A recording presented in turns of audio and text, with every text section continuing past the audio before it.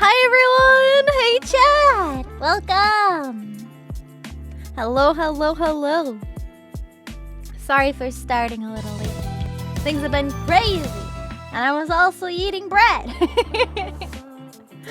Thank you for the subs, you guys. Thank you. Pausine, thank you for 11 months. Thank you. Furry Artist Art Assery, thank you. Thank you for 3 months. Thank you. Renegade, thank you for 4 months. Uston! It's been a year! Thank you so much for the tier 3 resub. Thank you, thank you, thank you. Cinnamon swirl? Unfortunately not. Just a plain big, you know, like those big fluffy loaves of bread. You know, the big ones. That's what I got. And then some potato wedges and chicken. So, this stream today is a very, very special day. At least to me it is. In case you haven't been in the Discord server to see my schedule, or if you just haven't read the title of the stream yet, we are going to be inviting Percy. No. Definitely not. I don't want that on my stream anywhere. We're gonna be inviting Percylove Cosplay onto my stream. Percylove, I think they were in chat earlier, is Shelly and Nick. They are a lovely, lovely couple who are cosplayers, and Shelly is actually the one who made most of my Cinder cosplay, the cosplay of myself that I wore to Offkai, like last week? Last week?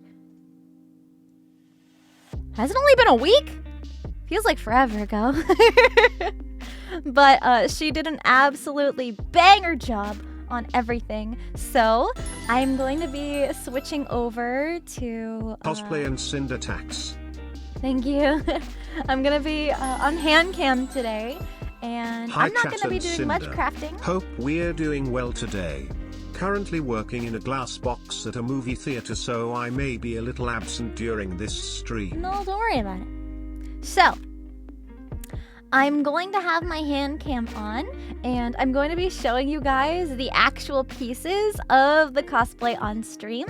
And Shelly has a bunch of work in progress photos.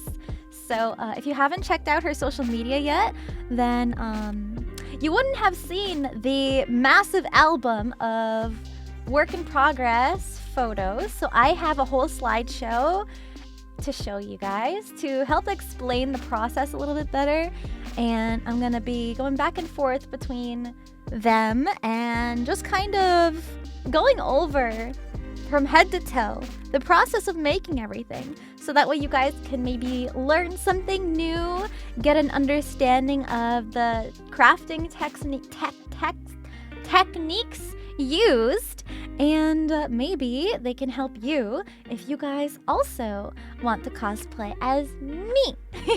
So I'm in the proper outfit today. This is the outfit that was used as a reference, if that wasn't obvious. So I'll probably be zooming in and out to show you guys the live references. Thank you guys for all the biddies, by the way. Thank you, thank you, thank you. So I'm gonna give you guys some time to gather, and in a little bit, after we do some chatting, I'm gonna invite them on the call. Your cosplay degree? True, I guess you could technically be a master cosplayer. There is no tax. There's no taxes. We hate taxes here. Taxes suck. Ascended Guardian, thank you for subbing. Welcome. Cat of Titans, thank you for 7 months. Thank you. Getting your notebook out. Well, there's always a VOD and a potential highlight video. No taxes, only death. That's Nick.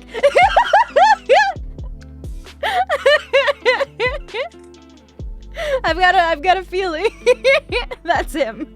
They do share the same Twitch account, by the way, chat. If you see Percylove in chat, they tend to share it, and they both type in chat. So it's always a fun to guess. Yeah, you're on the keyboard. How did I know? They are super cute and they work really well together. Shelly does all the crafting, but Nick is a huge support. Here is my Fedo Ace G tax. Huh? No. I'll pay the tax. I'm not a huge fan of deaths in the 6 laugh. Technically, you're all damned souls, so you don't have to worry about death. The emotion support husband. There you go. Also, if you haven't, I will be plugging their socials too. But actually, I think you guys have like a Linktree page. That would be the most beneficial. Give me a second. Hold on. I like just had it up because I don't stalk my friends or anything. Okay, I found it. So right here. Boom, boom, boom, boom, boom. Check out Percylove's Linktree page. You can find everything about them here where they post, and you can see some of their work.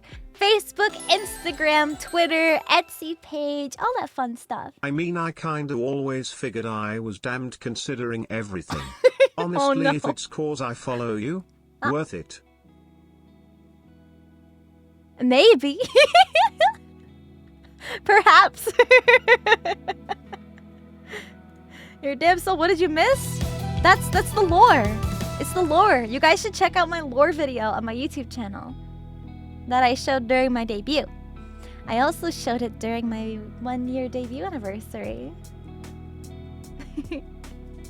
Josh, thank you for 11 months. Thank you. I really appreciate you guys. Thank you.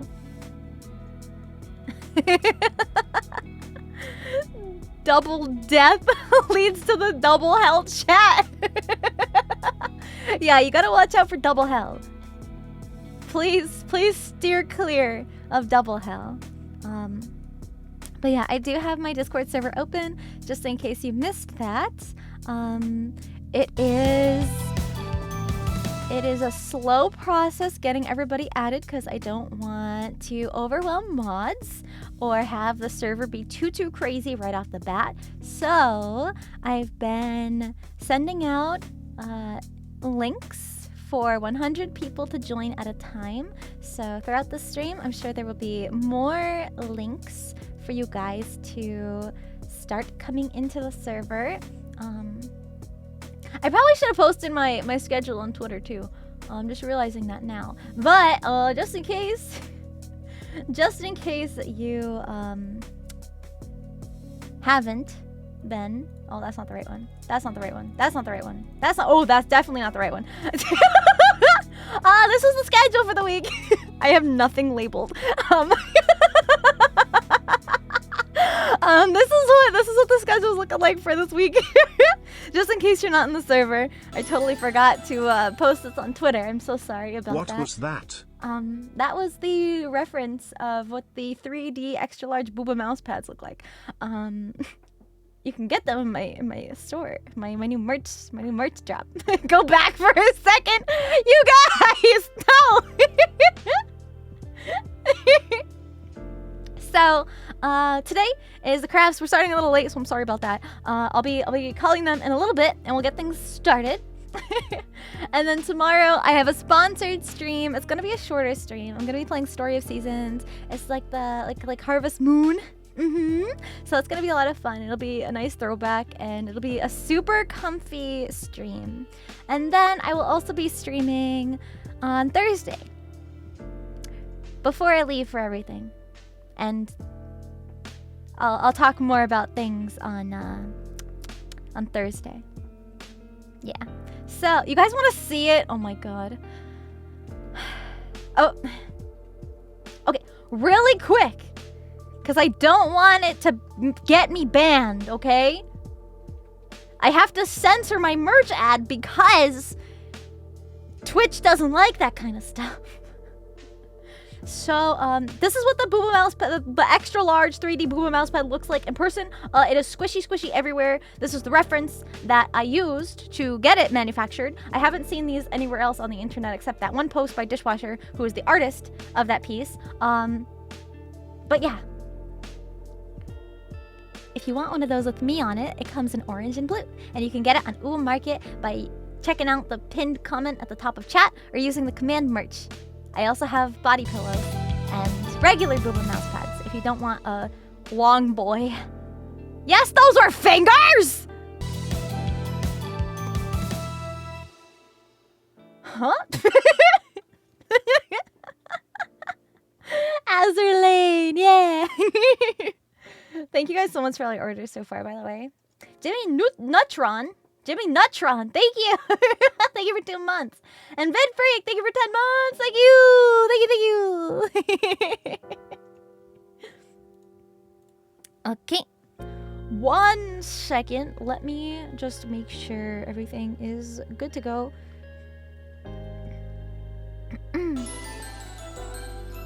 I should get some water too. Damn, that mouse pad would help my carpal tunnel.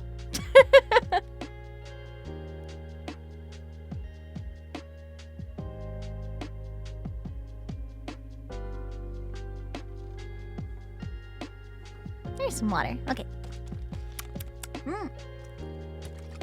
Ah. Washing down my bread.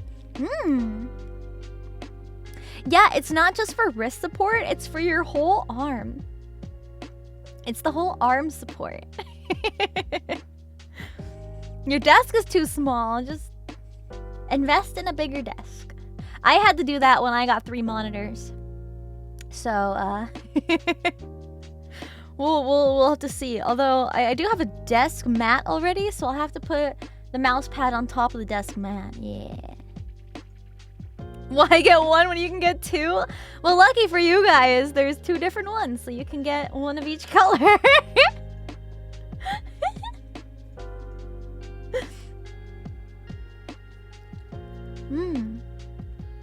3 monitors, you can have 4?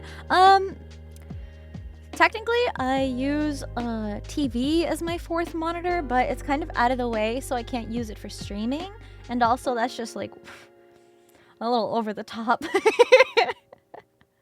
Collects all 4 mouse pads, Claro. That's crazy.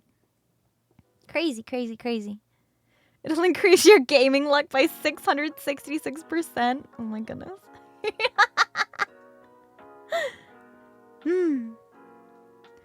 You got a body pillow in today? Just waiting. Oh, just waiting for the cover? Ooh. Yes, get your pillows prepared for my docu cover. Haha.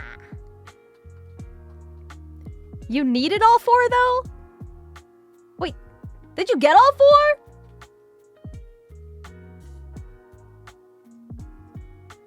Those can be collector's items.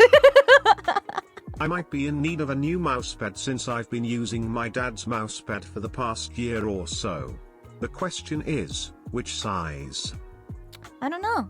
People usually like to say bigger is better, but that's not always the case, I don't think.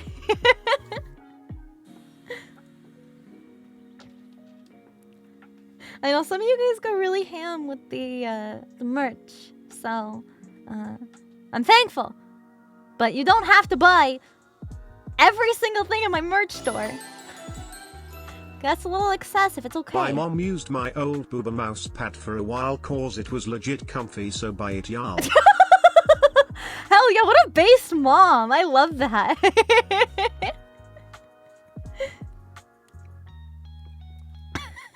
I have a feeling that my dad might be using one. You bought 100 keychains just to make sure you get the pink one. Dan, no! No! Don't encourage my chat to do that! Oh my god.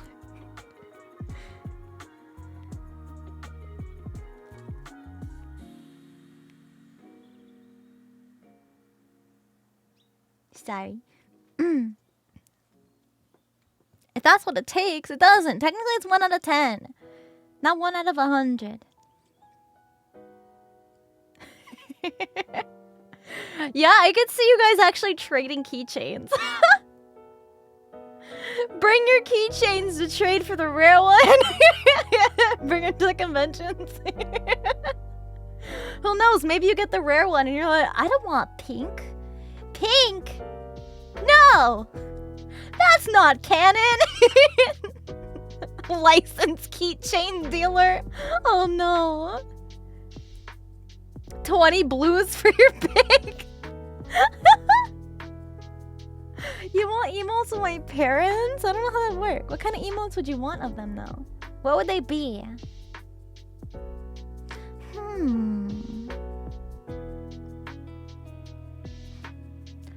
I don't know. Pot! Thank you for 15 months! Thank you! Thank you, thank you, thank you! For judging those sus. Oh, Clara's willing to trade an art commission for a pink keychain. Hey, yo! Not a bad trade. People just go to the cons wearing long black trench coats with the keychains on the inside. Oh my goodness. That's so funny. Zillow, thank you for 10 months. I really appreciate it. Thank you. Cinder, just a quick question. Are you doing a meet and greet at TwitchCon Paris? I don't know. Or are going low profile? Don't want to disturb you if you're going and want some peace. It's gonna probably be like that for AX and TwitchCon. Both TwitchCons. I don't have any official plans yet, but if I do decide to schedule like an impromptu little meet, it would probably be announced in my Discord. So once those links show up again, make sure you join. Okay, it looks like Nick and Shelly are good to go. So let me give them a call and introduce you guys.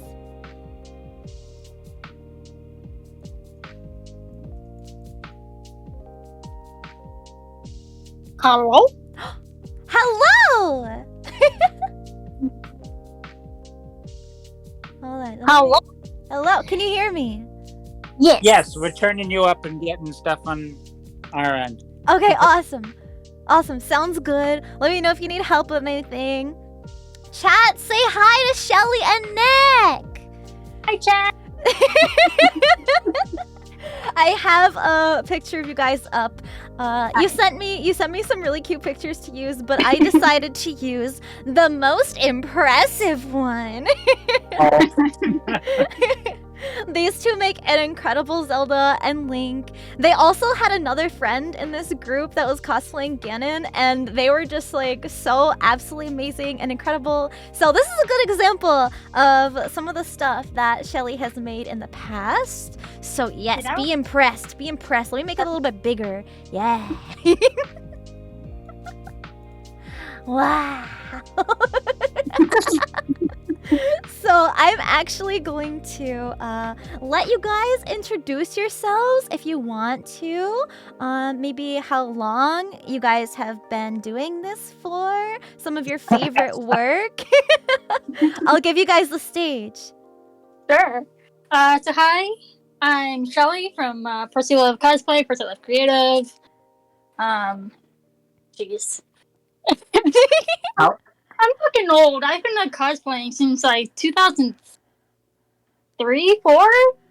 So you're very experienced. You're just wise. Oh. Yeah. Another term for old. No, we don't. We endearingly say hag in this community. Some of my friends call each other hags, and I'm like, that seems a little harsh.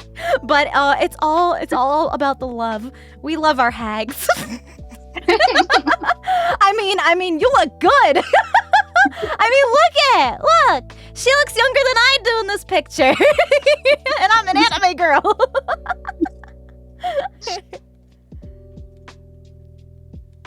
Oof. Okay, my turn. Okay. Hi, I'm Nick.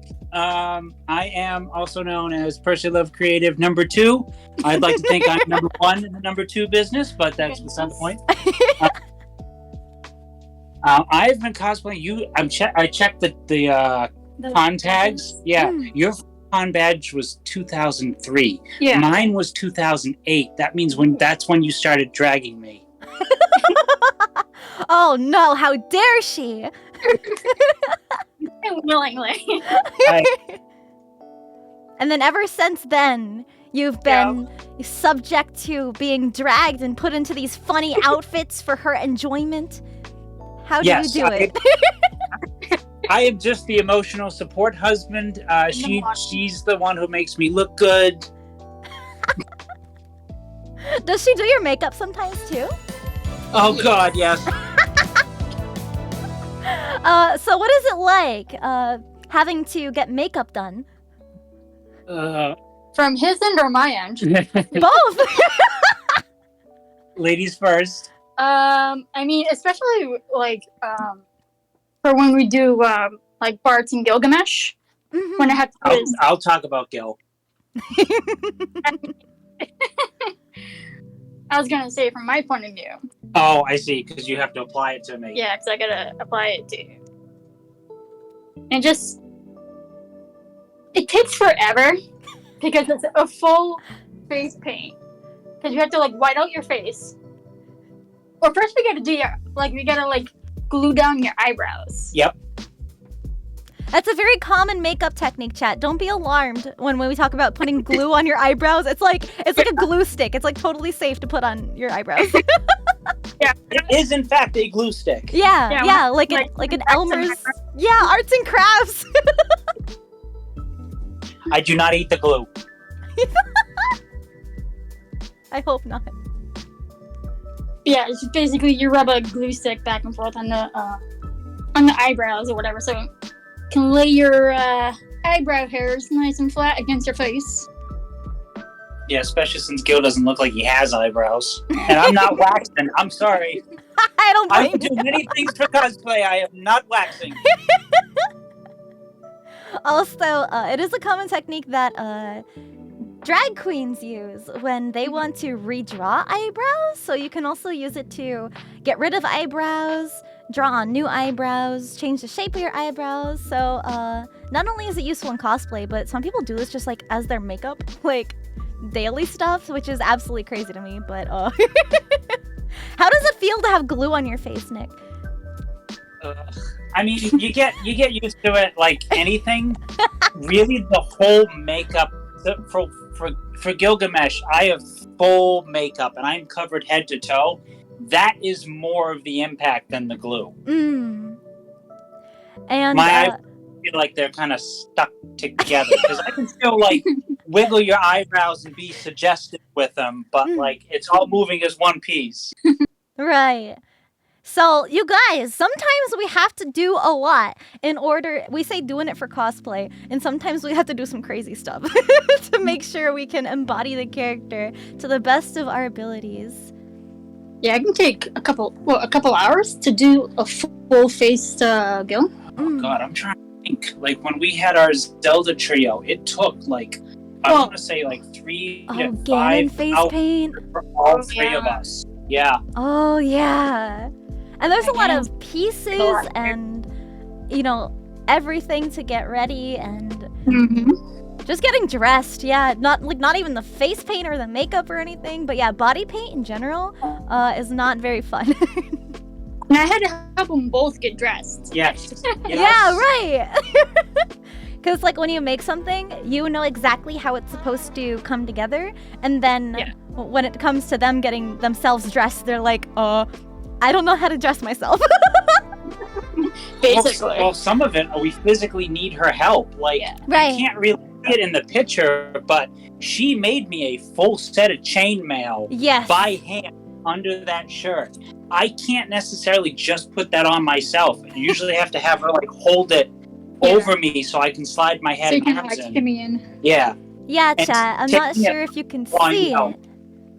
Let me make this like the tiniest bit bigger. So all the chainmail underneath the tunic is all individual metal rings linked together to form this pattern. So it is a very, very heavy shirt, but it is legit because that's exactly how chainmail is made. And they ended up competing with these, and they're Ganon. So definitely there are other more practical ways to do this where it's not as heavy and tedious. But when it comes to craftsmanship competitions, this is the kind of stuff that you want to put forward and show off because it's really impressive.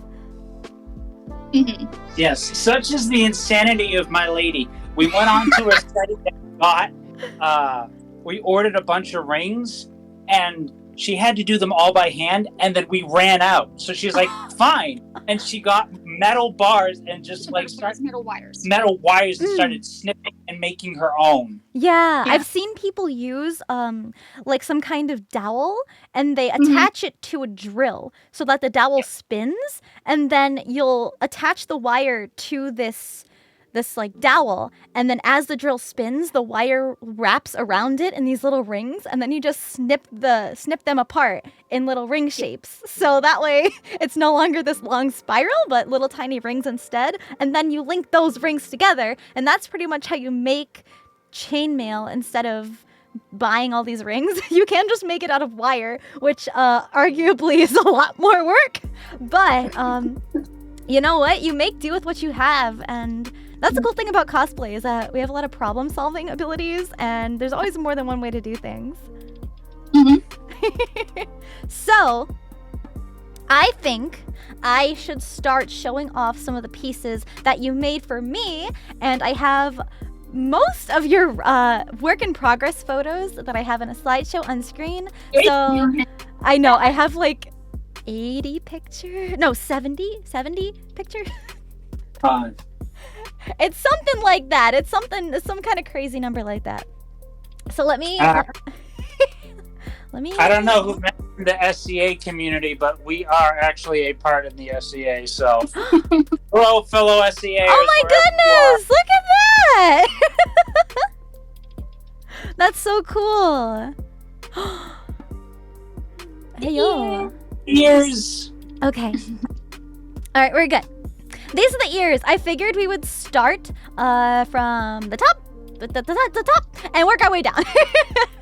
So, I do have pretty much everything but the tail that I'm able to show on this little camera. So, let's get started with some pictures. Now, I know that we can talk about how these were made pretty easily, but to anybody looking in who might not be experienced with some of these techniques, it's nice to be able to show the progress photos so you know how we got from point A to point Z, because it can be quite the lengthy process because there's a lot of steps. I think there's like 20 photos just for the ears that I'm going to be showing.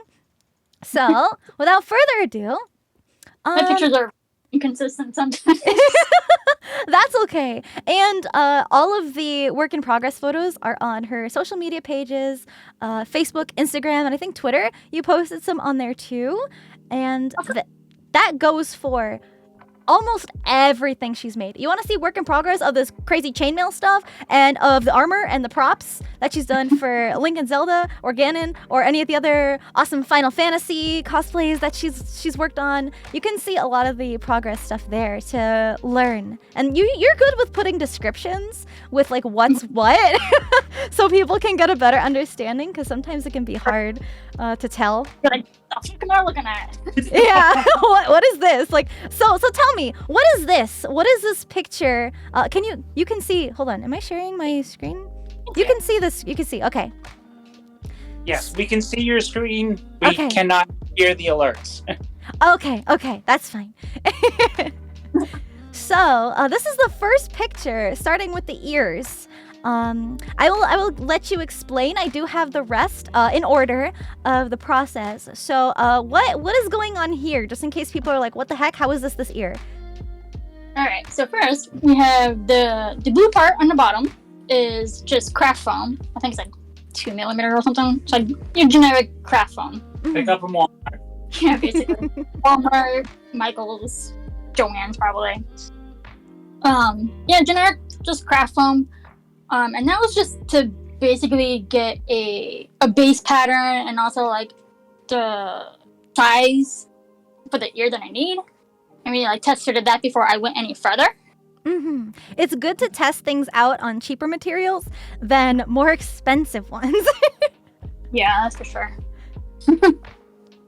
So once I got made sure that was the right shape and size and yada yada yada, I'm like, okay, it's good to proceed.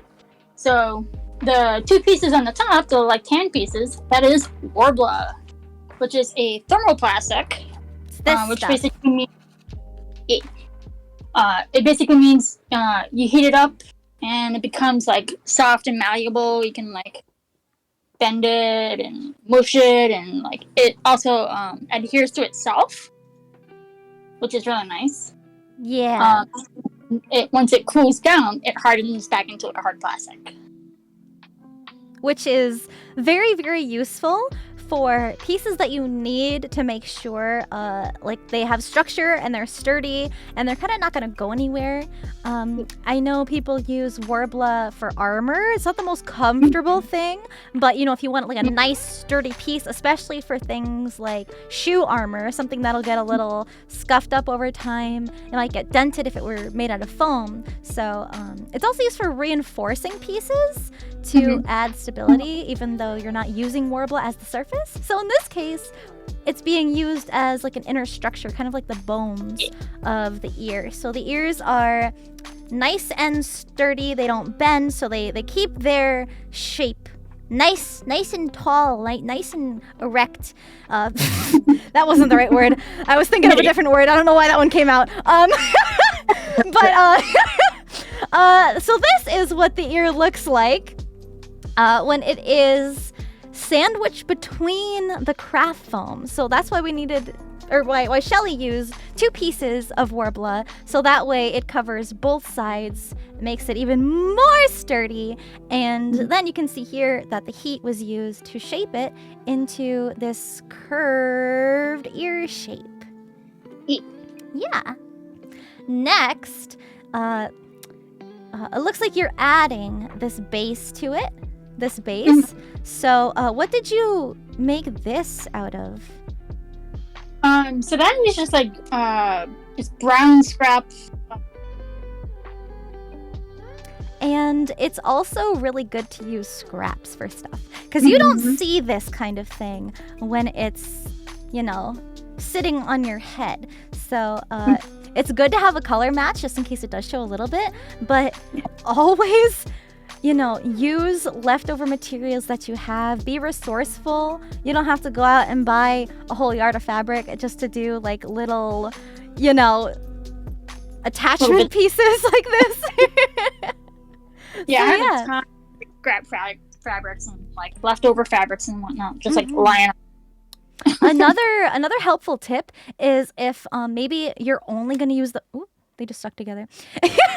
If you're only going to use the fabric for the underside and nothing else, but maybe you don't have scrap fabric to use, another really useful place to find fabric like this are the remnants bins in craft stores. So any kind of leftover fabric that can't fit as a whole yard, they sell in these big bins rolled up as remnants. So they're usually super heavily discounted, and you can get a really good deal on just like the tiniest little bit of fabric. So definitely utilize those if your craft stores have them.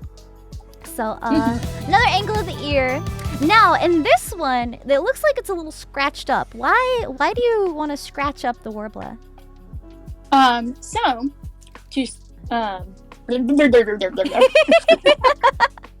want to scratch up the surface. So that way the glue that you use, I just use like super glue. But you want to make sure the surface is all like scratched up and rough and whatnot. So that way the glue has something to grab onto, and it makes the adhesion like stronger. Right, and if you're familiar with like working with clay, like that chat, you'll I feel like a lot of us had like that one art class where there was like a clay clay kind of making workshop that they did. And they always tell you to score it and add the glue while it's scored. So that way it has more of a strong hold. Mm-hmm. The clay slip, I think it was. Yeah, the slip, exactly. The clay glue. So, another thing, sorry, I guess it's Sinder, like a reason why I had to get the body pillow you want to Cinder glue. 6 heart. So it's kind of underneath this puff here. But you want to glue down into the surface because if it's not attached on the inside, gravity will work against you, and sometimes it can pull. So you'll have like this fat, bunchy, poofy ear, and we want it to have dimension and shape. So that's why you want to make sure that the entire surface is glued down, so that way you can attach the fur to that surface. And now next, let's see what we've got. Oh, also for the inside of the ear, I shaved down the fur first, and then put it in. Right. I think that's in here too. So the bottom here is magnets. You might have seen them stick together. They are, these are neodymium magnets, right? Yep. Do you know what kind? I usually use N52s. Are they on the fridge? If you don't know exactly, that's totally fine. But they're very similar to the magnets that I've shown on my crafting streams before, if anybody in chat is curious. But as long as they are the rare earth neodymium magnets, because you want them to be strong. Because essentially, these magnets are going to go through this layer of fabric, through the wig, and the wig ended up being really, really thick. Not with the black pieces. Yeah, so this is just more of an extra stack of magnets that was added after, so that way it would stick through the wig, because it was a little odd. It was like there was an odder, like, thicker spot in this one particular area where it had to attach. So there's extra magnets piled up here. And so actually cut away part of the brown fabric to put a lighter, thinner fabric there. That way to like try to like lessen the load, kind of a thing. I gotcha. Yeah, because so these are two different fabrics. Yeah. Okay, gotcha. Yeah. I think the brown was a broadcloth scrap that I had. Okay, yeah, that's also a really good thing to keep in mind, is how you make it and how you're going to be attaching things before you it's good to plan things out. Just in case something like this comes up, where if your magnets aren't strong enough, they might not really be able to hold on. So I have, I think the headband is later on. So we'll talk about it, like the proper attachment. Next. Oh, here we go. This is the perfect example. So here, she was making sure that the magnets would connect completely through the wig and into a headband that she had made that sits under the wig. So you want to make sure that the magnets are strong enough and whatever you're trying to attach isn't like too thick, because sometimes magnets can only reach so far. So if you're trying to make something attached to something super thick, it's probably not going to work. Also, shout out to Neo Wigs on Instagram for making this beast of a wig. It turned out incredible, and I would have hated to have had to make that. Shelly and I both have talked about how much we hate styling wigs. It's just like the worst part of cosplay. I want to learn and get better at it, but like, it doesn't work. Yeah, just like the hair fibers everywhere and trying to get it cut right. I feel like it's always anxiety-inducing to cut wigs because it doesn't grow back like regular hair does. So if you mess up, you mess up. And then this is what the base Warbler craft foam ears looked like on the wig. To kind of get an idea, you can see how without the fur they look a little tiny and silly, but this is all just to make sure that the attachment is working and generally they're the right size and shape, because you also want to take into account the thickness that the fur adds if you make something out of fur. So you don't want to make the inner ear structure too thick, or else it might look like blobs of fur instead of ears. Oh, this is another process that went underway. So Oh God. So there's a reason why I left these images in here. I think it's very important, because we're both master level cosplayers, so we kind of have this like expectation for ourselves, especially in crafting and trying to make everything perfect. But we still have to use trial and error. We still have things that sometimes don't work out, and it's okay if methods don't work out, because there's always, different options, and it's this big learning experience. And I think it's really important, especially for cosplayers like us, to talk about sometimes things just don't work out the way that you expect them to or want them to, and that's okay. So, who let her cook? What are you cooking here? Hey, cooking fur. Cooking fur! Why would you ever want to cook fur? To dye it. It felt like dying, all right. Yeah, I felt like dying. So, pretty much what had happened is that apparently brown fur is really hard to find online. That's the right pile length, so like the right length and the right quality, because sometimes fur at like craft stores are just ugly. And so because there was a bit of a time crunch, there wasn't a whole lot of time to wait for doing more research in terms of finding the right fabric. So, as kind of like a backup plan,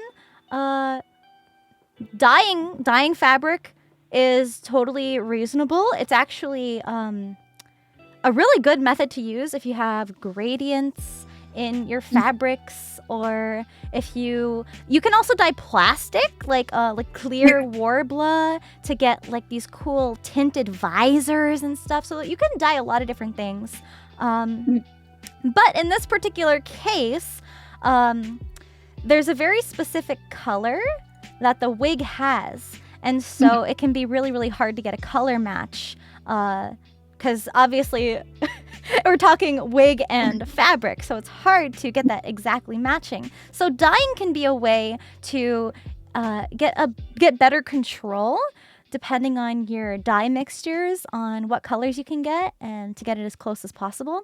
But for some reason, sometimes the color doesn't always match perfectly or turn out exactly the way you want it to, and that's okay. But here, you got it really freaking close. Like, this is a good color match, but the problem occurred when, I have the other one with the tail, but the problem occurred where tiny little samples take the dye differently than the full yardage of fabric that you're using, and sometimes if it's sitting in there for too long or too short, or if the fabric gets bunched inside the boiling water a little bit strangely, it can affect like the way the dye takes and the colors that come out of the dye.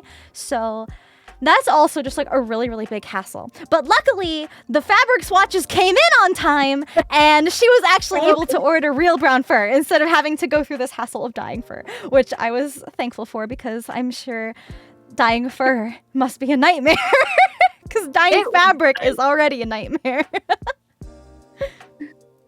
But, everything with that fur. Yeah, everything went wrong. It wasn't the right color. It started knotting up. It just lost. It got the fur got like curly and frizzy, and I was just like, it was a mess. Don't want to deal with that. So I'm glad that the swatches came to you. Now, so I don't know if you want to talk about, just for anybody who doesn't know, what are swatches? Why do you want these tiny little pieces of fur or fabric for? What's the point of that? So swatches are basically little sample pieces that you can order from like online websites. For someone like me who likes to, visually see, like in person, the type of fabric, the texture of the fabric, the weight of the fabric, the color of the fabric, the stretch of the fabric. And always when you're ordering fabric online, what you see in the digital photos is almost always different from what it looks like in person. Yeah, because online, these 3 colors were all different. But in like sunlight, yeah. They're all the same. But online, they're all different colors.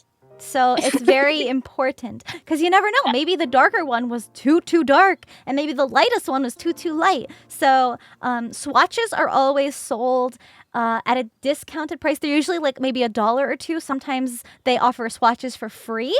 I do believe you can get free swatches at fabric stores if maybe you want to take a swatch of fabric that you buy in person back home to compare it to what you're making. So they also offer that in person, so you don't have to buy all your fabric in person, only to realize it's not the right color when you get back home. Right. Sometimes I'll bring in cosplay pieces to like craft stores so I can compare stuff. Have you done that too? I don't know if I've brought in actual cosplay pieces, but I know I've brought in like, basically fabric samples of my own. Like I need to get more of a certain fabric. So I'm like, okay, I'll just, snip a little bit of a scrap piece and bring it in the store and be like, I need more of this. Or sometimes, like, let's say if you're, let's talk about your Zelda cosplay, because that's the one that I have on screen right here. So you have the different purples and pinks for her outfit. And sometimes a certain shade of purple might look accurate, but it doesn't look good next to the right pink color that you have. So it's also important to bring in, like maybe if you already have your pink fabric, to bring in a pink swatch and trying to look at the fabric in the fabric store, because maybe one purple makes the colors look differently, because when you have 2 colors together, sometimes it can change what the colors look like just because our eyes are weird and they work that way. So that's why I also like to have all my fabric swatches kind of in the same place so I can see what all my fabrics look like all together. So I know that it's no weird color stuff is going to happen. And then, also, yeah, go ahead. I was going to say, neat tidbit about my Zelda for my, the bodice corset piece or whatever you want to call it, is actually the wrong side of the fabric. I love that. Hold on, let me make this bigger. So I don't know if you guys, probably not if you're not familiar with fabric, but there's usually where are my hands? A good, I'm using air quotes. There's usually a good side and a bad side to the fabric. So, do I have fabric right here? I guess I have some fur. I have some fur here, right? Ugh. So fur is really obvious when it comes to the right side and the wrong side, because obviously the right side is the fur and the wrong side is the fabric backing that the fur is attached to. So that's kind of an obvious example. But sometimes if it's a fabric that's like maybe, I don't know, some kind of satin. Satin's usually shinier, and maybe there's a pretty shiny side on the right side of this fabric, the front side, and maybe it's a little bit duller on the back side because it's meant to be on the back. That's the wrong side. But in some cases, depending on whether you want that shine or you want it to be a little dull, it depends on what look you're going for. Maybe it's the right color, but it's too shiny. Well, you're in luck. You can use the opposite side of the fabric that you're technically not supposed to use, but it still looks good. It looks better even. Have you ever tried a light box for color quality control? We had those when I worked in plastics. I love that you mentioned that. Because that's totally okay to use. I feel like there's no right way. Like, just because it's called the right side of the fabric doesn't mean it's necessarily correct, right? Right. And then you also got like the perfect fur sample swatch for the yellow, the fire parts of the fur, which is incredible. What a find. That's like magical. All the stars aligned for that one. It was called banana. Yeah, banana. The banana color.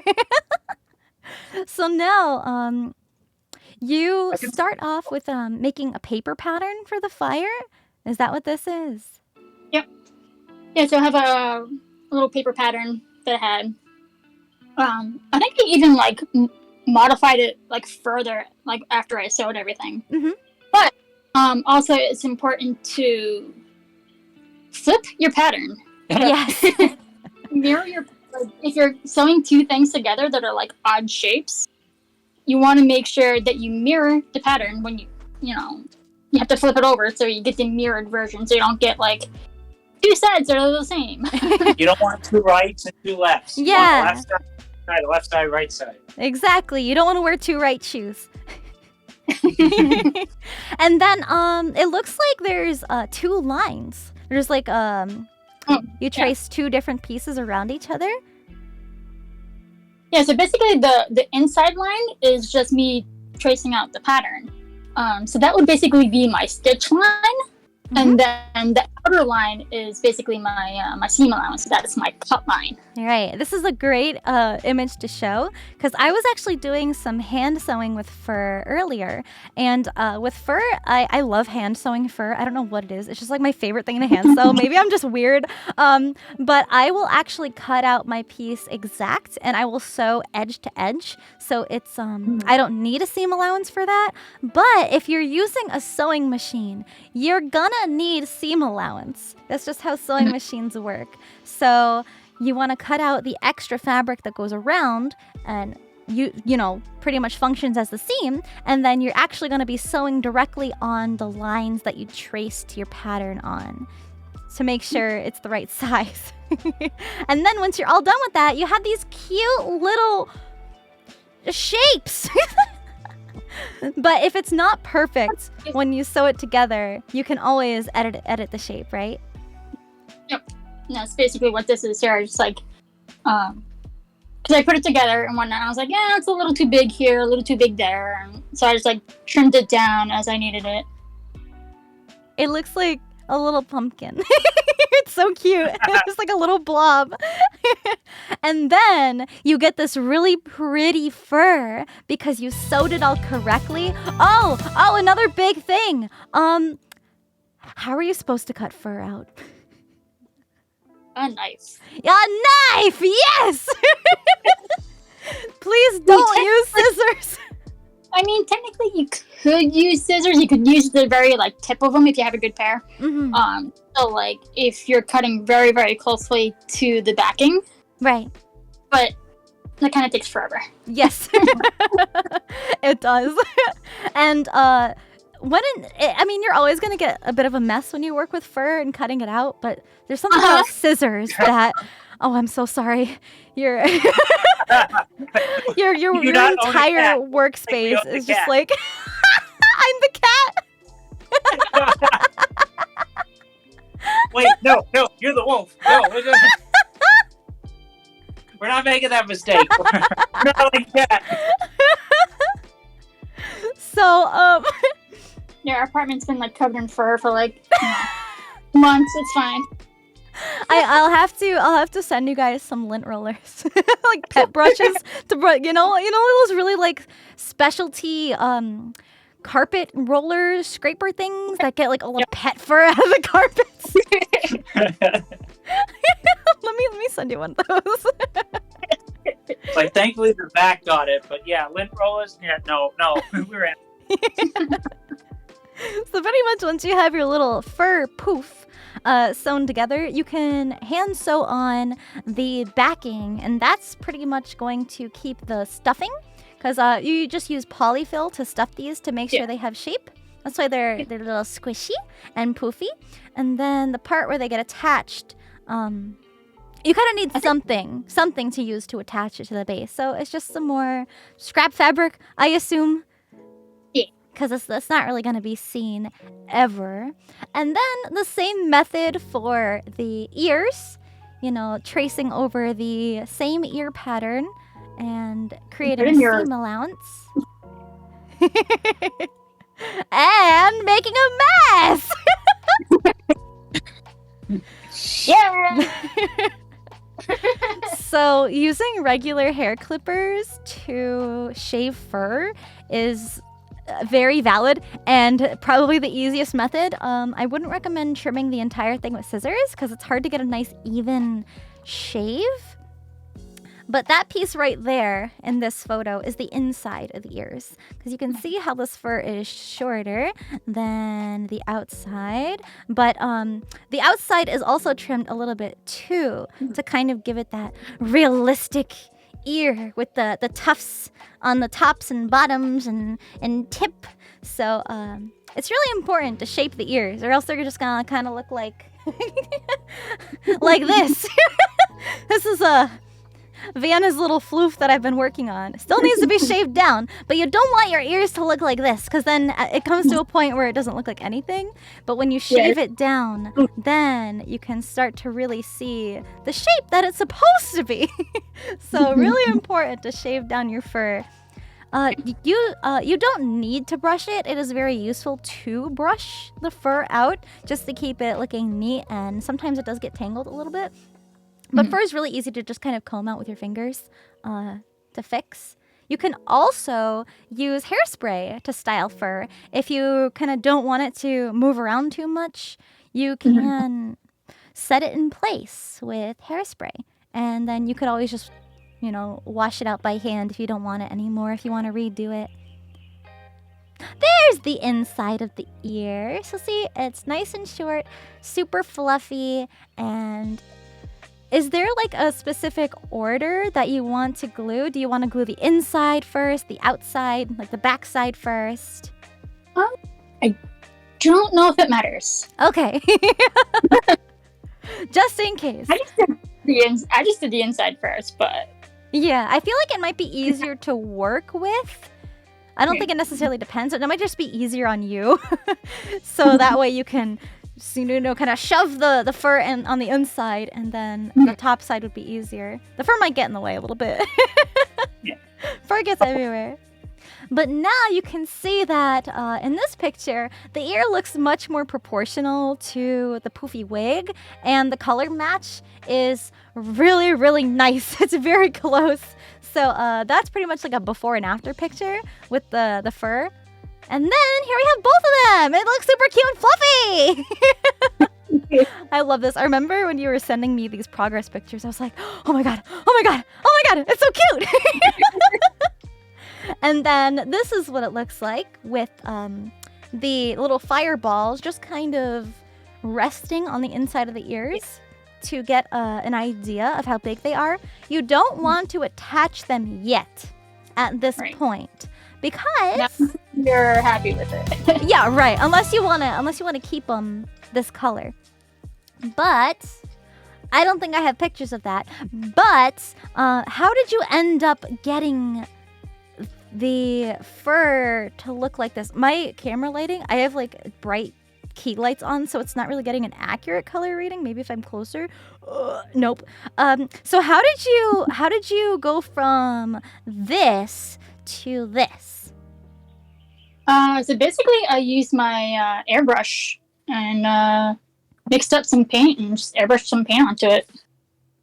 You made that sound so easy. Airbrushing can be quite the process, depending on your paint colors, and sometimes your airbrush can get clogged, and that can be a bit of a hassle. So you're gonna make sure your paint is like thin enough to go through with the Airbrushing is a very valuable technique when it comes to cosplay, not only to get gradients in fabric like this, and another thing is when you're painting fur, you definitely want to keep a brush handy to prevent it from getting like hard and clumpy. And crunchy. Yeah, you don't want crunchy fur because this is still really, really soft, and you also don't want to use anything that will rub off.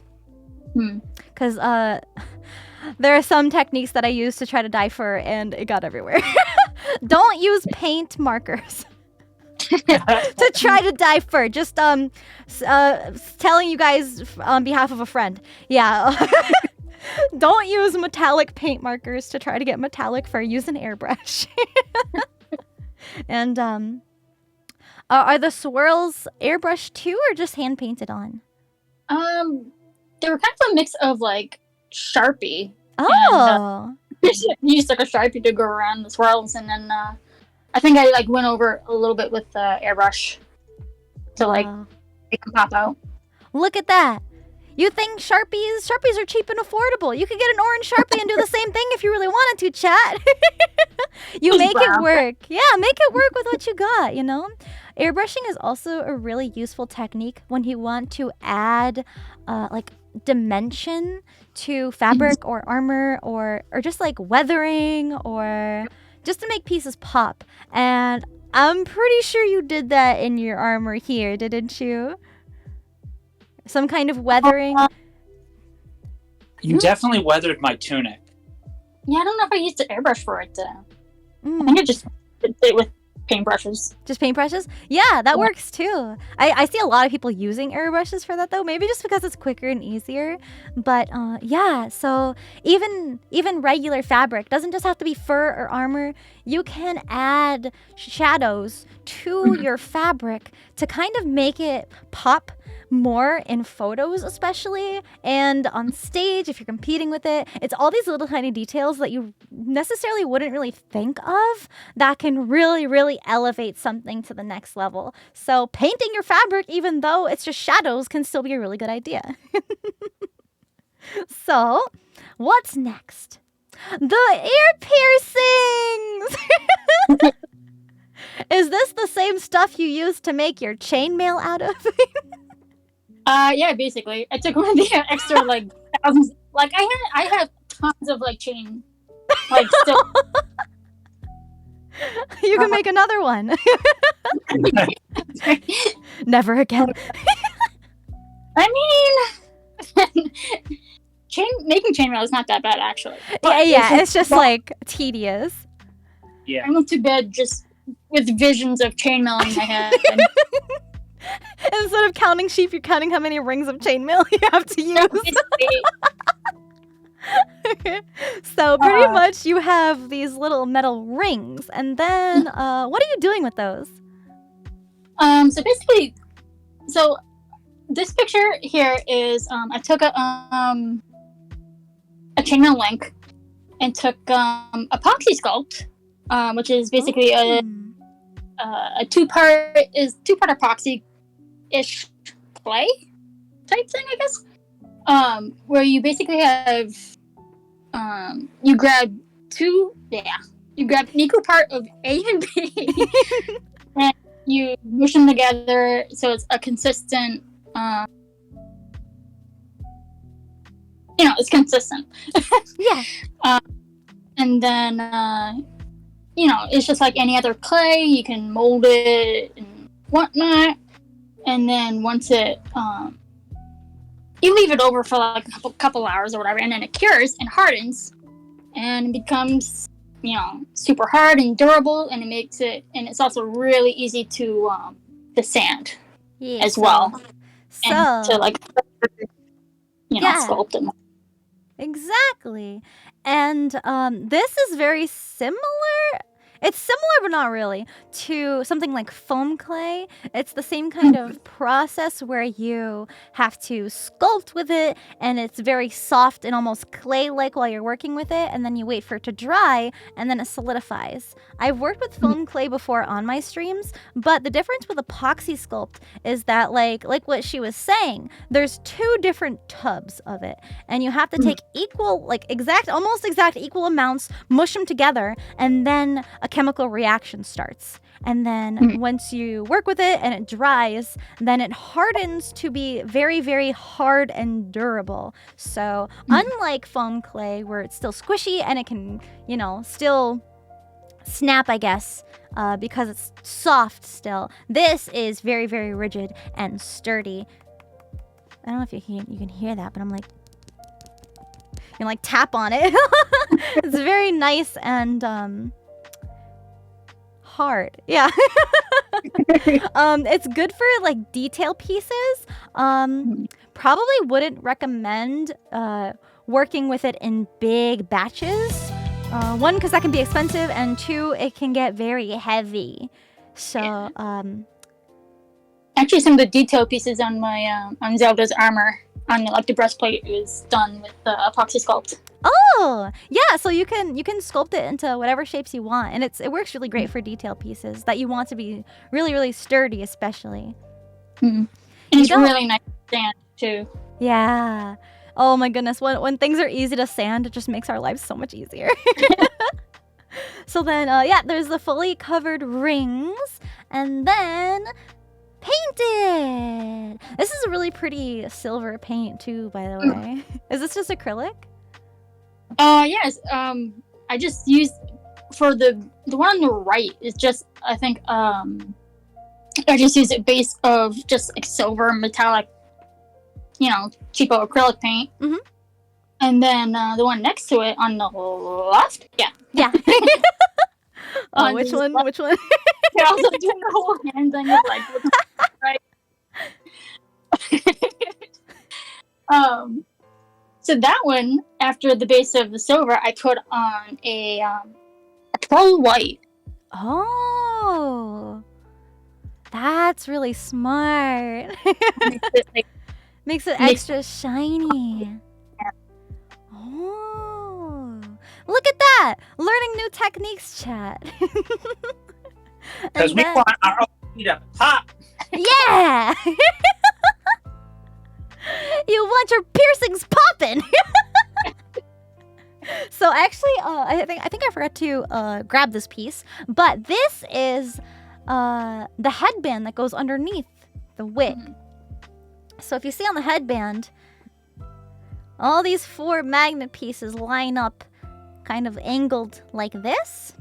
So then when I'm wearing the headband, they can just kind of pop right on, and the magnets will help secure it and make it stay in place. Also, make sure your magnets are facing the right direction. You want to make sure they want to stick to each other and not push each other apart. Yep. So, it's also important to like make sure your magnets are secured. Yes. So how did you secure them to the headband? Because it's stretchy. So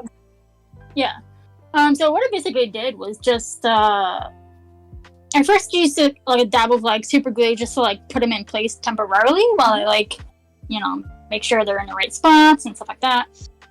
And then after that, I just used like just a small scrap of fabric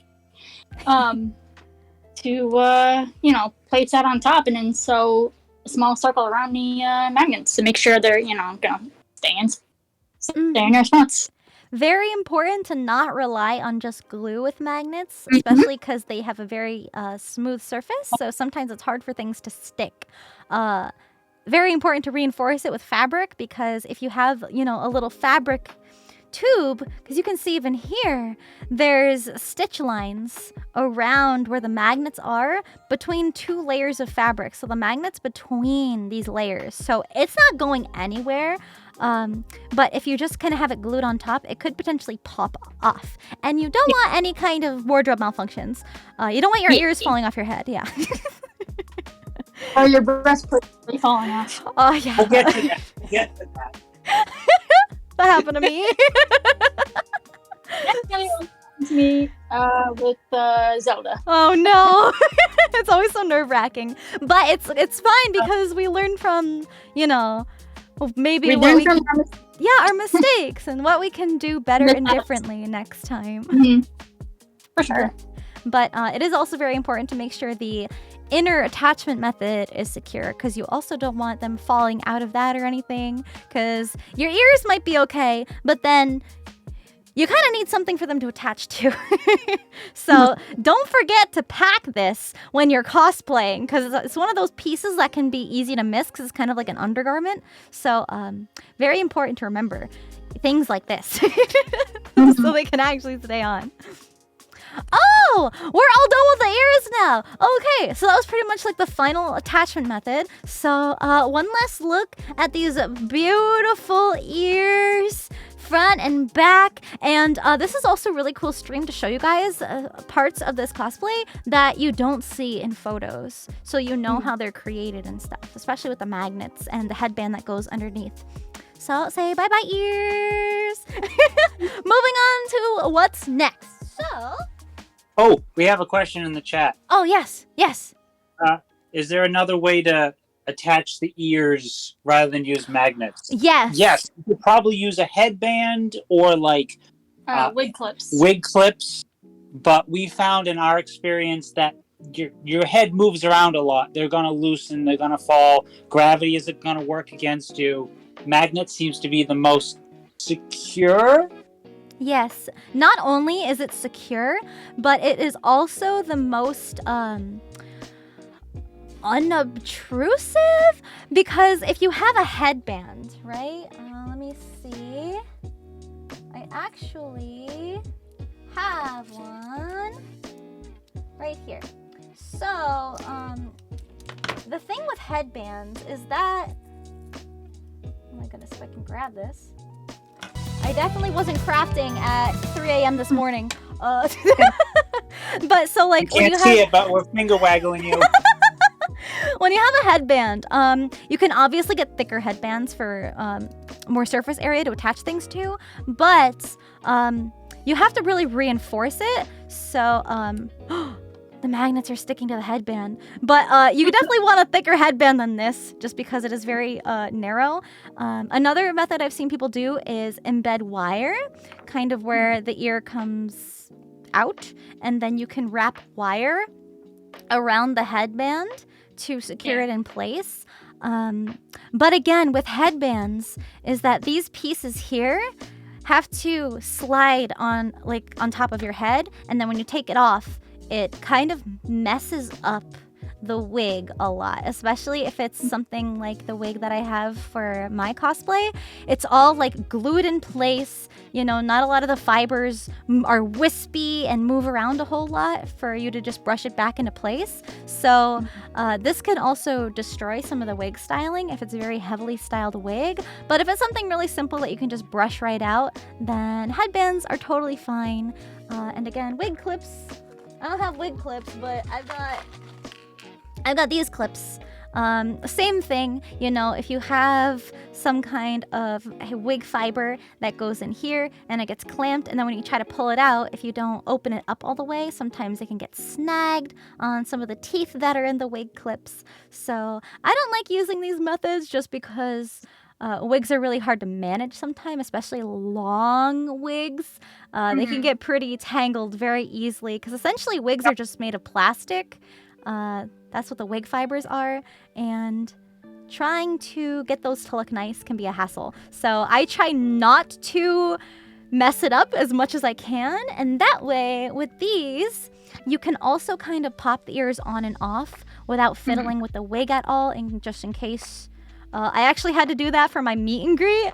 So I was still in full cosplay for my meet and greet, and because it was a virtual meet and greet, I had to wear headphones and be in front of like a computer with my tracking, and I couldn't fit the headphones with the ears on. So it was a really, really quick and easy way to just pop the ears off my head, right off my wig, and then put the headphones on, do my meet and greet, and then pop the ears right back on. You don't really need a mirror for that. You can just feel where the magnets are, and if you know your work and you know how to get in and out of it pretty easily, you can.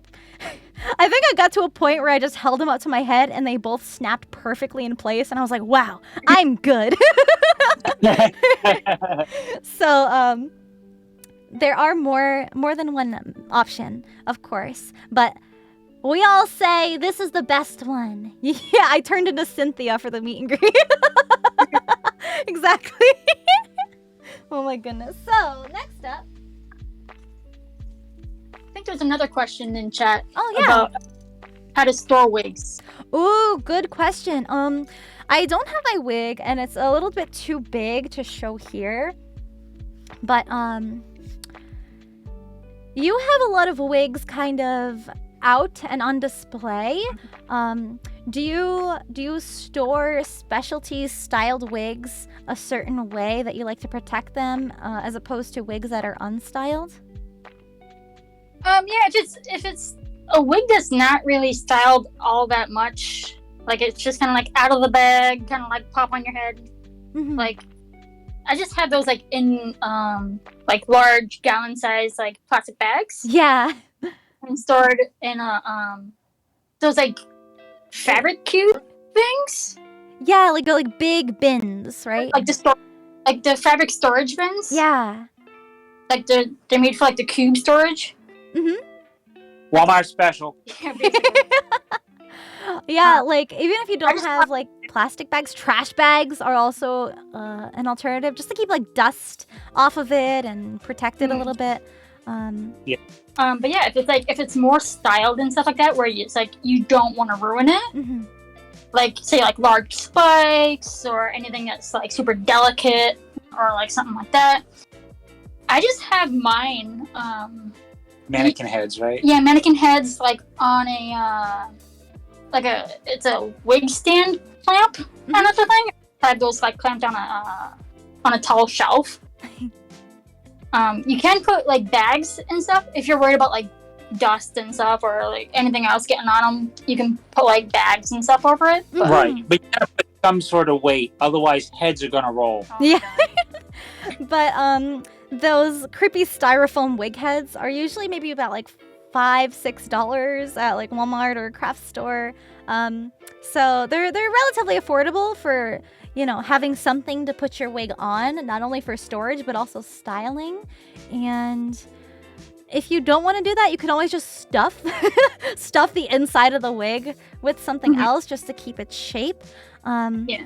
There are also wig hair nets. They're like very, very stretchy hair nets that stick to themselves. So you can gently kind of wrap up longer wigs with those, depending on how much length there is. You may or may not really need those, but those also help keep the hair fibers flatten in one place so they don't really move around a whole lot. That's also very helpful for transportation. Somebody asked for transport.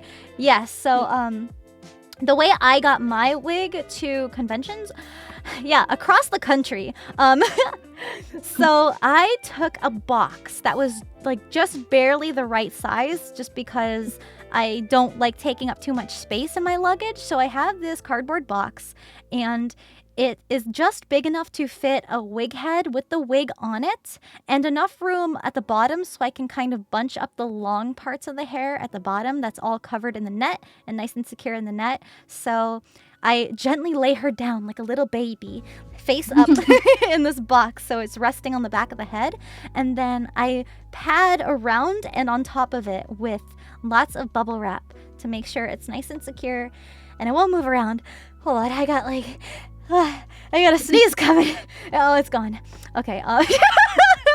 But that's how I transported. That's how I transported my wig to conventions. I kept it in this cardboard box so that way it was nice and secure. There wasn't a lot of wiggle room inside the box for it to kind of move around too much. And make sure the box is closed. Like put tape on the box to make sure it doesn't open up or anything like that.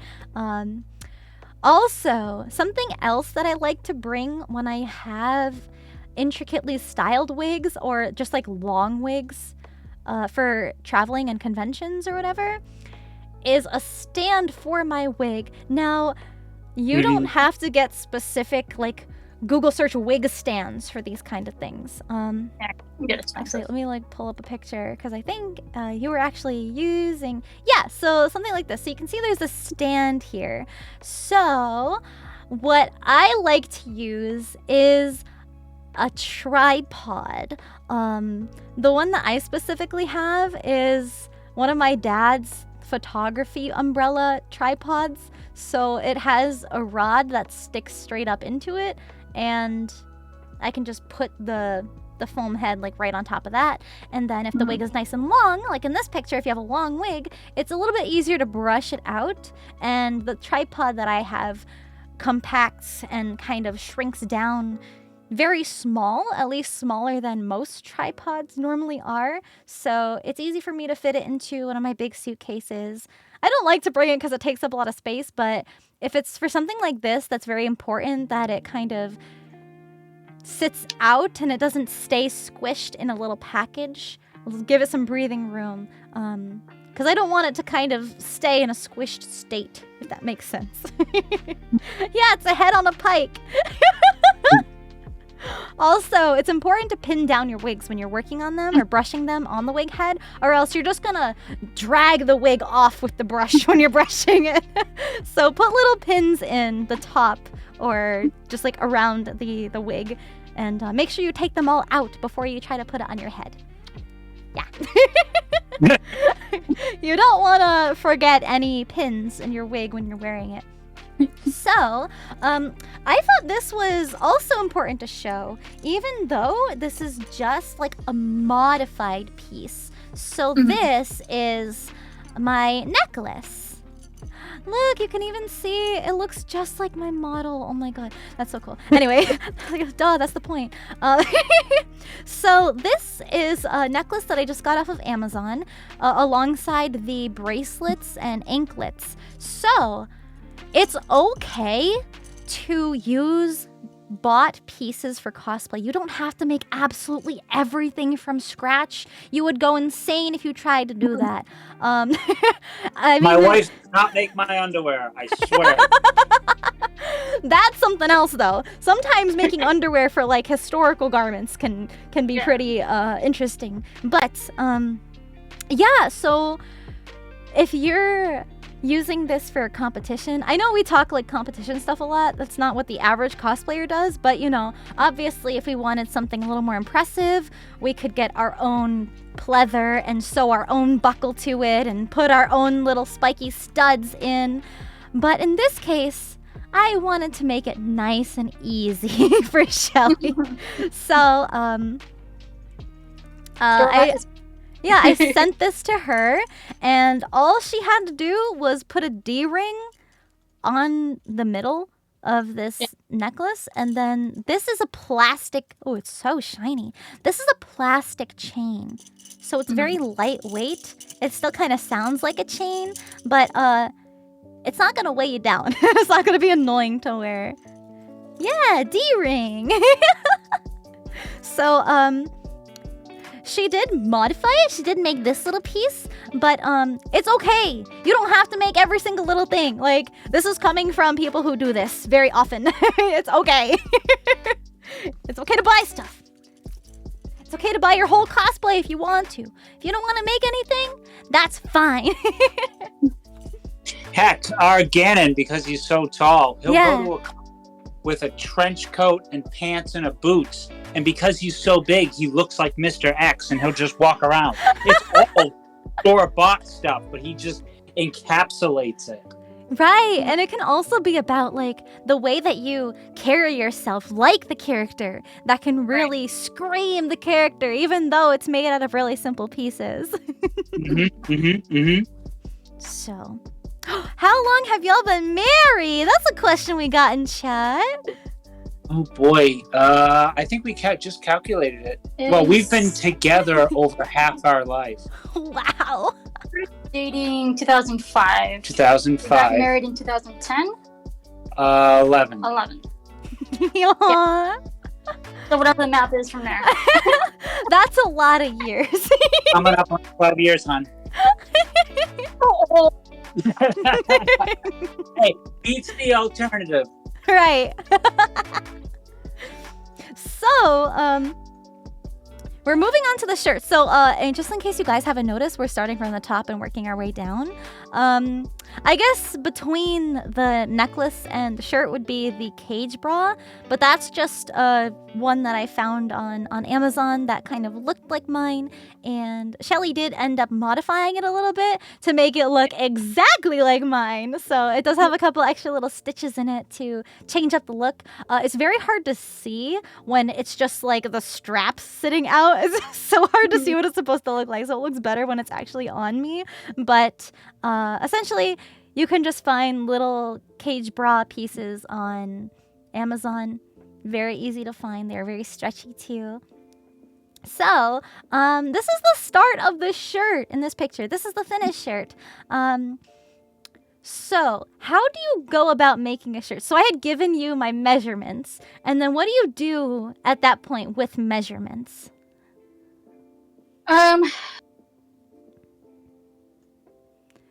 That's a very broad question, I know. To explain, because like just how like math and like stuff works in my brain, I guess. So But like, it's very different when you're making something for somebody else than when you're making something for yourself. So this might be a little tricky for some people to kind of grasp. But, you know, if you're making something for yourself, obviously you have your body there that you can fit to. You don't necessarily need to work with math and measurements if you're just kind of eyeballing it on your own body. But pretty much there's a bunch of measurements that you're going to want if you're making something for somebody else, because everybody's bodies are different, right?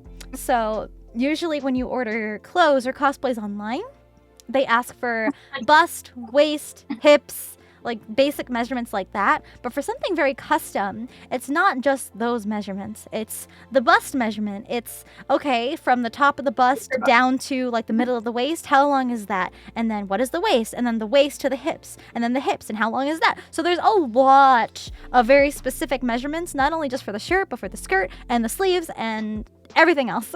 So and I kind of like took that and like kind of like mathed it out on paper on like a smaller scale to be like, okay, I want this point to be here, this point to be here. Okay, draw out like the shirt kind of a thing, and then pin it to pinch the fabric the way you want it. And so for this picture, mock-ups too is very important. I don't know if I made a mock-up of this shirt. I think I just went straight. Dang, look at you go! No, you went ham and then went, Sinder, did you try it on? So, this here looks like the booba curve, and then this kind of dart here. So, that's what a dart looks like, by the way, chat. That's how you get curves around boobies. Unfortunately, I had to have her make some darts because just like a flat piece of fabric doesn't really fit well over curves. So that's why I hate making fitted garments for myself, because there's a lot of circular parts that need darts to them. So she ended up getting these really perfectly, and they came out very, very, very nice. But yeah, essentially you pin out the general shape, you sew it together. Make sure your patterns are mirrored for the most part if you have a symmetrical piece like this, and then you can always alter one side later. But to get the general base shape of the shirt, you want to make sure it's symmetrical, and it's easy to kind of have your fabric on a fold at the middle and then cut it out, so when you cut it you have equal pieces. I think that's what you did. Yeah. And then here we have the baby shirt in its little baby beginning stages before it had all the little pretty details on it. Oh, question. How do you find the right shade of red? How did you do it? Is it luck? Is it skill? Both. Yes. I mean, I had your reference picture in my phone, and it's just a matter of like basically going into the store and like matching it up to like the fabrics in the store and being like, does this color match? This color match? This color match? Right. But like, so like I'd be like, this one's too orange. This one's too dark. This one's too light. Or like, you know, sometimes you just gotta kind of find a color that's good enough. And like, the lighting, I've said this before, like on my other streams, this lighting is just very bright, so it kind of brightens up the colors more. This is not, what you see on screen is not what it looks like in person. It very much looks super close to this like dark, reddish maroony kind of deeper red. It looks like a fire truck on stream right now. But I swear, it looks a lot nicer, or more accurate of a color in person. It looks more like this. It looks more like this in person, this picture here.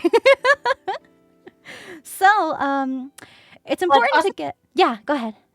Along with color, it's also important to find the right texture and find material that you need. Because like, if you need a stretchy material, obviously you need to like go in and find a fabric that's stretchy. If you need something that doesn't have to be stretchy, you can just go in and find like a cotton, like something that doesn't stretch. Yes, that's also very important. You might find the exact color that you're looking for, but if you're making a trench coat, you're not going to want to make a trench coat out of spandex. Probably. Probably not, right? So, not only is it sometimes hard to find the right color, but also the right color in the right fabric. So it's like a whole nother hurdle that you have to get over. But, you know, like we were talking about before, you can always order fabric swatches to really see what the fabric looks like in person, what the color looks like in person, if you can't find fabric in stores. But obviously, finding it in stores is ideal. So next, what is next? Let me see. Ooh, the seams. This is the finishing on, I think this is the sleeve, but it's actually also on, is it on other pieces? Is it like, it's on the inside, yeah. Yeah, it's on the inside of the shirt here too. Yeah. So, finished seams are another kind of important but tedious part of sewing.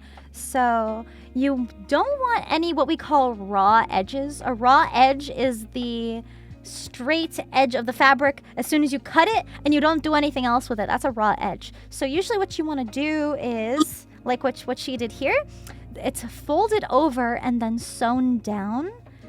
And then you would see stitches on the bottom. But for some parts where you maybe don't want to see visible stitches on the surface, what she used in this picture is called heat and bond. Now, how does that work, Shelly? It's almost like a double-sided tape, but for like fabric that you iron on. So basically, it comes in like a like a big roll? Yeah. Yeah, I got mine on a roll kind of a deal. And one side it has like a meshy kind of feeling to it, and then like on the other side is like a paper that you can peel away. So basically, you iron on the meshy part first to one side of your fabric, and then like once it cools or whatever, you can peel back the paper and put down your other half of the fabric, or like your second layer or whatever. And then you iron that on, and then they're fused together. Look how clean this seam is. This is like the perfect like work in progress photo because it's just so pretty. Like it's so clean. Because here you have all the raw edges, right? And a raw edge looks like this. So like these are raw edges on the inside here, but because it's finished on these, you know, like seam pieces, these corners, it looks very pretty. And you don't usually see the inside anyway, so don't look at the inside. We as cosplayers hate showing the inside of our stuff, but you know, it's a good learning process for you guys to see how things are made. You got to air out your dirty laundry. You got to show how it's done. Yeah. And the seam process for the diamond in the middle. And I do have more detailed photos of the sleeves to cover the diamonds too. But let me see. Are the sleeves next? Yeah. So before we move on to the sleeves, I do actually want to talk about the back, because this is how it stays up. There's a little bit of elastic in here, and so how do you do this? Because this part looks very different from the nice flat surface on the front. So if somebody wants something stretchy, how do you make the fabric stretch like this? Basically, you kind of just do like a rolled hem, which basically you fold over the fabric once and then you fold it over again. Looks so like this. So that way the fabric is like encased in itself. And inside, and also like you want to, if you're putting elastic through it, you want to make sure that inside that seam is going to be enough room to put your elastic as well. Right. You want to make sure it's thick enough. Right. Don't sew the elastic. Yeah. So pretty much when the elastic is sewn in here, the rest of the fabric bunches on top of the elastic. So that way you're not kind of pulling on the fabric and stretching the fabric out. The fabric is already bunched, so it fits nice and easily, and then that way the fabric keeps it on. There are also these little clear hooks, like little bra hooks, and these hook onto the back of my bra to keep it up in the back so it doesn't slide down and it stays up in place. Again, gravity. Yeah, How gravity. So now I'm gonna keep the shirt up because I think the shirt will come back. But now we're technically moving on to the sleeves because that's the next part in this process. So this looks like a more zoomed out version. This is a little bit of a closer look. So what's going on with the fabric here? How did you get it to look like this? So I think we like first tried like a few like iterations of how we want to do it and whatnot. Like whether we wanted to just do like a rolled hem kind of a thing, whether we want to stitch or something. So we wanted to do a like you don't want the seam stitches visible. Right. So just in case you're wondering, chat, this is what it looks like to have a visible seam with stitches, and this is what it looks like without the stitches. So it's a little bit more of a cleaner look, especially for some kind of like anime references that don't necessarily have stitching in the reference art, but it is still finished. This one is just finished with the heat and bond, and this one just with a rolled hem. Although this one gets kind of tucked into my belt and in my skirt, so you don't see this one, so it doesn't really matter how it's finished. But for something like this, sometimes it's also hard to get seams perfectly straight sometimes. So it's sometimes a little bit easier just to kind of iron and then stick it down, you know? Do it like that. So there's different ways to finish your raw edges when you're working with fabric. So, how did you get it to look like this? These things. The diamond cutouts? No, this. What is this? These pleats, right? Yeah, those are box pleats. Box pleats, yes. Yeah. So there's like certain kind of measurements when you're cutting and sewing your fabric together for pleats. It's different for different kinds of pleats. I know I've had to do these before, and there's usually like a lot of math involved, especially if you're making, I guess essentially this is like a tiny little skirt. Normally we use pleats and skirts, but you can also use them for other things. So let me actually zoom this in because there are also diamonds here too. There's so much going on in here. And the attention to detail is so crazy. Oh, do you have hooks on the front for the other side of the strap? No, actually. This is so well fitted that I don't need hooks. Although if I did, I could always put them like right here, kind of where the seams are, where they would kind of relatively be placed where the other side of the bra straps are. So you can add hooks at the top here to help keep this up, but to be honest, it pretty much stayed in place just because it's so fitted. But yeah, that's absolutely an option. It's just not on here just because it wasn't necessary. So this image is a closer look at like kind of experimenting with how to do the finishing on these diamonds. So this is what it would look like with stitches. And I said, I don't know if I want it to be stitches. So that's when we opted for, this is so in the backside too. So there's a couple different ways to finish the diamonds.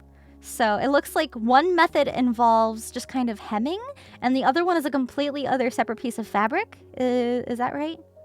Yeah. So there's more than one way to do this. I know it probably looks very complicated. This is not like a beginner sewing technique. So I think you call it like a facing or something. Yeah, some kind of facing on the back side. But the way it ended up being done was, did you end up using? It looks like it's a separate piece of fabric here. Yeah.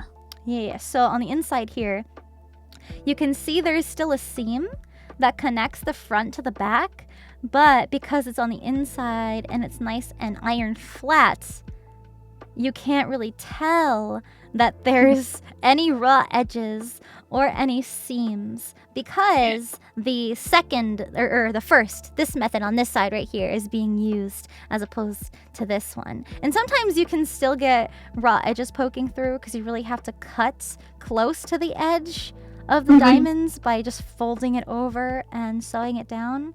So then this is what it ended up looking like with the heat and bond. No stitches. Look at that. No stitches. How long did the cosplay take to make? That's the question we got. Oh, Nick just answered in chat. The 230 hours. Oh, yes. Crazy. That's a lot of hours. Yep. You have a lot of layers and detail.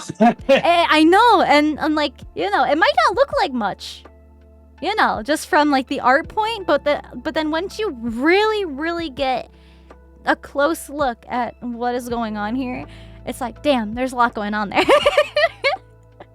So it's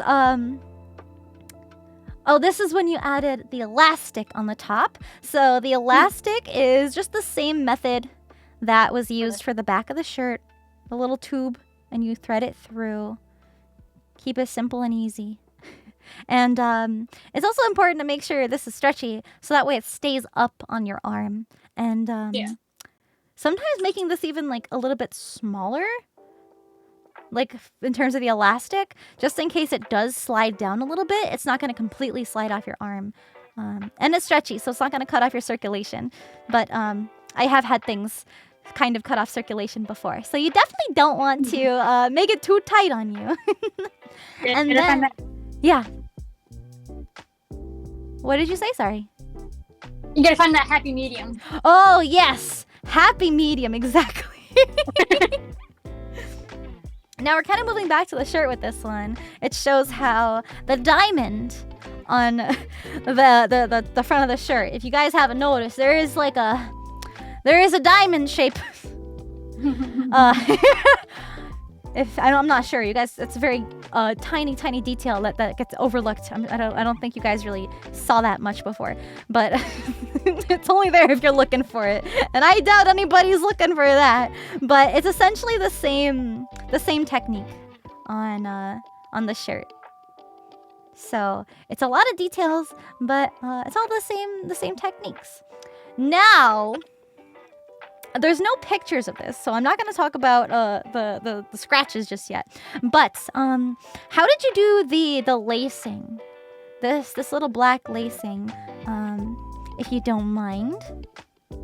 Hold on one sec. You had to take a quick bio break. Oh, that's okay. No problem. There is a diamond shape there. Do you see it? That's the first time you notice the diamond? Yeah, there's diamonds on the sides of my sleeves too. Here, let me zoom in for you guys to give you guys more of a look. See, there's diamond in my sleeve. Nick and Shelly are censoring me right now. But yeah, then there's also another one in the middle. Honey, she put me here. I'm sorry. It's just for the I'm just trying to show off my outfit, I swear. Best censor bar. I'm not in trouble yet. I hope not. So, actually, Nick, well, you're here.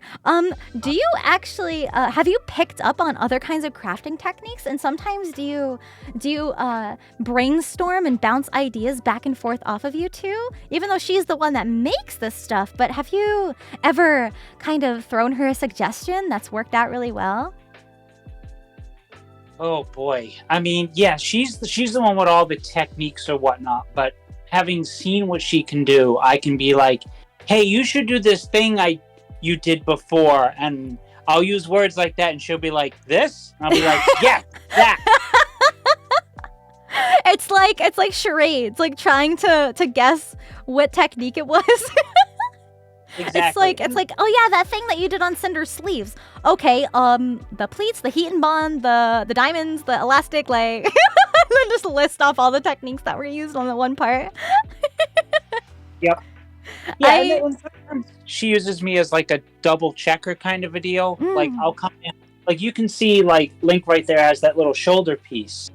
I don't like to air my wife's like dirty laundry, but like the first time she made it, I think we were going through a lot. She was having a bad day. She got the piece done. She was doing the good enough. And I looked at, that's not good enough. It doesn't look like the piece. This is off. And after a little argument and then some hugging after, she remade the piece and it came out like 10 times better, kind of a deal. So that's my role of this kind of deal. Yeah, that's hard. I totally understand the where she was coming from in that situation, because so Shelly went into this project knowing that she was going to be competing, like craftsmanship. So everything she makes kind of has to be her best work, because once you're a master level, the expectations for are really high. The other people in your division are also at the same level, and they're also putting their best work forward. So you also want to show off your best work. But that being said, when you're not only making yourself a cosplay, but 2 other people, there's another person who is Ganon in the group that's not in this picture, but she made 3 cosplays, 5 props, and had to manage all that herself, like crafting it. So not only are you stressed about putting your best work forward and getting it done on time, because time crunches are another big obstacle that cosplayers face. But there's like a lot of factors there that can be really stressful. So I like to say, get a costume done first and then plan to use it for an event or a competition. Even if you're just making something to wear to a convention, if you don't get it done for that convention at that specific time, you're just gonna feel awful about it. And then chances are that you rush last minute and then things aren't the way that you want them to be. So it's okay if you have the time to go back and remake pieces if you know that you can do it better. And sometimes all it takes is that one supportive person to give you honest advice and to tell you that it looks like garbage. Sometimes it's the hard truth.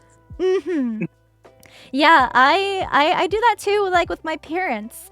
My dad is just like an all-around really good handyman, and he comes up with some of these crazy ideas that I would never ever had like thought of before. I remember the first time I wanted to make these wings. I wanted to make some wings, right? And they were relatively big. They were pretty large. And I didn't know how to make the inner structure for them. Shelly actually sent me pictures of her Ganon. She's probably listening. Let me go get those and download those really quick. But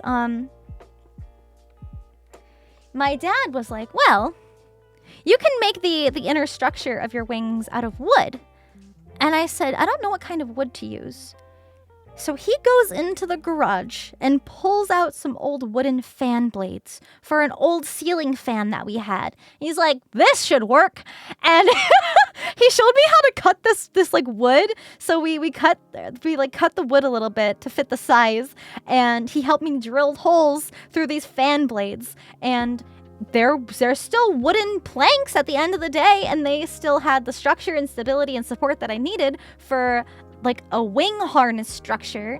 And then it's kind of like extra cool points when you go and compete with something like that to say, yeah, I made these out of some old ceiling fan blades I had laying around. And then the judges would be like, I would have ever thought to do that, to repurpose old items, because we're always talking about repurposing our scrap fabric and our scrap materials into something else that we can use. But like, those fan blades probably would have ended up in a dumpster somewhere.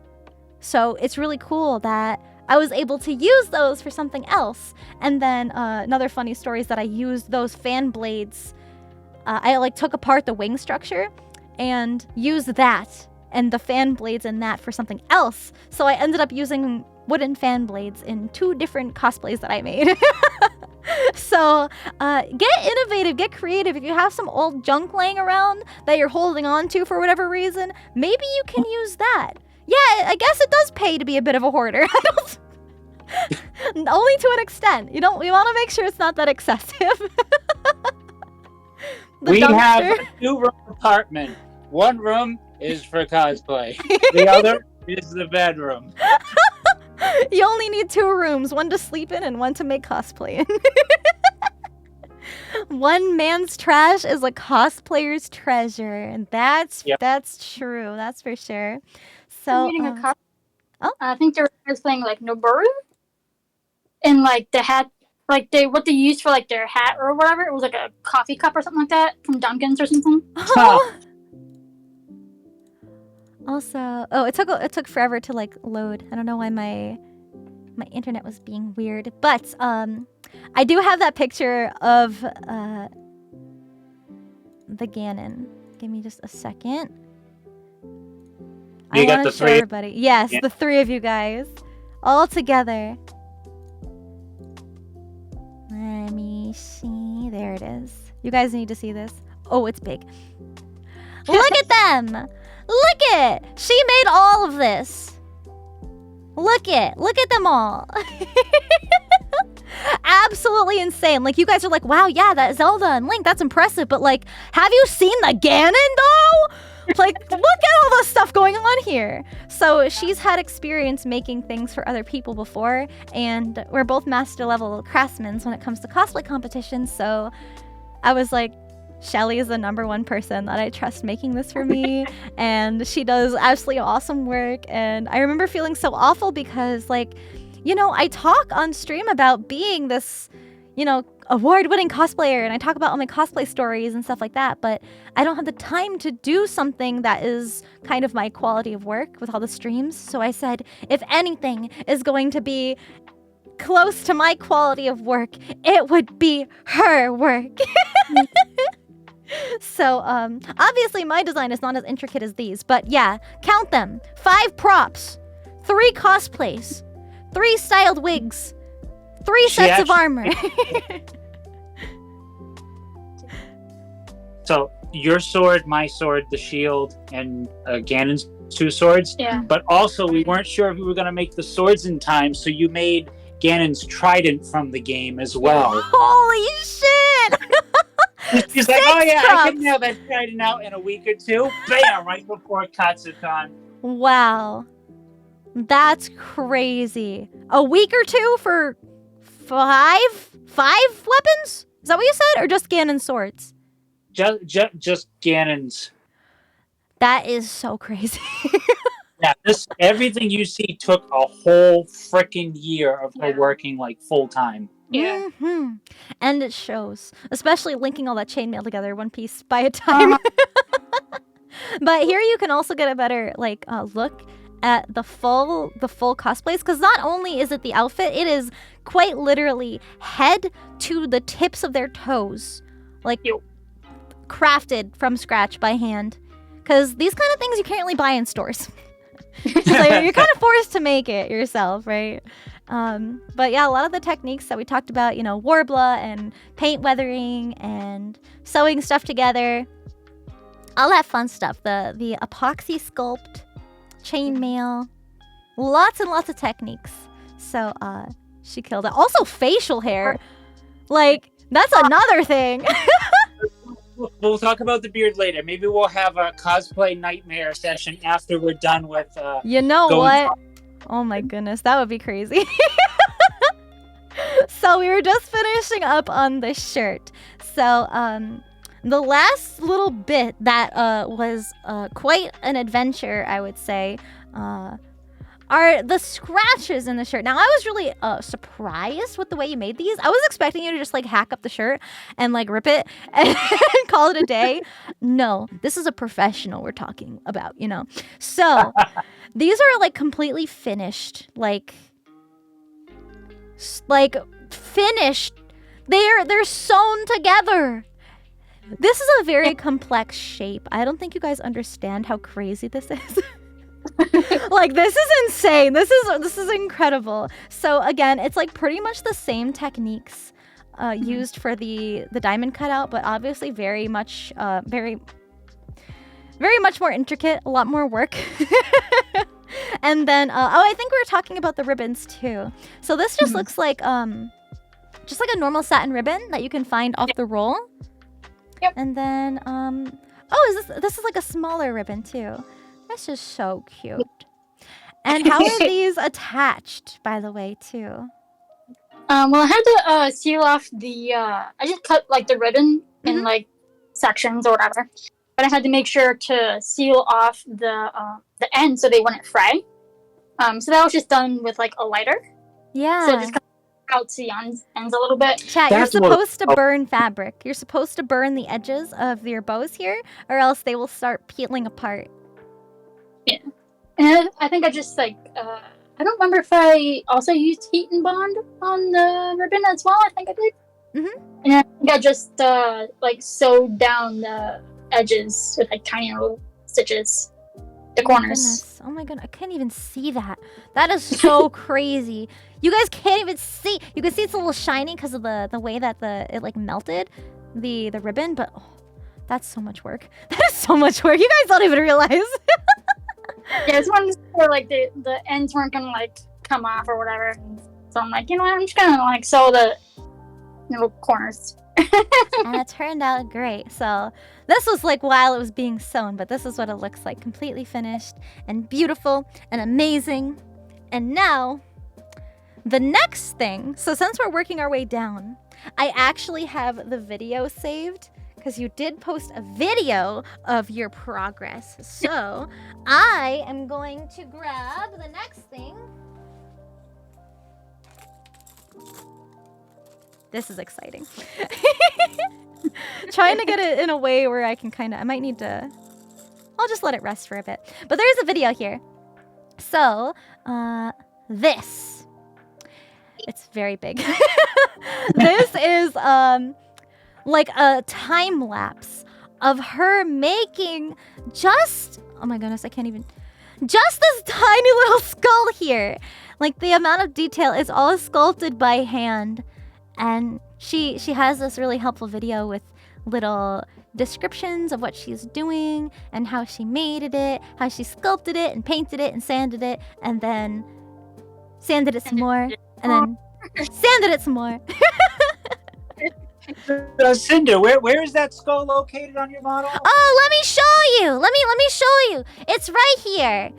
Right here. See? Look, it swings around and stuff. I'm just gonna stay a little zoomed out so you guys can see. But yeah, that's a very, very useful video. Not only to see pictures of progress, but also to see like live time, things being made. So then when you go back and look at the finished product, you can be like, oh yeah, I remember that video. And she used, you know, all these materials and sculpted it and painted it and finished it. And make sure you have the chain linked before you start working on it. So that way you know that you're not going to have to kind of do some strange glue attachments with it. This is the same chain that's on the choker, the necklace. But it's a smaller. Yeah, They're right. actually two different sizes. Yeah, it's not quite as big and chunky. So there are smaller links, but it's like the same material, the same chain material.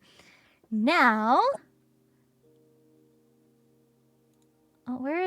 I think I might have missed a picture, but there is a picture kind of showing how this belt was constructed. So how did we get from nothing to this belt?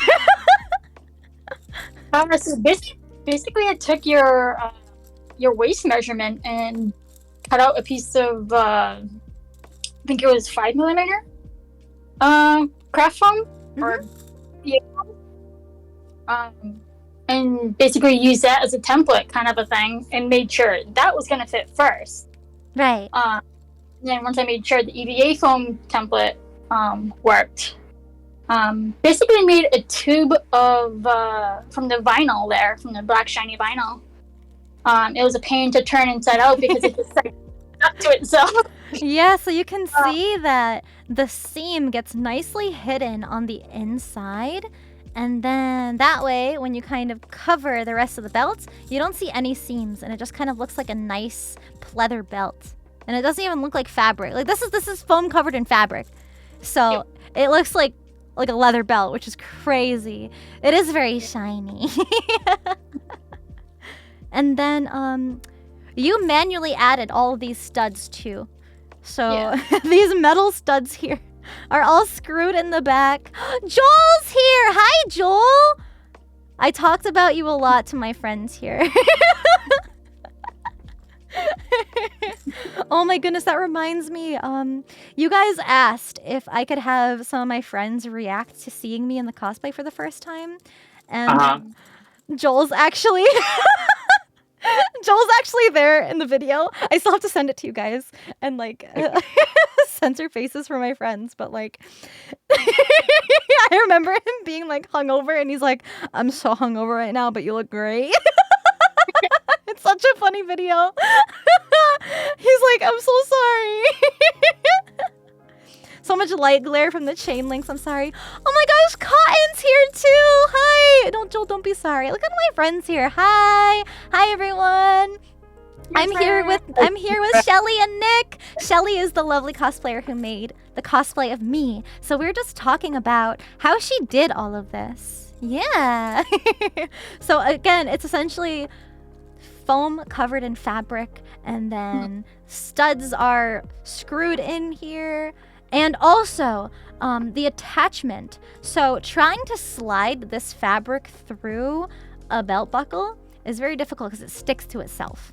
So trying to make it function like a real belt is not a very good idea. So this is a fake like belt buckle kind of situation here. The real attachment happens in the back, where it's just Velcro to make it very easy to put on without worrying about having this fabric stick to itself. Oh yeah, what is this? Because this, look at all the details. You guys, this is freaking crazy. Shelly's amazing. Look, there's a tiny little diamond on my belt buckle, and it's here! How did that happen? What is this? What is this like a gem, or did you make this from scratch? No, it's a epoxy sculpt. It's epoxy sculpt. She sculpted this by hand, and it literally looks like... Oh, still. You're telling me you didn't have a diamond gem or a fake gem you could just use? You just went ham on the sculpt? You crazy lady, you. Love epoxy sculpts. That's any chance to use it, I'm for it. So insane. That is so insane. I was like, oh yeah, this looks like a little like charm. Epoxy sculpts in the bills now. Honestly, I thought this was like a little gem that you had lying around that you painted. That is crazy. Look at, it looks like it came out of a mold. Like a resin casted mold. Holy shit. Okay, not me fangirling about new discoveries. Is this like extra little belt piece also epoxy sculpt, or is that just Worbla? Just Worbla. Just Worbla. Okay. I thought so. It looks like it's very smooth Worbla though. And then another thing. So you might be saying, but Cinder, the chain is on the wrong side of the belt. Actually, it has to be on this side because of the way everything attaches. So I put the belt on over the tail, and we'll get to the tail in a second. But essentially, I have to undo this little chain link, and there is a spot. These chains all have these little connector bits. So all I have to do is flip them around, and then they just pop on and off. So I pop off this length of chain, wrap it around to the other side so it goes on that side of my leg and underneath the tail. And then what I have to do is reconnect it. And then I just flip it around to the other side, so that way I don't have to worry about it accidentally coming undone while I am walking around and whatnot. Yeah, it is like magic. It just pops off. We're popping off. You can kind of see here. Queen. There's a there's a little indent. So that's how these chains work, and they kind of link together like that. So you can make it as long or as short as you want without having to actually cut through this material. Yeah, that's the belt. And it's one of my favorite pieces, and I love it so much, and it looks absolutely amazing. I don't know if we have more pictures of the belt. No, we're moving right on to the skirt. Okay, awesome. Awesome. So. Zippers. Yes. Your nemesis. Zippers. Zippers. Also, just like a first glance at this skirt, can we get a moment to admire this? That's happening right here. Look how fucking beautiful. Look at this.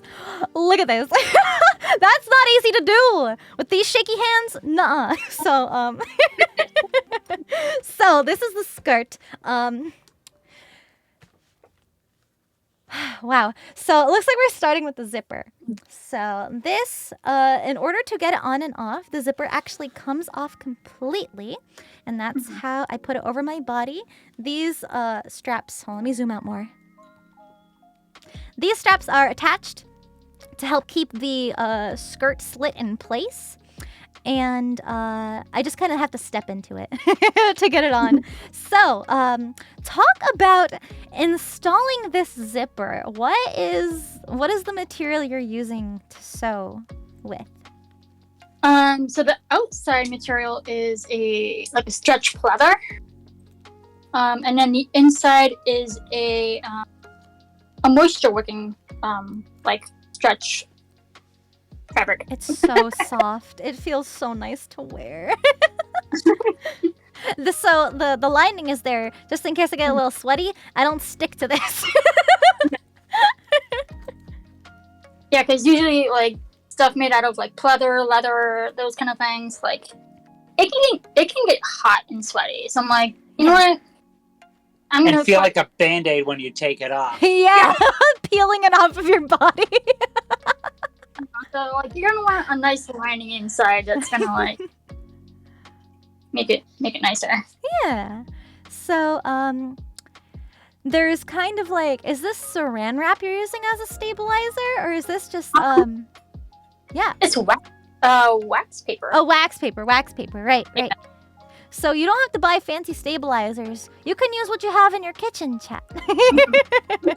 So that helps keep the fabric from moving around and to stabilize your stitches more, especially when you're sewing this kind of fabric.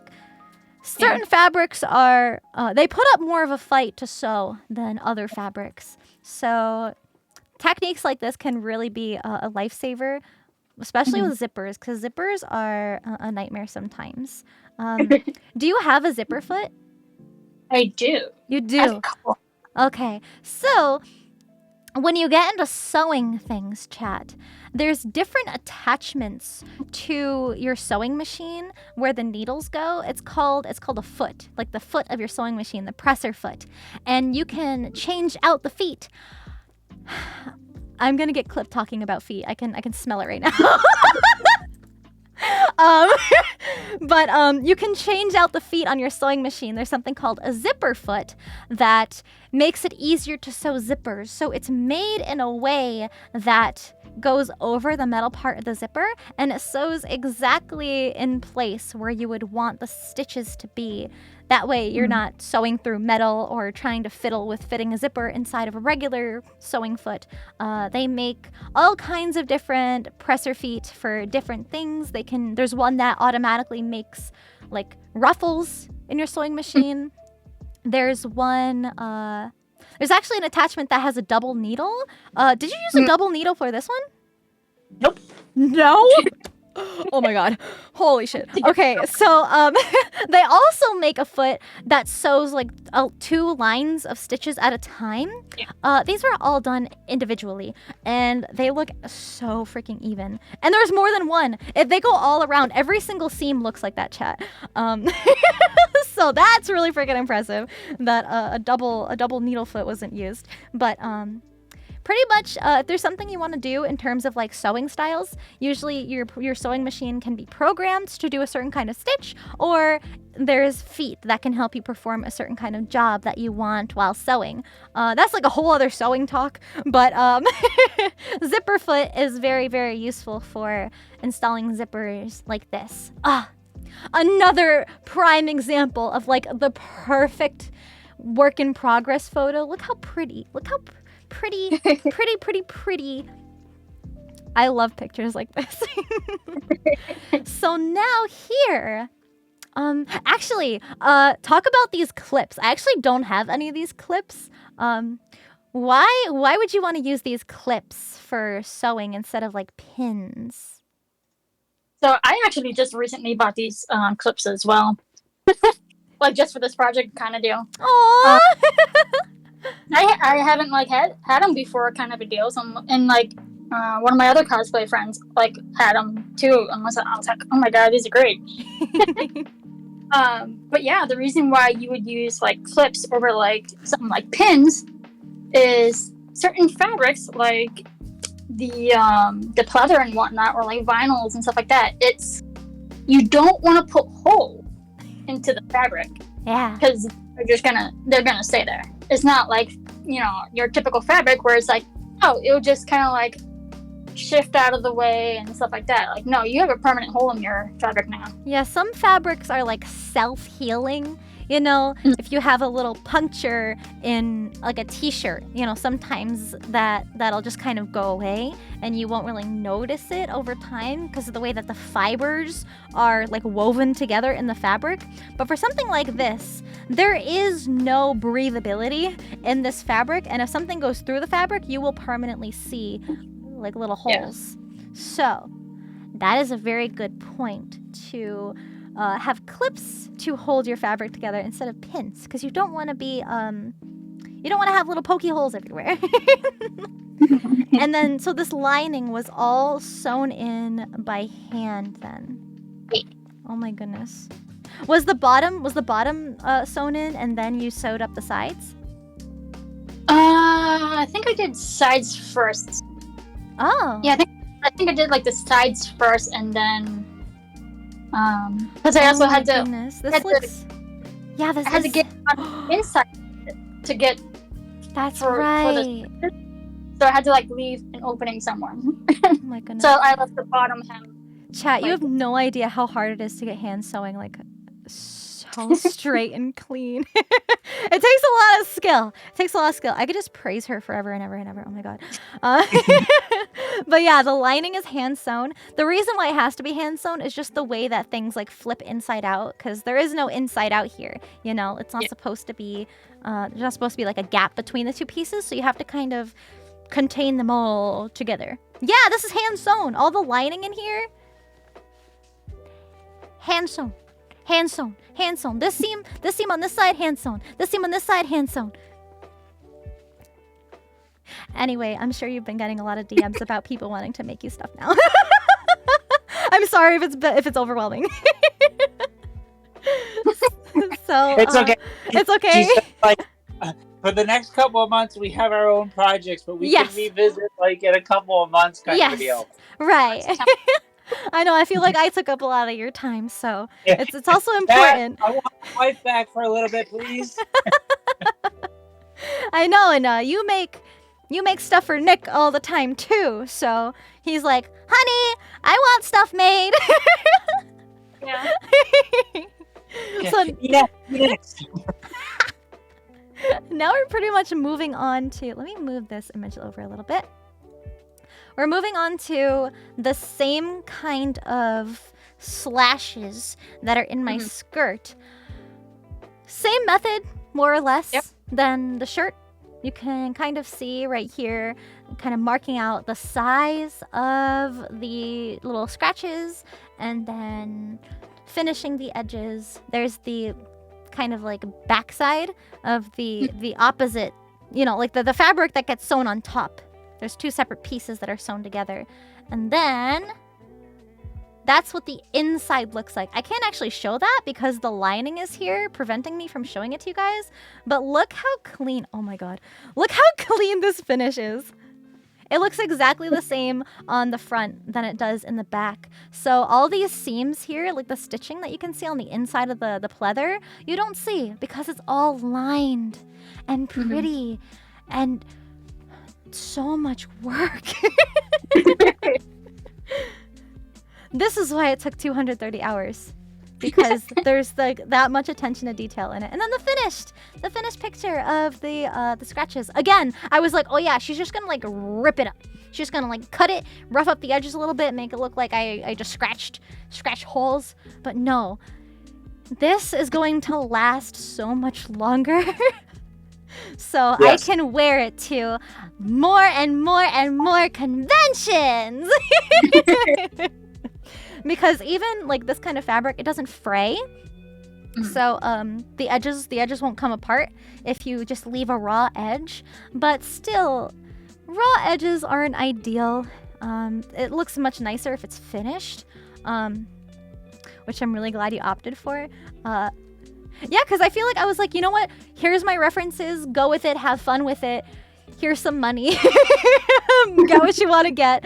And so I don't know. I feel like it's also trial and error when it comes to making stuff, because there wasn't like a step-by-step. I'm going to do this for the shirt and then this for the skirt. And it was just kind of like, yeah, I'll start here, work on this, show you some pictures, and then I'll move on to this piece and show you some pictures. But at the end of the day, I probably would have been like, oh yeah, it's fine if it's just like open cuts with raw edges. Yeah, it's fine. But then I feel like Shelly would have been like, no. No. Only the best for Oshi. Aw, for Oshi. Oh. Chat, I've been teaching them some of the VTuber lingo. I think that might be the last of the skirt. Yeah, so before we move on to the last, to the next thing, the last part of the skirt are these. So this is the same fabric that the belt was made out of, and this is just sewn right into the edges of the zipper.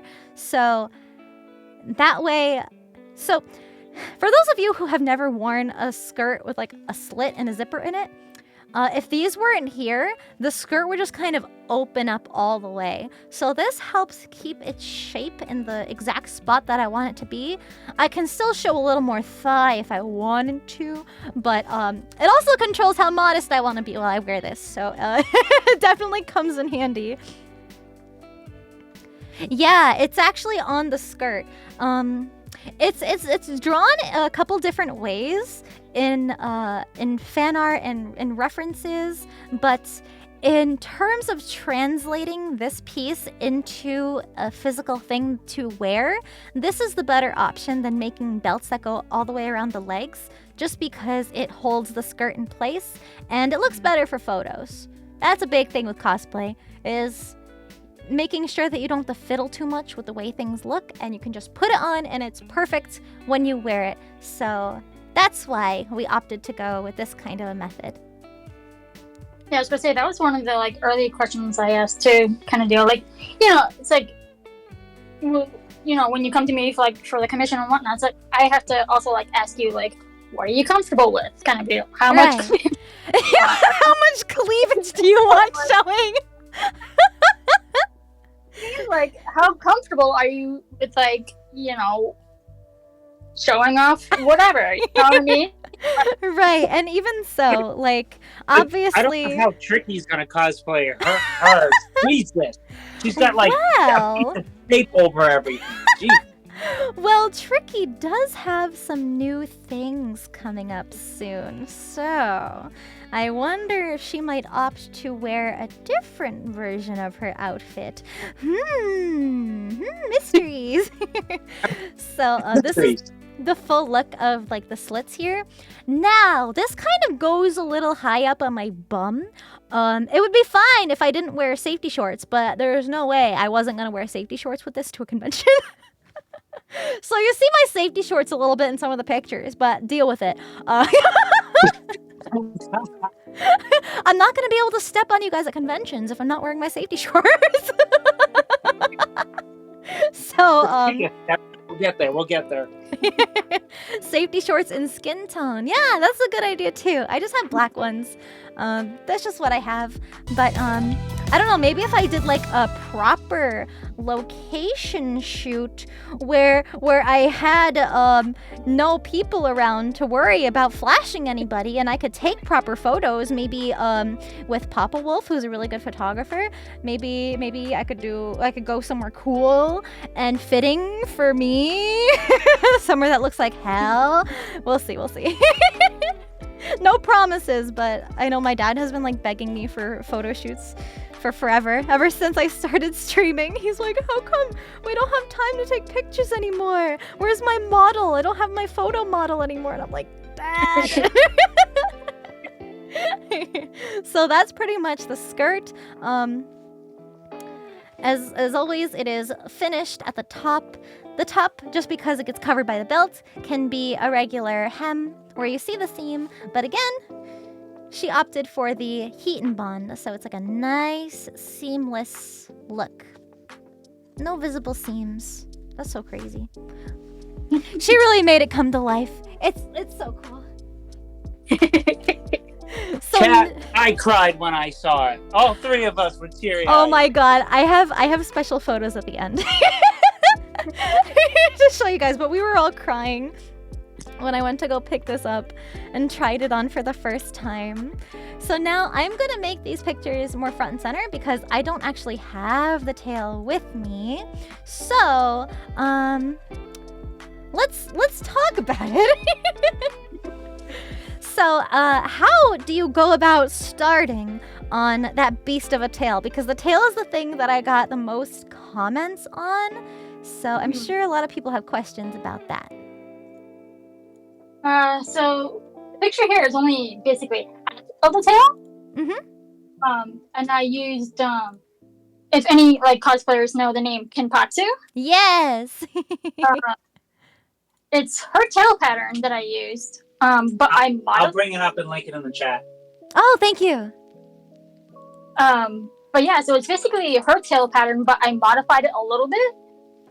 Cause like I believe her tail pattern on like the tip of the tail only came so low or whatever. So I just modified it to have it curl back up. That it's just so perfect. I wasn't sure if I wanted to have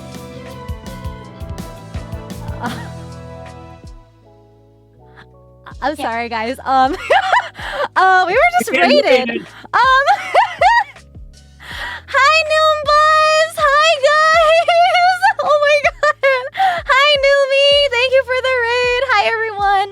Today is a very, very special stream today, and you guys came in like just the right time because we're talking about the most exciting part. So, today I am joined with my awesome friends Shelly and Nick from Percylove Cosplay. Say hi. Hi, Jack. This picture right here is them. This is them. This is them cosplaying, and they're so freaking awesome and amazing. And Shelly is the wonderful lady who made everything that you guys saw in pictures at Offkai when I cosplayed myself. So she ended up taking a bunch of work in progress photos, and I actually have some of the physical pieces. I obviously don't have the tail because it wouldn't fit on my screen, but I had the pieces here, and I've been showing you guys what they look like on camera and giving you guys a closer look at how everything was made, and we've kind of been explaining the process of how she made this magic happen. And then, of course, I'll show more photos of the finished thing at the end, and we'll continue where we left off. So, welcome, everybody. Thank you so much, Numi. I love you very much. You guys should also go check out Percylove Cosplay, by the way. I think I still have your link copied. Yes.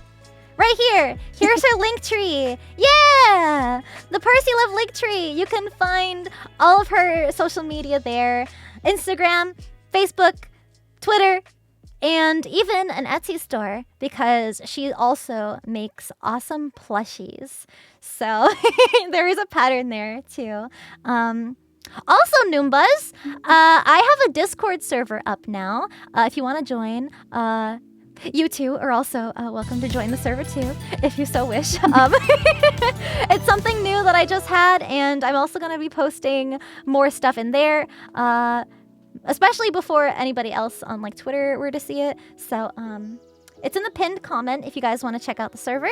The link is open, and yeah. Thank you so much. I feel like that was a really long intro, but joke's on you, I'm already there. That's valid. So because we're working on the tail, let me see. I'm gonna move some things around. So let's see. Let me move this. While you do that, I found the link. I'll throw it in the chat. Thank you so much. So Nick is gonna be sharing the link to Kenpatsu Cosplay. That is where this tail pattern came from. And you know, if somebody else made something already, just use it. You know? Yeah, about that. Uh-oh. Yeah. Well, we had to make some tweaks to it, but... Yeah, because her tail starts from the lower back and goes up. Yours goes from the lower back and goes down. Right. Yeah. So it's just a little bit modified. But, is this, what kind of thickness foam were you using here? I think it was just a 5mm EVA foam. 5? That's it? Oh, wow. I thought it was thicker. Cool. So you don't even need like the big fancy super thick foam to make a fun tail. Now, this is the inside of the tail. Yeah. What's going on here? So to do the seams for the tail, I used contact cement to do all the contact cement. Well, hold on. Public service announcement. Oh no! Contact cement. Please make sure you are in an airy area or have a fan. Yes. That's well ventilated. That stuff can knock you out, and trust me, I don't want to see my wife knocked out in the other room. Yes, the tail is hollow. So that big furry thing that was attached to my butt at Offkai, it's all hollow on the inside, and it's reinforced with fabric and contact cement. So that way the seams are never gonna split open for whatever reason. And I think the next step is actually making the patterns. Yeah. So this is a very common pattern making technique. I had cement ass. Yes. It was cemented together. How did you make this pattern for the tail? Is this just half of the tail too, by the way? Yeah, I think I only taped up like half the tail. Okay. So this looks like regular masking tape. Duct tape. Oh, it's duct tape. Okay, both work very well. And why do you like to use tape for these kinds of patterns? Well, this was just to find out the pattern for the fur. So that's why you kind of like see the split line in the middle. Kind of go to be. This is where the flame has to be. This is the brown fur part. But you want to wrap your whatever you're making the pattern for. Wrap it in like saran wrap first. Yes. And then you want to use that like as a release agent, kind of a thing. Right. If you were just to put duct tape right onto your foam and then try to peel the duct tape off, it would just kind of rip up the foam, and then you won't really have your pattern pieces in the right kind of shape that you need. So that saran wrap or plastic wrap underneath the tape helps it peel nicely off of your foam or whatever you're making a pattern for. And then you also make sure to mark the directions that the fur is supposed to go in. So when you cut up your pattern, you know which angle to cut your fur out with. Because sometimes it can get confusing. Mm-hmm. You want to mark like seam lines and stuff like that. And also registration marks. Yes, registration marks. They're very important to line things up. Yeah. You can match up your registration marks to like make it even and all. Mm-hmm. Because you don't want this part of the curve to be on the other side. So it's important to line that up. And also, the middle seam is there because this top half is where you want to cut the brown fur out of, and the bottom is what you want to cut like the yellowish fur out of. So you're not wasting fur. So smart. And here are the pattern pieces cut out. Yay! So the reason tape works really well is that once you have your pattern pieces all cut, you can flatten it out and cut darts in the tape, so that way when you sew it back together, it has that curve that you originally had when you put the tape down. Yeah. How heavy is the tail? It's honestly pretty lightweight. I don't know in terms of like pound, like how much it actually weighs, but it's super light. Yeah. Hold on. 5 pound weight. What was it? Yeah, you're gonna compare to a 5 pound weight. A 10 pound weight. No, well, across the whole thing, if it's 10 pounds, it's less than 10 pounds. Oh, definitely. Far less. Because it is hollow and it's 5mm foam, so it's like the middle ground in terms of foam thickness. It's not too thick. It's also not too thin. And the only thing that really adds weight would be the fur, but fur isn't that heavy. If only, I feel like the only thing that could consider it to be a little bit heavy is the leverage.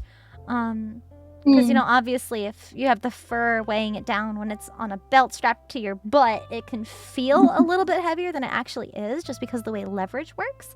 But no, it's definitely lighter than 10 pounds. Yeah, it's very, very, very lightweight. And when it's belted to your back, you can barely tell it's there sometimes. And I was taking some people out with my tail. Cinder used tail whip. Super effective.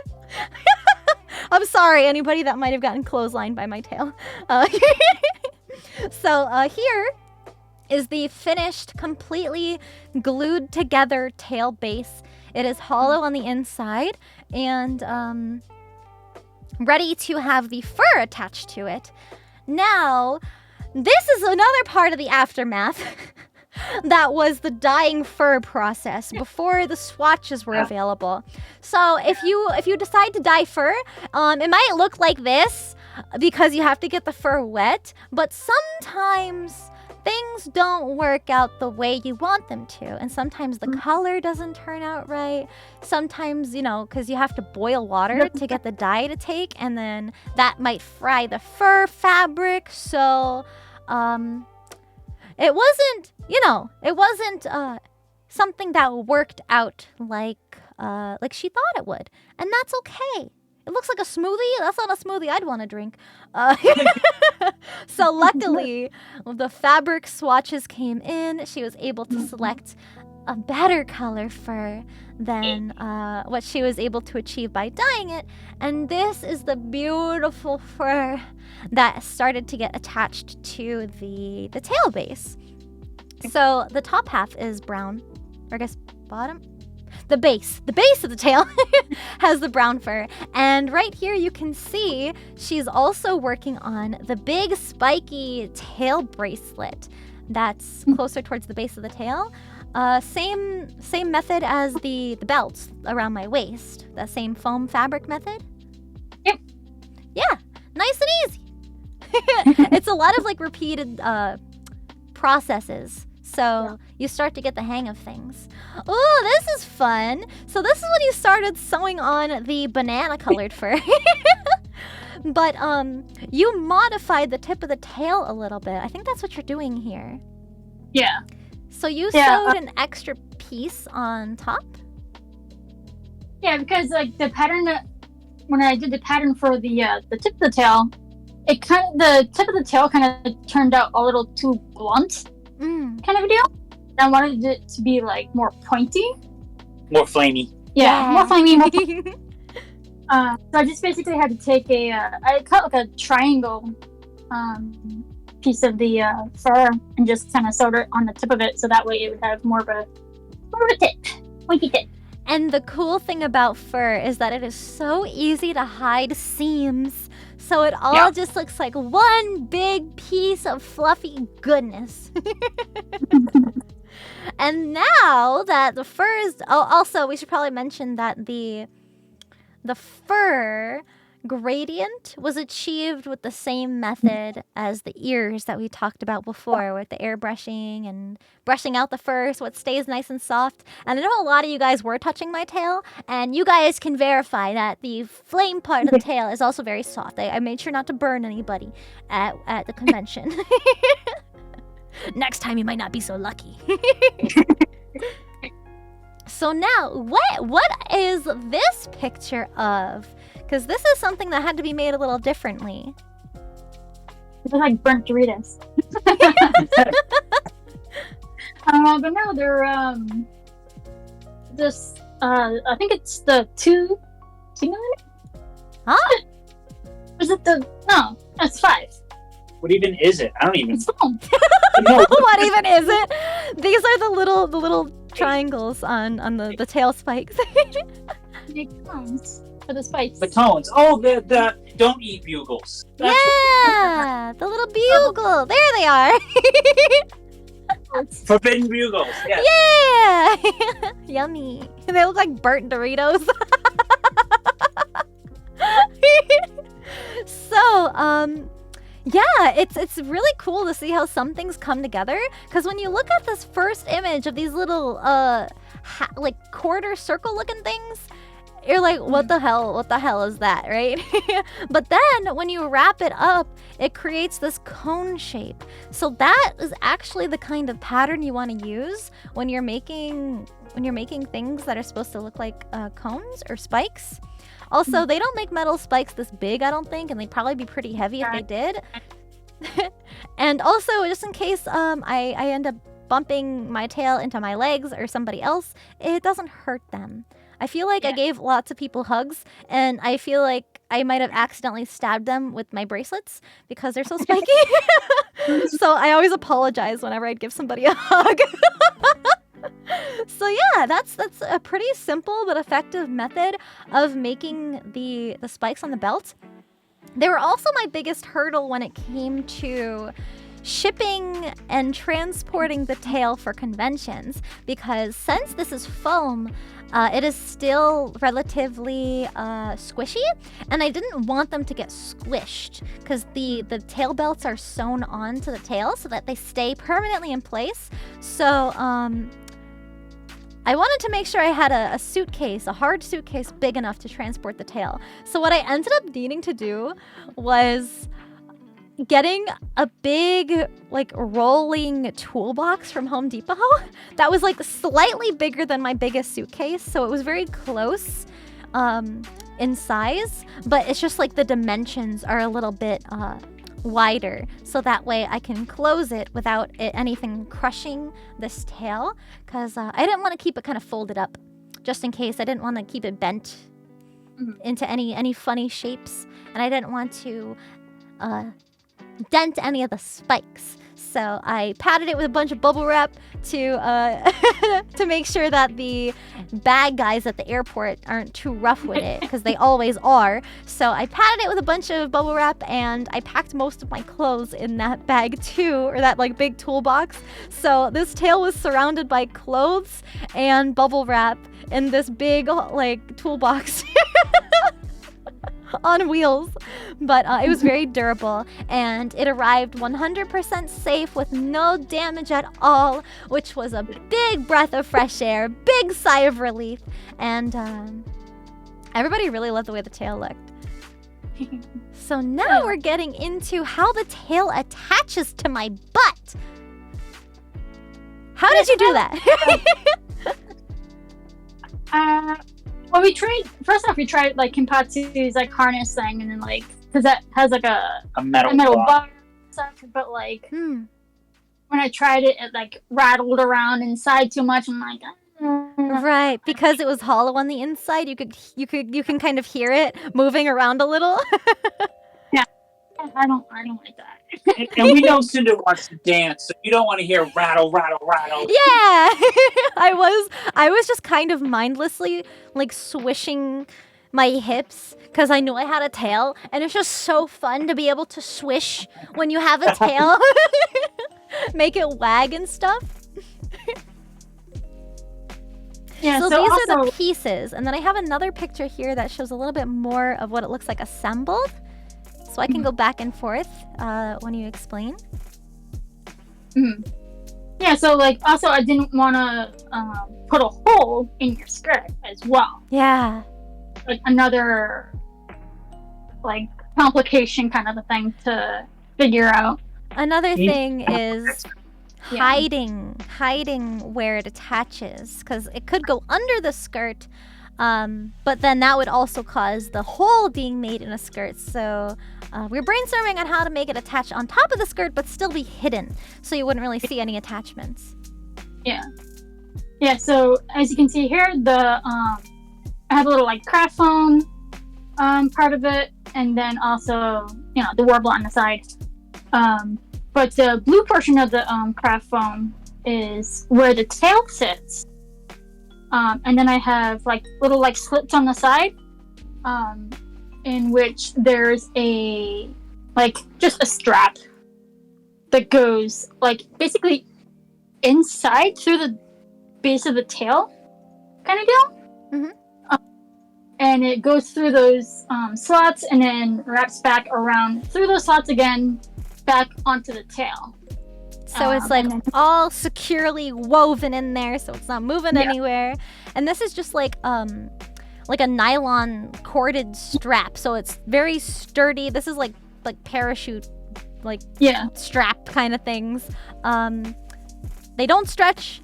They're very durable. So you want to make sure not to use like elastic for something like this, because you want it to stay in place. You don't want it to move at all. Right. And then there's this little piece. This saved my life. Saved my back, rather. Yeah. Yeah, so it's just, I think it's just like cushion foam or something like that. And it's just like wrapped in, like blanket. No. Blankie. So it's a very, very soft support that, that's a different piece. But that kind of covers this base right here. So this foam and soft fabric part sits on top of this warbler, this hard base. So that way it's a nice cushion against my back instead of this hard warbler piece kind of scratching my backside. Everybody's taking notes in chat. It's so cute. Someone asked if you could use a magnet. That would be a huge ass magnet. It'd have to be big. It would have a lot of weight, and then you'd have to strap the magnet to you. And could you do? Yes, you could do more than one magnet, like in this little circular part, maybe. Kind of put, magnets around the opening. But yeah, especially with the leverage that this kind of big tail has, it's very difficult to have it detach in that kind of way. It'd have to be some sort of hook system where the tail can hook into a harness that's already attached, and then you can just unhook the tail. But that is like an extra step in the process, and personally I'd much rather just strap a belt around my waist and have it hidden than to worry about hooking and unhooking a tail. Yeah.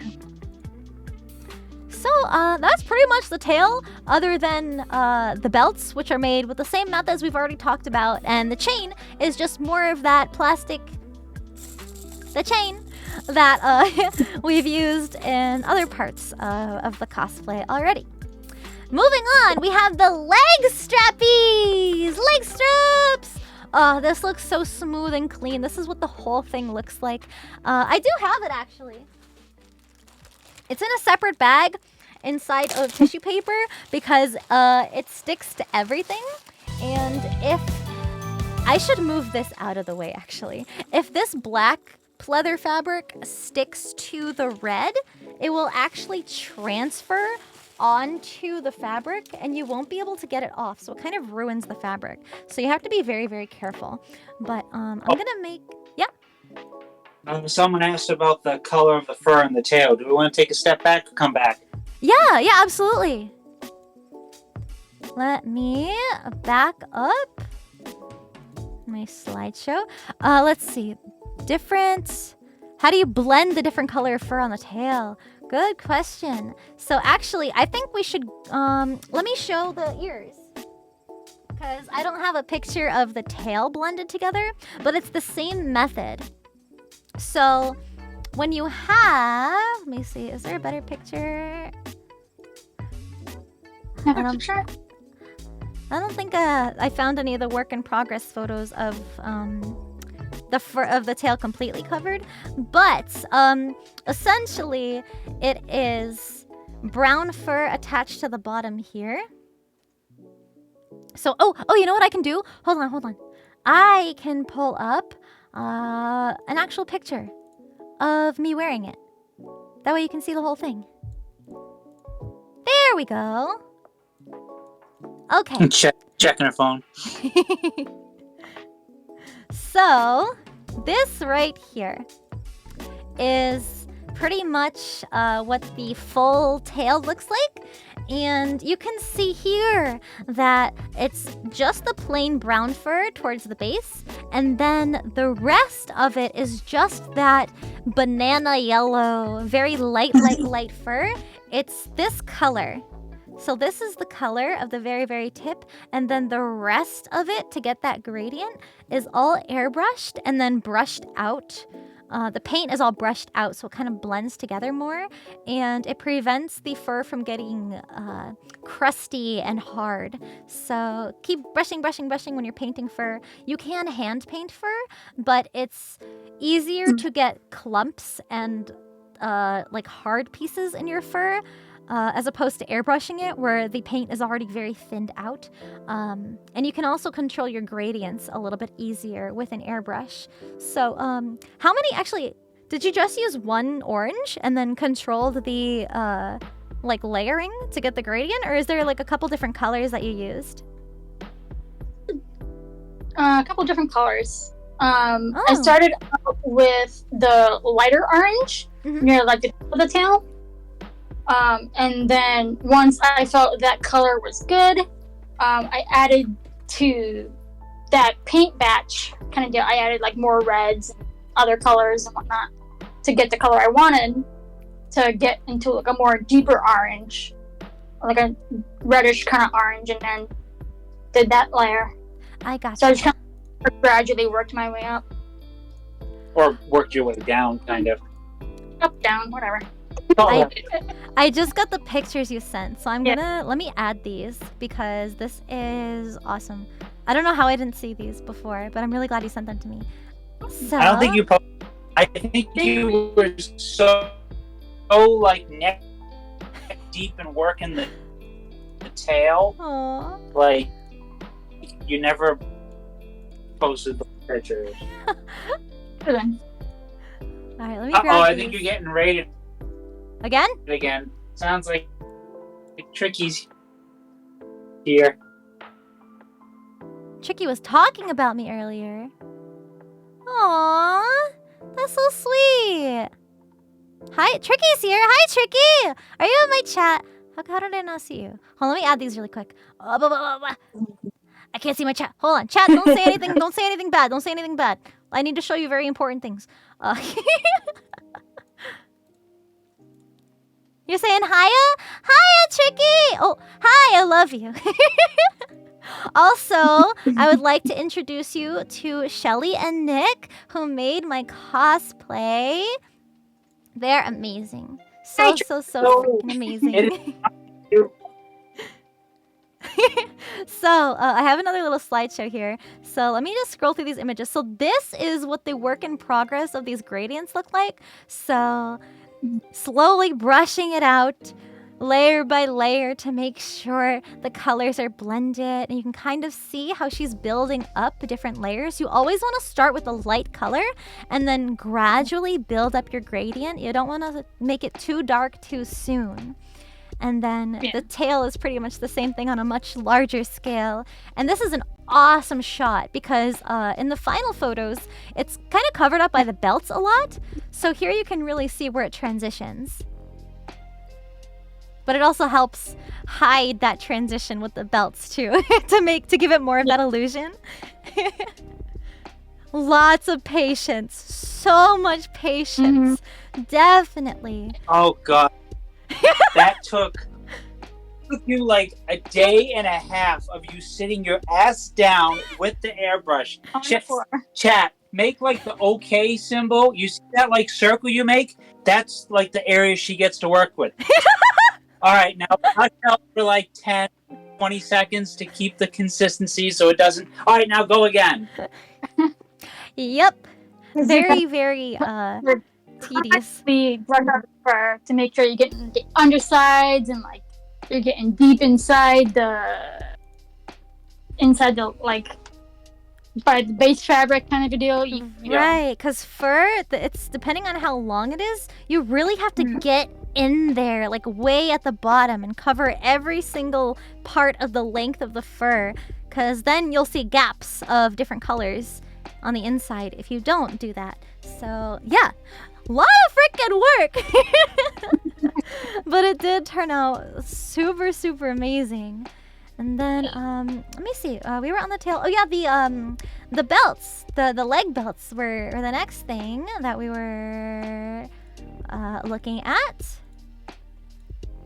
This is what the full thing looks like, all laid out flat. And this is it in person. So it is. Actually, is this the same kind of like pleather vinyl, just in a different color? I love when they make the same things in different colors. So actually, this is the top. So something that isn't shown in this work in progress photo is how it attaches to me. And I feel like, at the end of the day, it's a very, very simple, just kind of strips of fabric that are all connected at the back with pieces of Velcro. So this is how they fit around my leg. And I gave her like exact measurements of exactly where they go on my leg. So these fit my legs exactly. And something about having leg straps is that they have the tendency to fall down, even if they are fitted. Usually you have to make them a little small, and they give you that thigh squish religion to keep them up. But in order to ensure that they, one, don't give you too much squish so that it cuts off your circulation, and two, so that way they stay up, there's this extra piece. It's a piece of elastic, so it's a little stretchy. And there's like a suspender clip up here. And this kind of clips way up high. So I have like my safety shorts kind of go up very, very high. So I can just clip them to the top of that. Sometimes this might even be tall enough to like reach my bra even.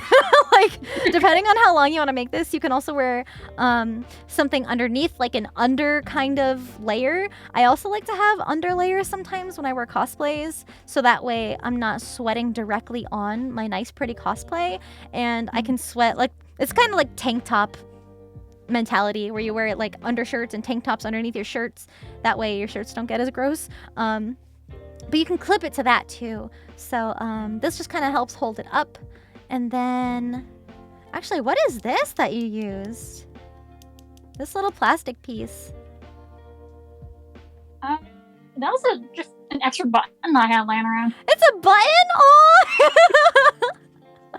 That's so cute. Also, you don't really see this top portion of my thigh strap. You only see it in like very specific reference art where I don't have my skirt on. So so this is meant to be, this one particular strap is meant to be hidden. Yeah, underneath the skirt. And then this part down is where you actually start seeing it appear underneath the skirt. And all of these were all individually studded. There's so many little studs on here. And then in order to avoid seams here, is this just super glued or contact cement on here? I don't know if I did. I think I might have secured it a little bit with some stitches on the backs. Oh, okay. But yeah, it was just basically super good. Yeah, because sewing straps like this together can be really difficult to keep the lines straight, and you got to sew through essentially 4 layers, because each of these is a little flat tube that's doubled up. So that way the seams are all on the back and nice and pretty. And then I do have another picture that shows what it looks like all like linked and wrapped around, all Velcroed together. Also, there's this little ring piece that loops on the back side like this. And this is how this secures. I like having the attachment on the back instead of having it fold over on the front, because then it looks like a nice clean attachment because you don't really see where it attaches. So that makes me happy. But also even like the Velcro, the way it's lined up here. Also, you found red Velcro. That's awesome. Yeah. That's awesome. But the way it lines up, you can get it so that way there's just a tiny little seam and it's not like overlapping, you know, straps that are kind of in the way. So it's very, very much customized to my legs and fits me perfectly and almost seamlessly. You don't really see the backs of my legs very often, so it's always really good when you find a method to make something that gets people asking, whoa, how does that even attach to your body? How did you even make that? And then I can be like, yeah, Shelly did that. She's awesome. But, oh, again, down here, there's another suspender clip that is hidden. So you want to put your material on the inside of these teeth and then clamp it down, and that's how it gets held on really well. So this one actually holds up one of my thigh highs. I should also talk about this too, by the way, my thigh highs, right? Thigh highs and socks in general can be the bane of cosplayers' existences because they always slide down. They never stay up. So to help that, a little garter that keeps your thigh highs up, your socks up is so awesome. But for the other one, there is nothing there. However, I lucked out because I found fishnet thigh highs that had lace at the top, which is kind of a rare find because usually they only have lace at the top of like normal, like opaque or transparent thigh highs and not really fishnet ones. So that was a really good Amazon find. But the thing that I love about those thigh highs is that they didn't budge on my leg because they were made with a little tiny strip of clear silicone. And what that does is the silicone is kind of like this material where it sticks to your leg almost, like it's very sticky to your skin, and it doesn't really go anywhere. So when that's on my thigh and it's kind of squeezing my thigh a little bit, it doesn't slide down because it's stuck there. So I didn't have to readjust my thigh highs once during the 2 full days I was wearing this, which is a huge achievement for any cosplayer.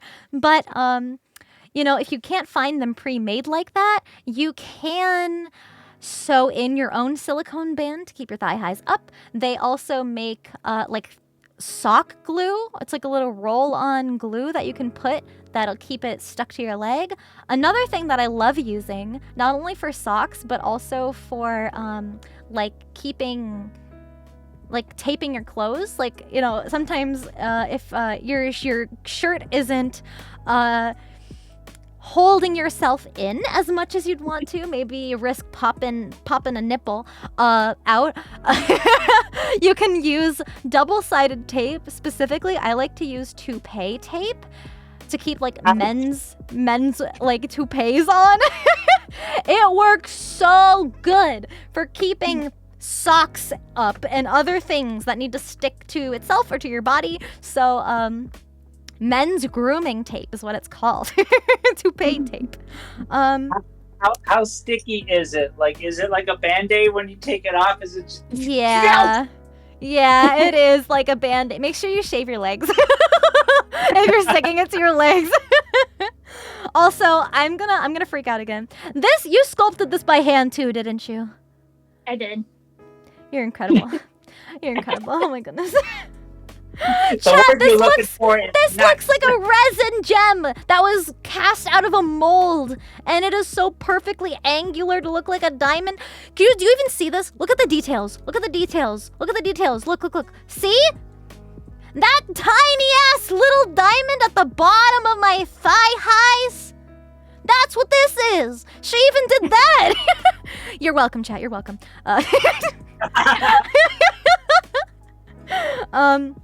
But that pretty much wraps up. Immersion not broken. Yeah, because of this little detail. But that pretty much wraps up this little leg strap. And with that, I think we get to move on to my favorite and possibly most underappreciated part of this entire cosplay. Let me just wrap up this I knew this was going to be my favorite. I cried. I cried when you sent me the reference images or the work in progress images. So, chat knows.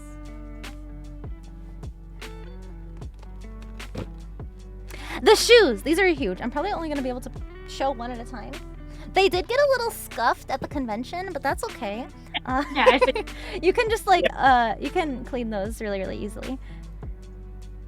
So, starting off are these little guys. These are the tiny, tiny, tiny little skull charms. Yep. Before I sanded them down and sculpted them further. That was just the base. Holy shit, chat!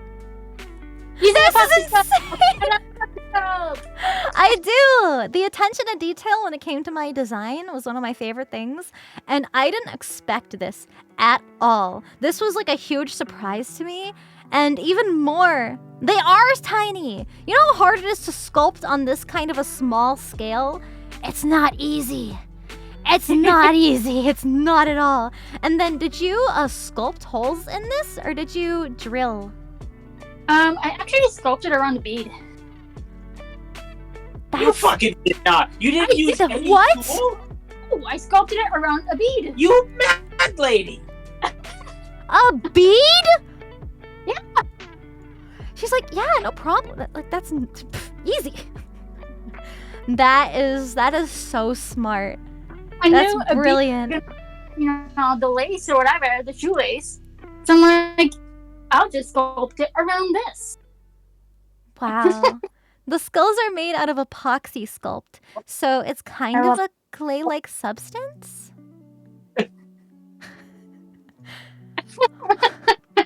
She's over here going, I like epoxy sculpt. I like epoxy sculpt. I do. I love this stuff. I guess so.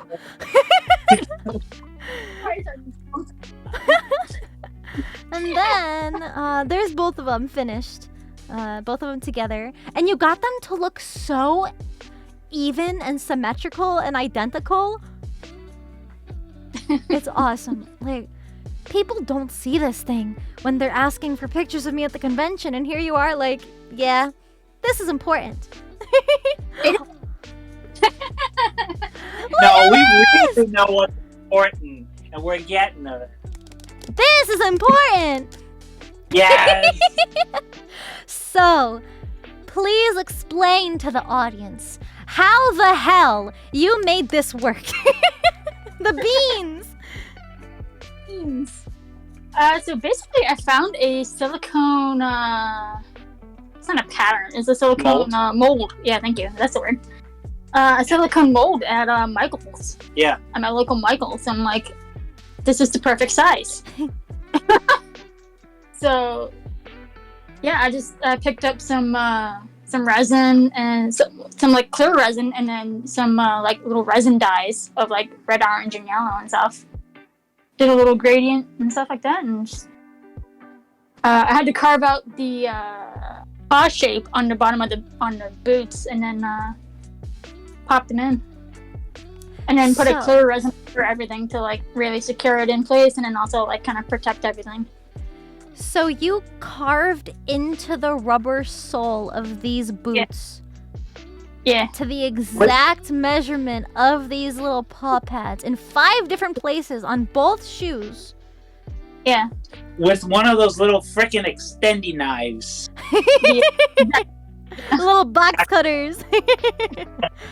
So you casted this out of resin using the mold, and then put the resin mold embedded into the shoe, and then covered everything with another clear coat of resin to protect it. Yeah. There was a slight added challenge that the mold had one of the toe beans have a heart in it, so she couldn't use it. So she had to do the mold like a couple of different times just to get all the toe beans. Yeah, so basically I only 3 toe beans or whatever to work with at a time. Yeah. So I had to do it like what, 3-4 times, something like that. You had to like cast the same mold a bunch of times. Yeah. Wow. And one time the gradient didn't come out right. Yeah. Yeah, sometimes the grading doesn't work out so well, so I'm like, I'll check this one and read it out again. It's like barely scuffed. The resin held up so well. And another thing to be mindful of, chat, if you want to use this method, it gets rid of a little bit of traction, but the bottom part of the heel is very chunky, so I still had a lot of stability when walking. But you can get a little slippery if you have a smooth surface on the bottom of a shoe like that. So just be mindful. I have painted bottoms of my shoes before for cosplay competitions, so I'm used to walking on uneven, slippery shoe surfaces. But this is 100% worth it. And I was like kicking my feet up the entire time I was at the convention because I was like, you guys need to see my fucking toe beans because they're so goddamn cute and they look really nice. So I would probably try to avoid walking outside on like pavements and stuff because those will really scuff up the resin. But the cool thing about resin is that you could probably just like buff it and put like another clear coat on top and it'll look nice and shiny and new again. So that's amazing. Can you tell them that we love their attention to detail to the cosplay? We really appreciated their hard work. Oh, yes, of course. I know they are glancing at chat too, but that's a really sweet comment. So thank you. I could talk about the bottoms of these shoes all day. Absolutely insane. And I'm not sure if I mentioned this to you. I've had like such a busy week ever since coming back after the convention. But I did end up doing a photo shoot with a good friend of mine who is a photographer. His name is Marshall. And we had this tiny, quick little impromptu shoot on this pretty staircase at the convention. And he specifically asked me what I wanted photos of. And I said as many detail shots as you can. So when he's done with those and done like editing and getting those back to me, I'm gonna send you all of them because he was like taking photos of like the skull charm on the belt and like the shoes and especially the tail and like the sides of the sleeves with the little diamonds cut out with the ribbons. And I was like, this is stuff that people usually don't see if they're like taking pictures of me walking in the convention. So I'm like, please make sure to get photos of all the details because I know that it's something I'm gonna want to look back on, and I'd love to show Shelly and Nick because that's like all her work and it looks so good. So I want like really nice HD beautiful photos of that. So I'm really excited for him to get those back to me. So, I guess I'll shut up about the bottom of the shoes and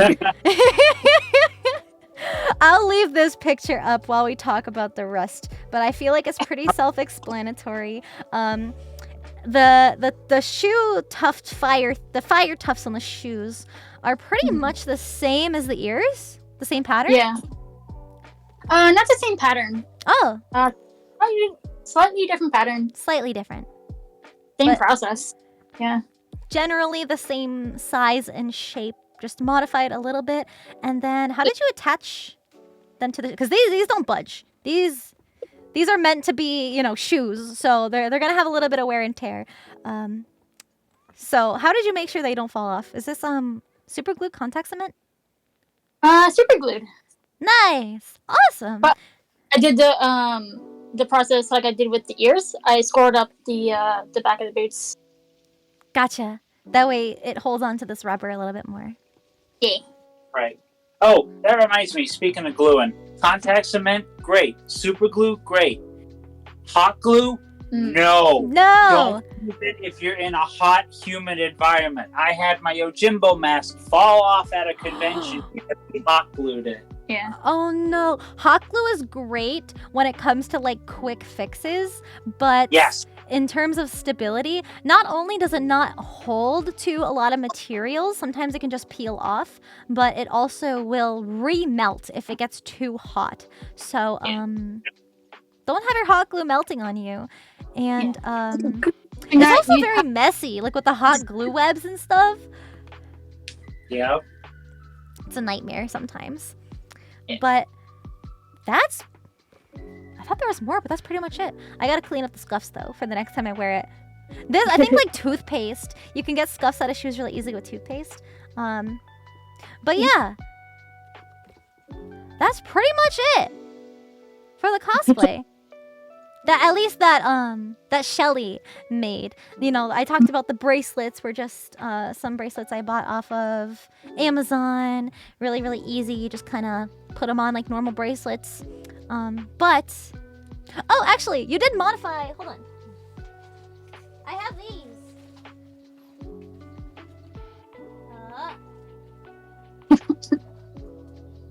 What are those? Hold on. I got them. Okay. So,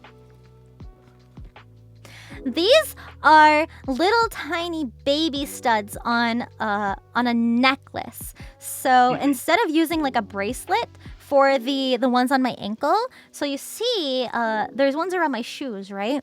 But you can even see in the artwork compared to my bracelets, the bracelet spikes are a lot bigger. And the reason why I wanted to make sure the ones on my ankles were shorter was so that way I wasn't catching the spikes every time I walked. So in order to get a bracelet that was big enough to fit around the boots, I had to buy these necklaces. But the necklace was too big for my ankle and the bracelets were too small. So Shelly actually modified these two to add a little snap to be exactly the right size and like sewed them in and everything. So I have two of these that go around my ankles and she was able to like modify and do that for me last minute. So they would stay up on my ankles. Like, it's awesome. But the ones on my wrists, on my ankles are, or on my wrists, buckle. They're like a little buckle, kind of like how it is on my necklace. Just because I like the way this looks more. It just like looks, I don't know. It looks like pretty. I like buckles. I really like buckles. But the snaps make it look super seamless, especially when it's being worn. And you don't have to fiddle with a buckle, especially when it's around your feet and you're trying to get these heels on your feet, and it's a hassle. Another thing I want to mention that people ask me questions about was the mask that I wore to the convention.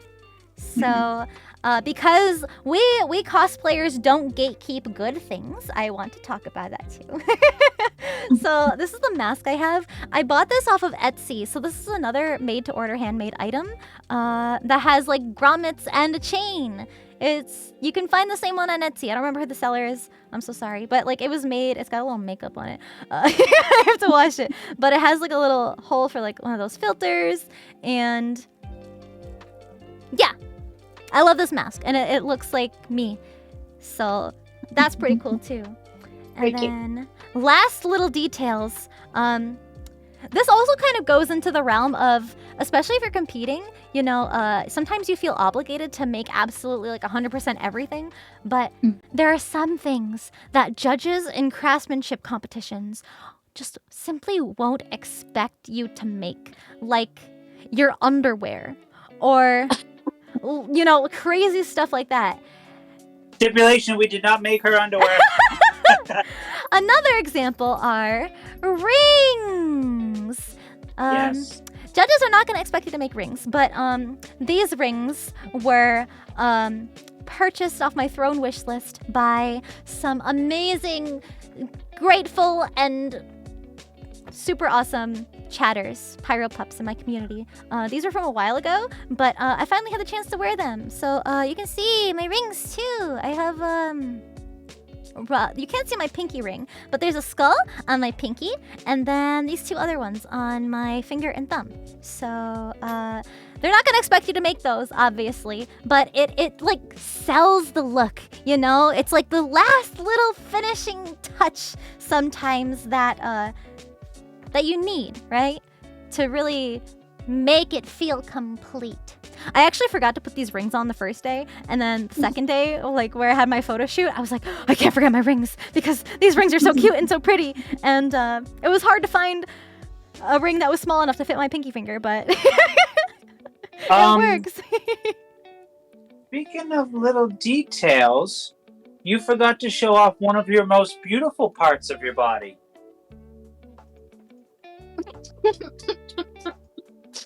My eyeballs? Yes. that really what you're talking about? Yes. Weren't you wearing contacts? I was. I don't really have any close-up pictures of the contacts, but contacts were something that I was actually talking about in one of my other crafting streams, just kind of giving advice. Sometimes it can be hard to find the right color contacts, but I think I got mine off of TTDI, I think. There's like 5 different contact websites that I like to use, so sometimes I forget which ones I get from where. But yes, I was able to find these very, very pretty bright orange ones that really stood out. It's really nice to always find those bright, bright, bright contacts. Sometimes it can be a little distracting. And Jeremy was in chat earlier. He was like, your eyes are freaking me out. You can reuse contacts depending on like what type of contacts they are. Some are single use, some expire after a certain period of time. It's recommended to see an eye doctor before buying contacts, just because everybody's eyes are different and you don't want anything bad to happen to your eyes. So I would recommend doing that and making sure that you follow instructions on how to properly take care of your contacts, put them in, take them out, and all that stuff. So I have this one last photo in here because this is a thing. This isn't me just saying, oh yeah, we took a stupid picture. This actually has meaning because what Shelly and Nick like to do at conventions, whenever they run into friends, is they'll take a bunch of selfies. So they'll take one cute selfie with them, and then they'll say, okay, now let's make a silly face, or like an ugly face, or like a really unattractive, like just like goofy kind of picture. And so she has a whole collage of her and all her friends like taking these really cute selfies together, and then there's another where they're all like goofy, like a whole other collage. So of course we had to take a goofy photo together. Yes. Those are the best kind of photos. Look at me, look at my goofy face. You guys are so sweet. But honestly, this is one of my favorite pictures. I'm pretty sure my mom took this picture of us like hugging right after I saw myself in the mirror. Nick is literally holding up the mirror. I remember I looked at myself in the mirror and then I turned to Shelly and I start sobbing. I'm like, give me a hug, please. And I just like ran over to her. And my mom took a picture because I traveled to their place when I went to go try it on for a final test fitting in person and to go pick it up. And my mom was there because I hate traveling alone. And we were all like getting sappy. But it was really cute.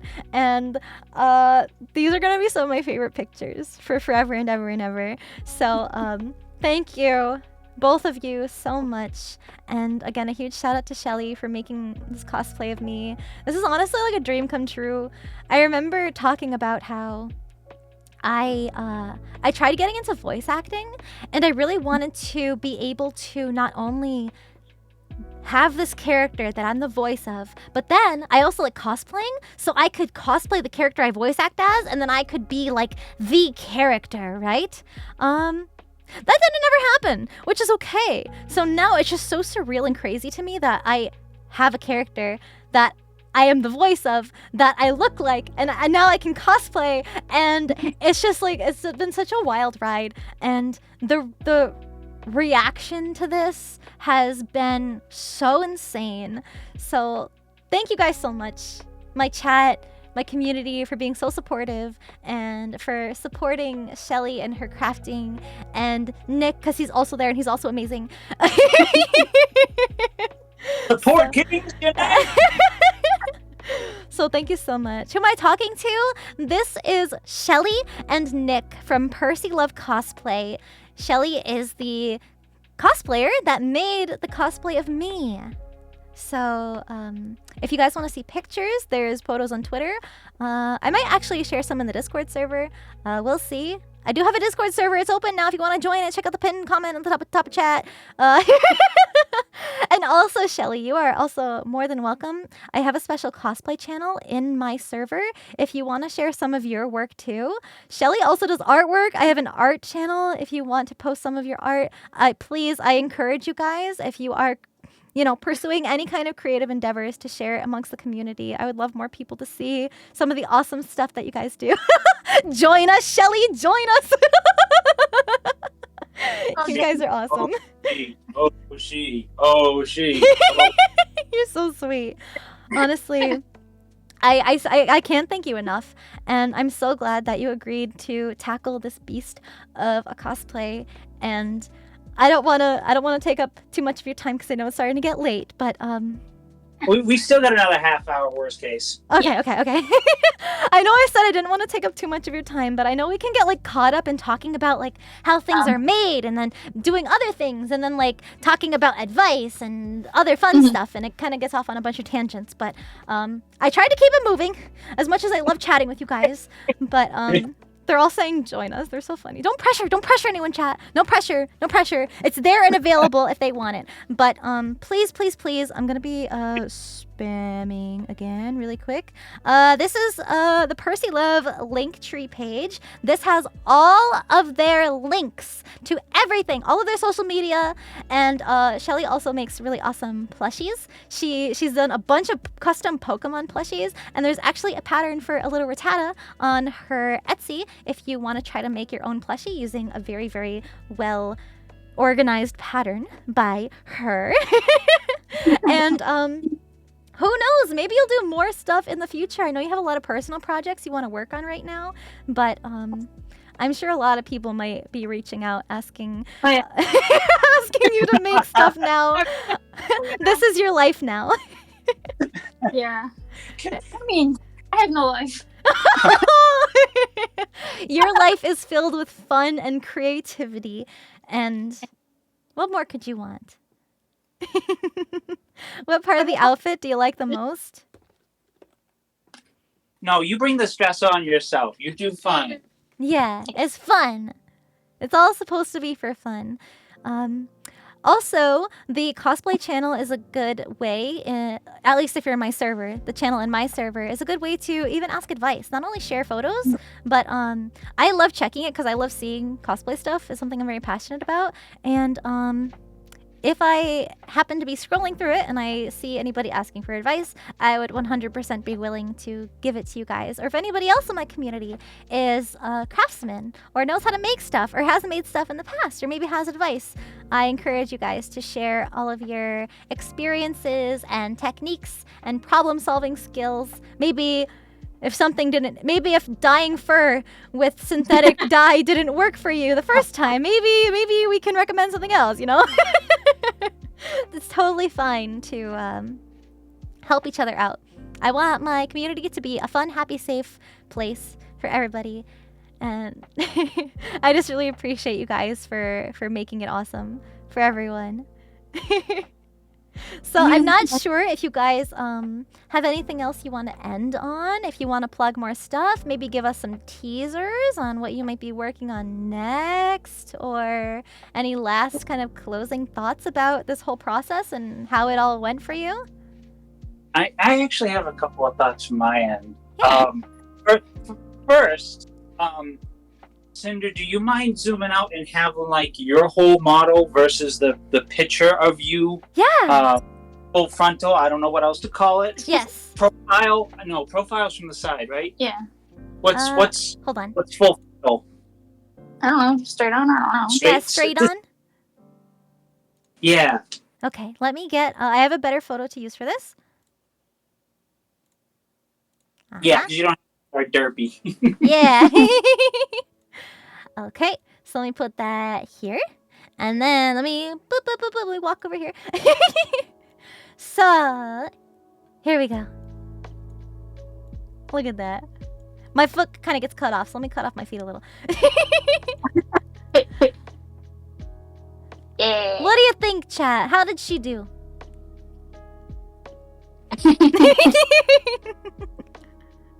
The wig was made by a wig specialist. Her name is Neo. You can find her Neo_wigs_ on Instagram. She actually also posted some really awesome photos and videos of the finished wig. So 4D Cinder looks like a hellhound to me. Hey, I heard you doing that joke. Was it your new 4K high definition? Yeah! I had my 3D model debut in person on the stage at Offkai. So great. So It's great. incredible. So incredible. Thank you. Chat, you have to see from my point of eyes. Like, even I started crying because I saw Sinder put on the whole thing and held the phone up with the artwork next to her and was just like, oh my god, it's fucking real. VTubers are real. Which one is the picture and which one is the model? What is you the guys. difference between these two things? I see two pictures of the same thing. There is no difference. Your Oshi's just real. I'm also super happy that the fur with the gradient came out so good. Yes. Because, chat, I feel like I failed the Oshi. I'm sorry. What? No. Oh, I know what you're... No. You didn't fail anybody. I know where you're going. Chat, if anything, I feel like it still worked out as best as it possibly could be. Yes. I mean, that's the hard thing with some of this stuff. Some things are just impractical. You cannot replicate it one for one. You have to make a compromise. And chat, I'm an electrical engineer. I wanted to add LEDs to this stuff. I wanted the queen to glow. I wanted to have a mode where she could swap between her orange and blue, but that wasn't going to happen with how the wig was constructed. And as much as I wanted to replicate the flame, I looked at all of these LEDs that replicated flame, and it just... there was nothing I can do. It's also a matter of how much space you have to work with, because the tiny little fireballs can be hard to get like a whole gradient glowing in, and then finding ways to have it all function and glow at the same time and pulsate in the same animation at the same time, and finding spaces for batteries. Yeah, batteries. The ridiculousness. The having the feet down there, the ears, the tail, there was no way to sync up everything. There's no way to run wires. There's too much skin exposed. I mean, I'm not going to argue about that. But...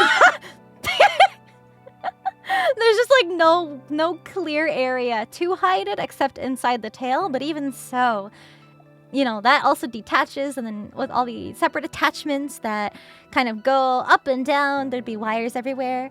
But I feel like this method, especially using fur for the fire, I feel like is the best way to translate the effect and the visuals, because, you know, most of the time it's going to be pictures, right? It's going to be still photos. So just because it doesn't look like fire in person doesn't mean that the colors and the shape and everything else looks so amazing that I feel like it doesn't need that extra little oomph.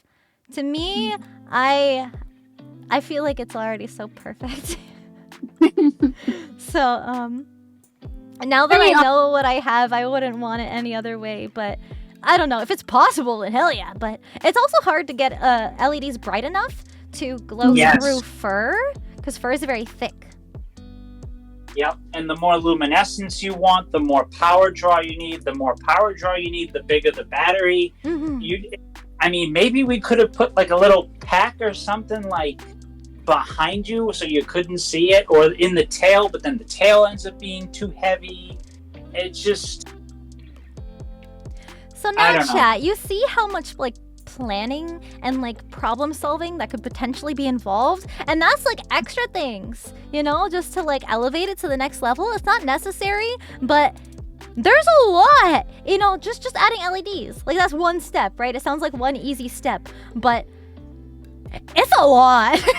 LEDs can be a pain sometimes to install, but they still did awesome. That took a good chunk of the like early hours. Yeah. So it's just figuring out if we can do the LEDs.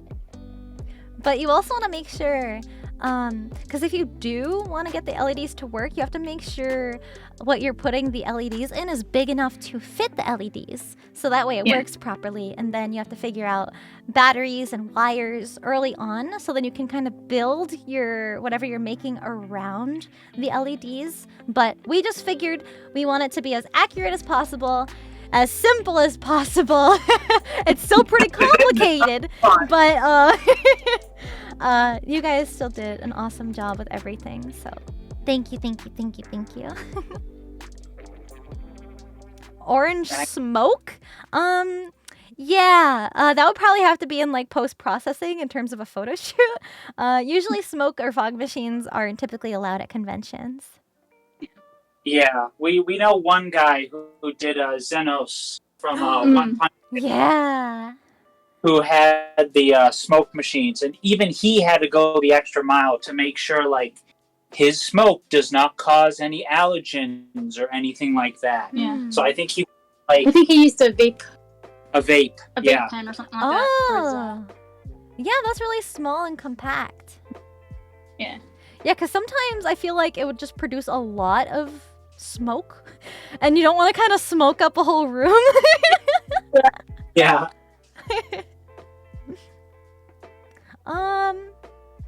Was there any other like nightmares you had making this? I think the tail was definitely the longest part because you were on your ass for like a day and a half, and then you were like, my back. There were certainly other pieces that like kind of took up a while. Like if I had to like hand sew something or whatever, or I'd work on it partially, put it aside, work on something else. Okay, go back to the other thing, like stuff like that. But sometimes it's hard to like sit down and do like one whole piece start to end, and then work on the next piece start to end. I'm always jumping around with different things too. Yeah.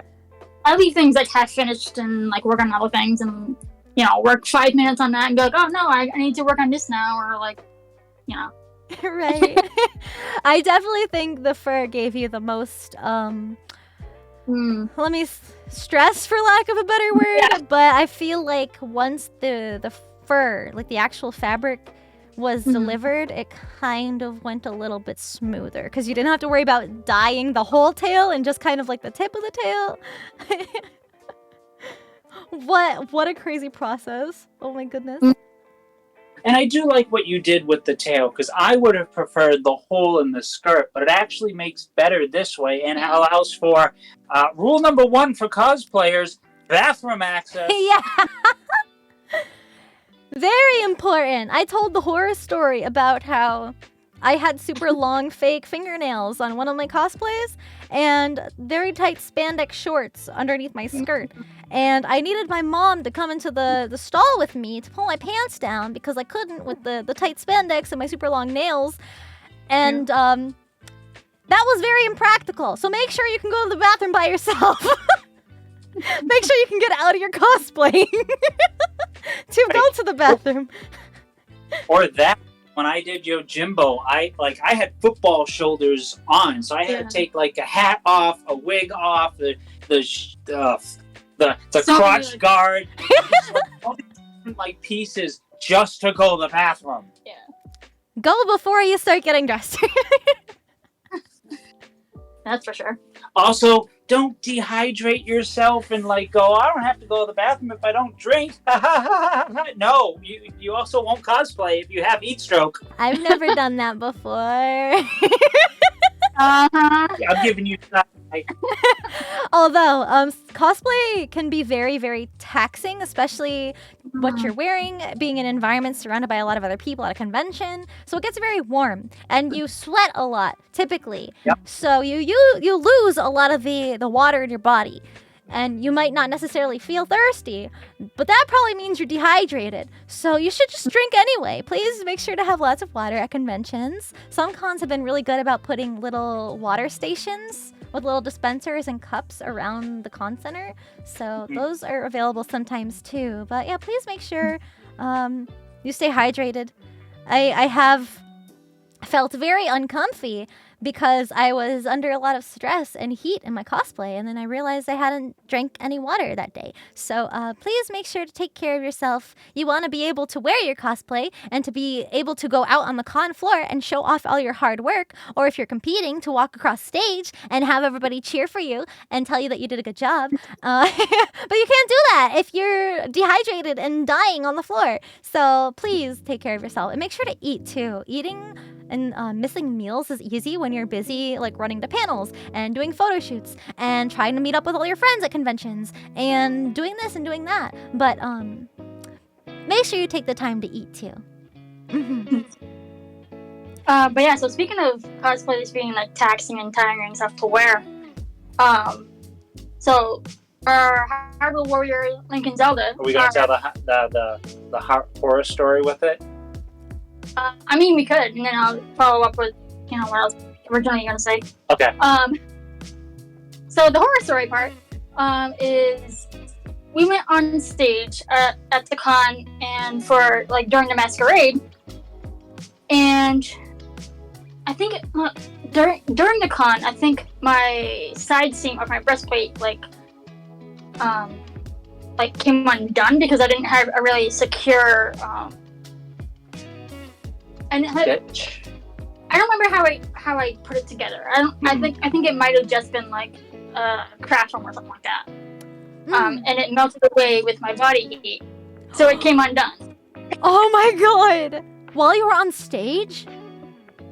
This is in the middle of the day kind of thing. Oh, so we went to cosplay repair. Yeah, we went to cosplay repair and had a friend of mine kind of stitch it up or do something to temporarily fix it. Mm-hmm. Oh boy, yeah. So that temporary fix held until we walked off stage. Yes. Right after the performance, right as you were walking back to the seat, pop. Yeah. No. So basically, the only thing holding my breastplate on was the fact that it was clasped onto my neck piece, which was also clasped to my shoulder pieces. Oh my god. Yeah, and I was only my corset piece or whatever. I just only made that an underbust. Mm-hmm. So I basically wasn't wearing. You didn't have anything. Oh no. That's so scary. God, and our Ganon and I were not spared from this. Before we even got on the performance, something happened to me, a strap came off and whatnot, and we had a shoulder, or your weapon shoulder strap or something like that. Yes, the Master Sword sheath, started, the shoulder part came apart. Yes, because it was the clasp in the front kind of deal. Started to come apart. So that was the Friday of the convention, right after judging. It was right after judging for craftsmanship. I started to fall apart, and our Ganon there, I think the back of his wrist, his handguard started to come off. So we're oh well, okay, we're good. So that was Friday, and then Saturday we went to do our trial of the performance, and we did our performance. We got off stage. Pop, pop, pop, a couple other things. I think at this point this was you. So we had to run back to Cosplay Prepared. Oh no! And then right after the performance, pop! Here we go again. As many unfortunate circumstances around things breaking that have happened, at least they happened at the right time. After all the important stuff is out of the way. I am very lucky. It is neither good luck or bad luck, but I am lucky. True that. So we're back to what I was originally going to say with cosplay being taxing and tiring and stuff like that. After our performance and whatnot, and we had gone out to one of the local restaurants or whatever that was in the area, to go get dinner with our friends after the masquerade. I don't remember why, but me and Nick Well, we had gone to like back to our room to like dress down and whatnot to get into like normal clothes. But we went to the restaurant or whatever, and while we were waiting to get seated, we had laid down on the floor. Yes. Yep. It was the most greatest thing ever. It was so cold. After being in that cosplay for so long and being overheated, it's like, give me the cold. The cold floor. The cold floor was the floor. I hope it was clean. I didn't fucking care at that point. We were already sweaty. We were gonna get food and then go back and take a shower. I don't fucking care. Wait, you have a picture! Wait!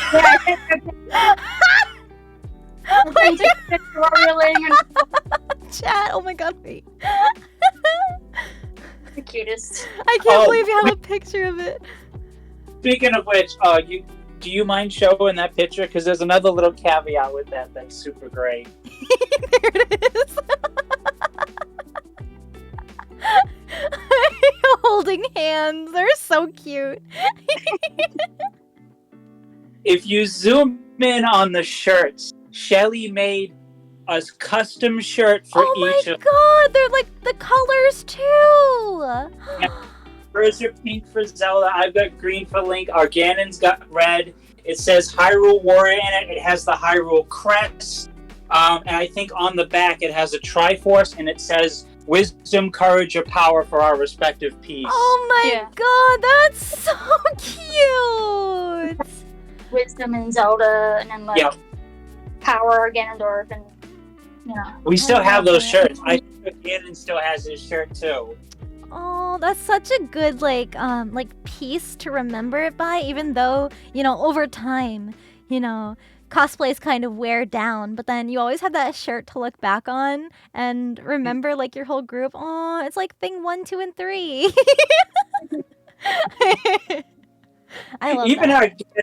Our Ganon is so happy that Shelly turned him into Ganondorf because he steals the show kind of a deal. He's a ham. He's like, I feel like a celebrity, and he's like, I was lucky with beast genetics. Like beast genetics. Wait, let me pull it back up. So tall. There it is. I literally look up to him. That's how tall he is. We get the 3 heights perfect. He's so fucking tall. That is and so funny. You notice the feet. He is a step closer to the camera, so he's still taller than that. That's so crazy. Wow, I still... And you've done, like, so many different builds like this, not only, like, for yourselves, but you've also done work for other friends, too, and just, like, making stuff for people that are just, like, really, really intricate and, like, year-long projects, and they always turn out better and better every time, and they're very, very pretty. So, do you have anything planned yet for the future? Do I? I am. Future plans are always are dependent on you to make a decision, and that's like you know what? That's valid. He doesn't know what he wants. Well, it's not that I just know what I want. It's also that every cosplay is just starting to hurt so bad. With Link, you have the chainmail, and it's a lot of weight distributed over your body. But I have neck and shoulder issues, so wearing that all day really starts to take it out of me, and I just feel pain. And when you're in pain and in cosplay and hot and overheated, you're not going to have fun. Right. And even though it could be fun, you're not going to. Even my favorite cosplay of doing Final Fantasy V Gilgamesh, I'm covered with face paint that is sealed so I can't sweat. I cook like an oven, and it's just been leading to headaches and whatnot, and it's just like I have to retire all this stuff. And sometimes even wigs, just like having a wig on your head, depending on the tightness of the wig cap or the wig itself, that can also give you headaches if you wear it for too long, depending. And it's a cosplay, suffering for your art. No kidding. Cosplay can be very, very physically taxing. Not only just like walking around all day, but what you're wearing and how it affects your body, and just being hot and sweaty is a whole other thing. So My Team Rocket's really nice. Yes, yeah, like nice comfy things. The boots and the gloves are the one thing that hold it back. Aw, yeah. It's still covered, and I'm using frickin' like galoshes from Walmart that she put a cover over. Galoshes. I mean, we have like padded inserts. Oh, cosplay pro tip: get like inserts. Yeah, foam inserts for your shoes. Oh. Yeah. You're gonna walk around them all day. Especially heels. Oh my goodness. Oh, yeah, I remember your legs being destroyed after a PAX because that was all concrete walking around in those heels. Cause 1 year, it was 1 year that like we brought Link and Zelda. Like the heel on my Zelda is not very tall and it's kind of wide. You can see it in the picture. It's a wider one. It's not like a stiletto. Yeah. Thank goodness. Like you go to PAX and it's just like concrete floors, and you're standing on them like all day as you're going around the con. It's not fun on your feet. No. And then the following year, I made an even worse decision of wearing Blake, and she has a higher heel and a thinner heel. Yeah, that's... I feel like we always plan the worst things at the worst time. Like, depending on the con. Sometimes we'll plan, like, the most covered up armored pieces in the summer where it's super duper hot, and then we'll wear the skimpy outfits in the winter where it's cold, and we never plan things properly. We just want to make what we want to make and wear what we want to wear. And then say, screw the weather. Although I will say, these beasts of a shoe for my outfit, I forgot to bring my gel inserts, but I didn't need them for 2 straight days because the way that the rubber on the bottom and how thick and chunky it is, these were actually pretty comfortable to wear. So I was thankful I wasn't dying because I had a mini panic when I forgot my little gel inserts. I was like, uh-oh. My feet are gonna be so sore after this weekend. But I was thankful that was not the case. Speaking of wearing, how was wearing the full cosplay? Did you overheat at all? Did you get any headaches from the magnets? Because I think that's just a me problem. No, actually. So, because I have long hair shoved up into a wig cap, that was a cushion because the headband goes on top of the wig cap.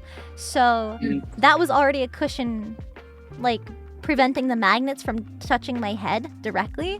So then when the wig went on, the wig is very, very, very much fitted to my head shape. So it's a little snug just because it's very fitted. But it wasn't like tight on my head, if that makes sense. If anything, I would just say that it got a lot of attention, and I was just being stopped a lot because people were like, wow, that's like a really good Sinder cosplay. And I'd be like, oh, thank you. I am Sinder. And they were like, oh! Especially because I wore it to a VTuber, like, it's a VTuber convention, pretty much. Like, it's focused around VTubers. So, chances are they're gonna recognize my design as a cosplay. So, I was being stopped a lot. And, of course, I was teasing images on Twitter of what I was going to look like at the convention. So, that was also another thing that kind of drew people into me. But, I mean, like, sitting down with it was really easy. At the end of the day, it's just like, it's like a top and a skirt, really. So it's not like it's any kind of outfit that takes a lot out of me. Even the leg straps are comfortable. You'd probably assume that my feet were gonna kill me because of those heels. Those heels make me, like, look like a giant. But to be honest, I could barely even feel the ears on my head all day because that was really comfy. Maybe just like the wig getting in my face sometimes, but to be honest, it was really, really nice to wear. That reminds me, That was another complaint I have with Link. Link, why the fuck do you have to have sideburns? Those kind of fucking hurt my head. I don't like that touching. Honey, make it not touch my face. Honey, make it not touch my face. Actually, what some cosplayers do in order to create an illusion of it looking more like real hair and less like a wig stuck on your head is they will take glue sticks and glue like the sideburns and the fringe on the sides to their face to make it look like it's like not a poofy wig, if that makes any sense. It makes more sense if you look up pictures of like before and after, but your wig wasn't glued to your face, was it? I don't know if we tried to at first, and then you were like, just kind of like, no. I don't like it. You already got to glue down my eyebrows. You're not gonna glue down my sideburns. But our Ganon, we did use like spirit gum, glue. Spirit gum. Oh yeah, that whole beard. Yeah. Yeah, to get the beard. And like, that was great. It just seems to no longer work. Our Ganon seems to sweat too much that it just keeps popping off. That's also a really hard thing to figure out because, you know, fighting sweat is a very common problem at conventions. Not because people are sweaty, it's just because there's lots of walking around. You're wearing all these layers and there's a lot of people, so it just creates a very warm environment. So of course you're gonna sweat. But trying to fight that problem is very difficult in terms of keeping things on your body sometimes. I think that beard went through like 3 or 4 iterations. Yeah, it's so hard to work with hair in general. So I do not envy you for having to craft that. It's really cool that you guys have been talking about these the most, because actually I think one of my last streams I was talking about cosplay ideas that I had, and for the longest time I wanted to have this Twilight Princess cosplay group. And I wanted to make like everything. I wanted to make the Link and Twilight Princess Zelda, and I wanted like a human form Midna, and I wanted to make like a Wolf Link quad suit and a Zant, and like I wanted like the whole, like all of them. And all my friends were like, "You're crazy." And I said yes, but it looks like fun, especially Zant. I'd like to cosplay Zant. I feel like that would be so much fun. I would go incognito with the helmet. Don't tell me that. Because listen, we had this idea, right? With our trio, we wanted to do another trio, but do the bad guys. So we were thinking of taking our Ganon and making Ocarina of Time / like Smash. Wind Waker. You're right. It was Wind Waker. Ganon. I don't think Wind Waker has the beard. I think that's why we chose it. Yeah. You know, yeah. I don't know if he does. We'll have to check the pictures. But have Wind Waker Ganondorf. Shelly was going to do Zant, and that way she could have the whole headpiece and be Stompy Baby. And then I was going to be Mr. Jirahim. Wait, please, I want to see that! That would be so cool! The only thing that kills me is Jirahim is like gray skin, which means I'm going to have to do or all face makeup again. But like, that's like to be an evil trio kind of video. Like, that is such a good idea. At the same time, thinking it like Breath of the Wild and whatnot, I would absolutely love to be Mr. Koga. Yes! I had a feeling you were gonna say that. Stupendous chief of the Yiga clan. Yes! You're so perfect for that role too. Oh my god. Just like imagining a group photo shoot and you acting in character and then everybody's just having such a good time, because that would be so funny. Well, somebody in chat suggested Dark Link too. Yeah, but then again, like the whole body paint stuff is a very big hassle. Damn. You guys have good ideas. The only thing that's preventing me from saying yes on Master Koga is the mask completely covers his face, which is great because then I don't have to put on makeup. I don't have to like shave or anything. You don't have to smile for photos. Exactly. Just pop the mask on kind of video. the problem is how do you see with that? And can you hear me, the voice lines when I do his lines? Yeah. You can get like a microphone with like a megaphone like attachment, you know, so that way you have like a speaker, and then like your voice just kind of comes out like near the helmet, but not necessarily through like the mask and everything. Who said this in chat? Someone said something in chat. I caught the corner of it. Oh. Yeah. About Suga. Oh God, I would love to be Suga, but I am not. If you're gonna do Koga, you should consider Suga as well. Oh my God, I would love to be Suga, but I am average height. I am not tall king kind of video. But like, I actually trained how to use 2 weapons. So like, the minute I saw Suga in Age of Calamity, I'm like, give me. It's always so many cosplay plans, so little time. That's for sure. There's too much cosplay. And then trying to figure out like what would be best for which convention, and because you know conventions are very different, especially with how many people are going to be around and what the weather is going to be like and the environment. So, ooh. Or if you're gonna cosplay with friends. Oh, here's a good question for you, Shelly. Any advice on gender bending a cosplay?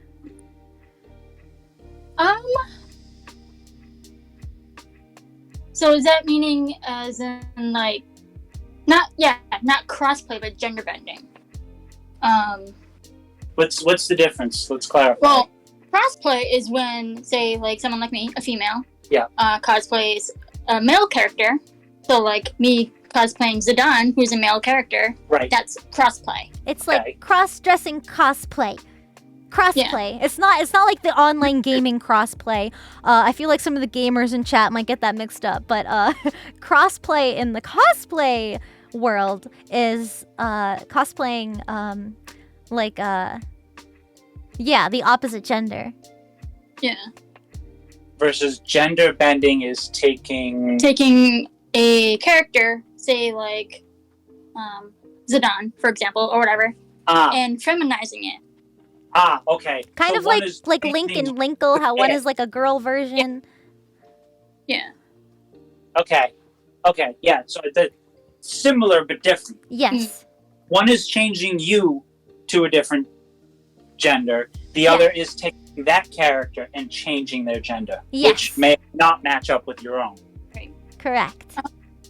Okay. I would say like as far as like gender bending characters or whatnot, like I would probably first off see if there's any artwork of it already. Yeah. I know like there's tons of like fan art of like people gender bending like Link. Every character basically. Yeah, right. We've seen quite a few gender bent like Ganondorf kind of video. Those are always so hot. Yeah, like check to see if there's artwork of it already and then replicate that. Right, use that for like your end goal. Or use pieces of it for like inspiration. Be like, I don't like this piece that shows too much tummy or something. Like, change it to what fits your comfortability. Or even come up with your own design. Like reimagine it how you think they would look as, you know, a girl or as a guy, depending on what character. Like Ganon, you know, obviously he's got like this chest armor, but if you have big boobies and maybe think that this kind of chest armor won't work very well for you, you can make like a proper like female breastplate with the same kind of details on it and work around that kind of design to still make it look like the character, but it has your own spin on it. Mm-hmm. And there's also like other little things you can do as a guy, guys. Well, let me rephrase. Those with a penis, you don't want those shows in a cosplay. So like if you're doing the Power Ranger. Or my God! Not the superhero skin tight bodysuits with people who don't know what a cup is, or like a oh my God, like a dance belt or things like that. Please wear a cup or a dancer's belt. That'll help hide. A cup is not going to hide anything. Well, yes, but a cup... It helps. It does something. Yes. Tuck and tape, baby! No, because then the tape's got to come off and it's... Come on, go full drag queen with it. Tuck and tape. Dan's being unhinged. But also for the reverse, for those with breasts that want to do something more like flat-chested, like, for example, even Canon Chic. Yeah. You can wrap, but there's ways to do that properly so you can breathe. Hurt yourself either. Right. You don't crack any ribs. You don't. Because like ace bandages and stuff like that, you don't want to do that. I've seen people use those or like duct tape to like really flatten their chest with. Those are very unsafe methods, and sometimes in case of emergency, it's very difficult to get out of it. So they actually make binders that they're like compression like t-shirts that are meant to be worn as undergarments kind of, and they will help flatten out your chest. But there are other affordable options. I know some of the binders can be really expensive, but I think at the end of the day, that's definitely one of the safer methods. Shelly, for when she does Bart's, when she does Zidane, she will wear multiple sports bras, right? Yeah, there you go. That's also a really good idea. I'm small enough that I can do that. I mean, you're small enough, but never mind. You can also build out from the stomach for a stockier build. Yeah, of course, depending on what your character is or what you want the character to look like. Of course. Yeah. Which reminds me, like, for when I do Gilgamesh for Final Fantasy V, you can see me as Link right there. I am not the pillar of strength. I am like scrawny, thin protagonist arms kind of a deal. Gil is very bulky. He's got the hero V kind of a deal. So she literally took a Under Armour shirt and threw all this like foam on it and sculpted me muscles so that when I put it on, I look big. It's like a custom-made muscle suit. Yep. That's so cool. I can't like put my arms down because like this like chest muscles like in my ribs, but my pecs are just too big. He wasn't when he said morphin time. Jesus. Here, let me show. Shelly just sent me another picture so I can give chat some context. It's the boy. I love this. Hold on. I gotta say, I love the goofball characters and bringing them to life. Yes! Look at that beefy boy! But then you kind of get a better idea of how, intense it can be to wear some of these. Yeah, Shelly made this also, by the way. And the props. And did the makeup and everything. But yeah, it's lots of layers, especially knowing that there's foam like that he's wearing, which also is not a breathable shirt, so that gets very hot. And then also with the hood and the face paint, and yeah, he does look cool. I look so good and suffer so much, but I look so good. It's worth it. This is the image. Ooh, this is a big image. So this is... Oh, hold on. Underneath everything. Yeah, this is what's underneath everything. This big, beefy arms and pecs. Underneath that. So, that's hot. It's like wearing a mattress. Yeah.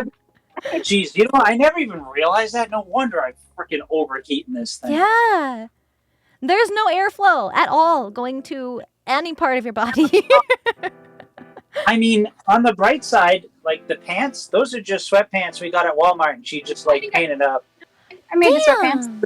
You did make that, didn't you? But that's just one layer. I drop trowel and like there's some breeze for me, but like that's the only thing. That only gets you so far. But I can't do that in public. So. No. You don't want to flash your dance belt.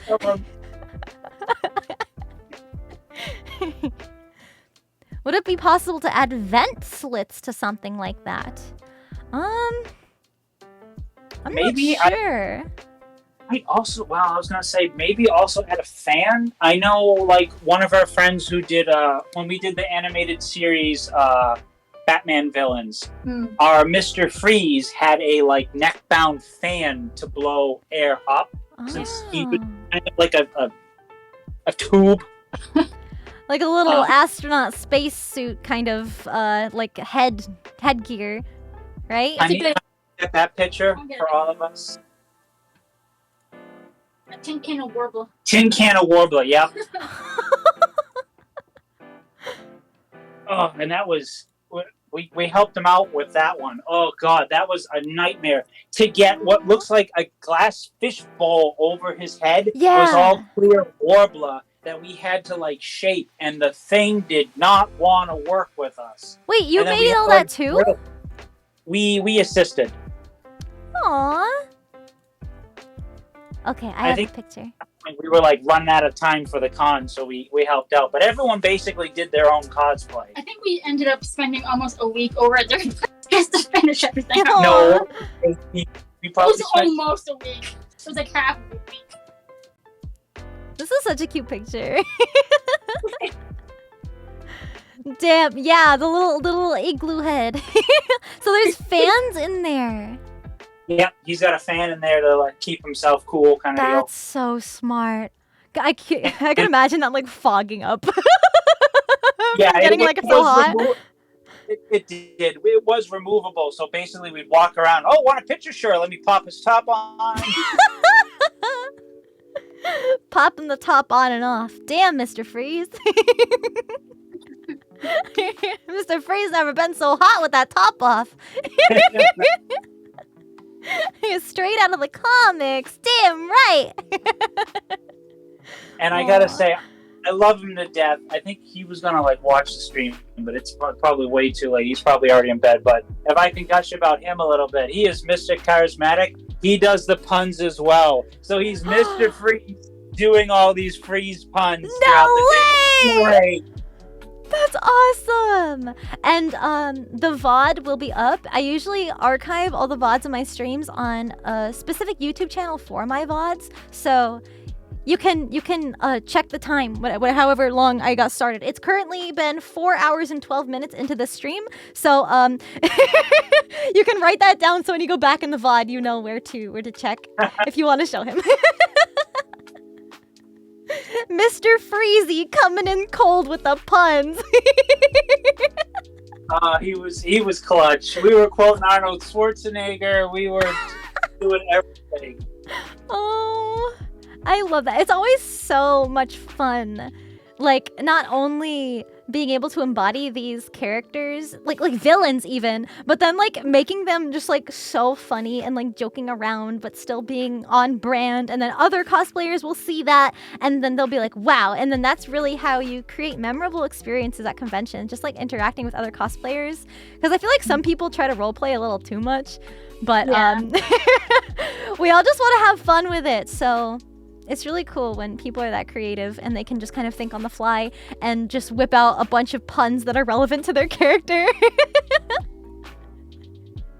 Oh boy. I remember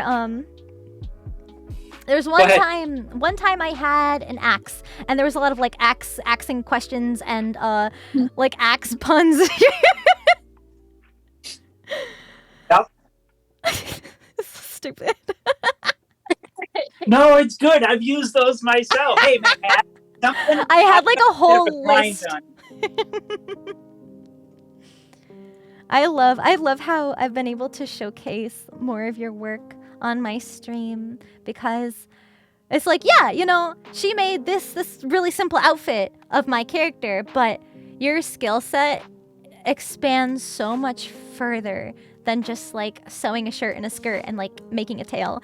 And so, I'm glad that you guys have also been enjoying looking at Shelly's creations and Nick being a wonderful model for her creations and a bunch of friends too. So, cosplay is that hobby where you can always get together and form these cute little groups of little cosplayers and have these little fun things organized. And I'd do more of that if I had the time too, but it's always so much fun to see. I love looking at pictures from conventions. I remember I was in the Offkai Expo Discord server, and there was a bunch of people posting like their cosplays that they were wearing that weekend, and I barely got a chance to walk around and look at cosplayers because I was busy doing my own thing. So I just like scrolling through those channels sometimes, just like looking at the cosplays and looking at how happy people are being able to dress up like their favorite characters. So this is a hobby that has always meant a lot to me, and I'm happy that this hobby introduced me to you guys and that you guys were able to help me with this. And I feel like I've been going in a circle just thanking you. And it's getting really late, so I don't want to keep you. But if we could throw one other piece of wisdom out there for all the chatters. Yeah. Chat, you've seen what my wife can do. You've seen how awesome, and I wish we could. Did you ever show any pictures? Did you send any pictures of like our first cosplay? Yes, I can find those. Oh my god.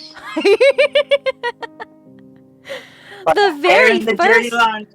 What did you guys cosplay? What was your first? Oh my god, it's so I don't think we have any pictures of it. In 2008, you were Soi Feng and I was one of your ninjas, and I overheated and didn't want to do anything. I don't think we got any pictures. Oh. But I remember us doing like Ike and Sheik, or like the first time we did Gilgamesh. Ooh, that was 2013. Oof. Uh-oh. Are you starting to regret bringing this up? No, there's a purpose for this. Oh. Your first Zidane. Oh. Oh. Baby cosplay. Baby cosplay. Wait. Do you have a picture of your most updated Zidane? Because I can put both of these next to each other to show how you guys have improved. Oh my god, this is so cute. Look at you. Here, I'll do this one first.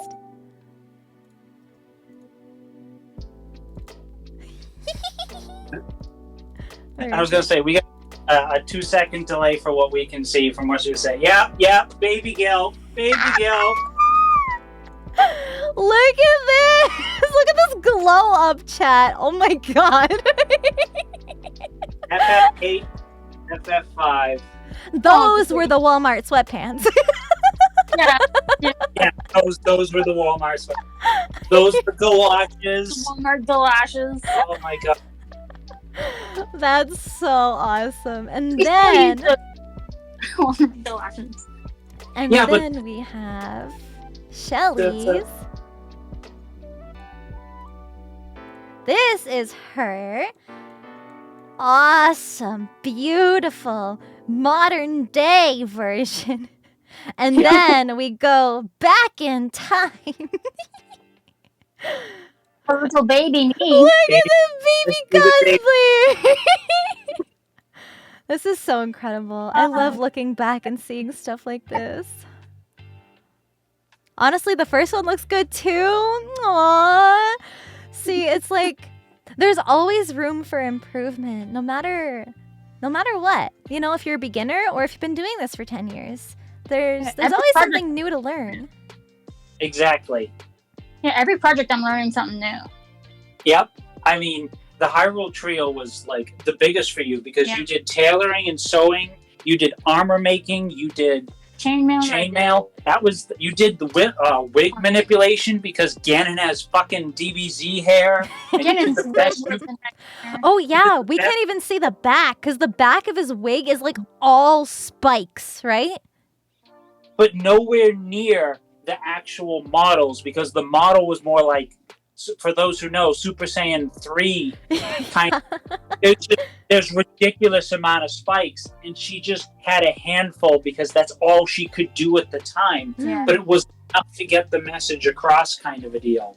But even so, like if that was your ability at the time, it still lives up to, like, now. Like, I mean, how do you glow up from this? How? I mean, obviously, like, I'm the one who made it, so I'm the one who knows all the mistakes I made. Of course. Like that, all the things that I can say that, like, oh, I should have done this, and oh, I can improve here, improve that, and stuff like that. I know all the mistakes. But then to, you know, somebody who is just looking at this photo, scrolling through cosplayers on the internet, this is like a wow image. Like, wow. Like, you look at it and you go, wow. It's very, very impressive. It's the 5-foot rule. If it looks good from 5 feet away, then you're good to go. And to throw my wife under the bus. Again? Again, because this beep beep, here comes the bus again. You see what she can do. She was still nervous and hesitant when she took this commission and cried and was like, I am not good enough for this. Shelly, so I'm gonna cry. All you artists out there, know that you are good enough. Just keep going and keep improving, and you will get to where you want to be. It's only going to be time and effort. You will never be able to make progress and improve your own abilities unless you get out there and do stuff. Yeah. You won't get better unless you do. Yes. And one who does not fail does not learn. Failure is one of the best teachers out there. It is just the most painful and aggravating teachers out there, but it is a teacher nonetheless. Mm-hmm. I don't know if you guys have played Okami. We have not. It's one of those games we want to play, but have never had the opportunity to. It's my all-time favorite video game, and there's a quote towards the end of the game, and it's a quote that I've been living by, and it's along the lines of, it's when one tries to master something, it either ends in success or failure, but it is in the attempt itself where you find the true value. Yeah. And I remember seeing that in the game, and I was like, my third eye just opened up.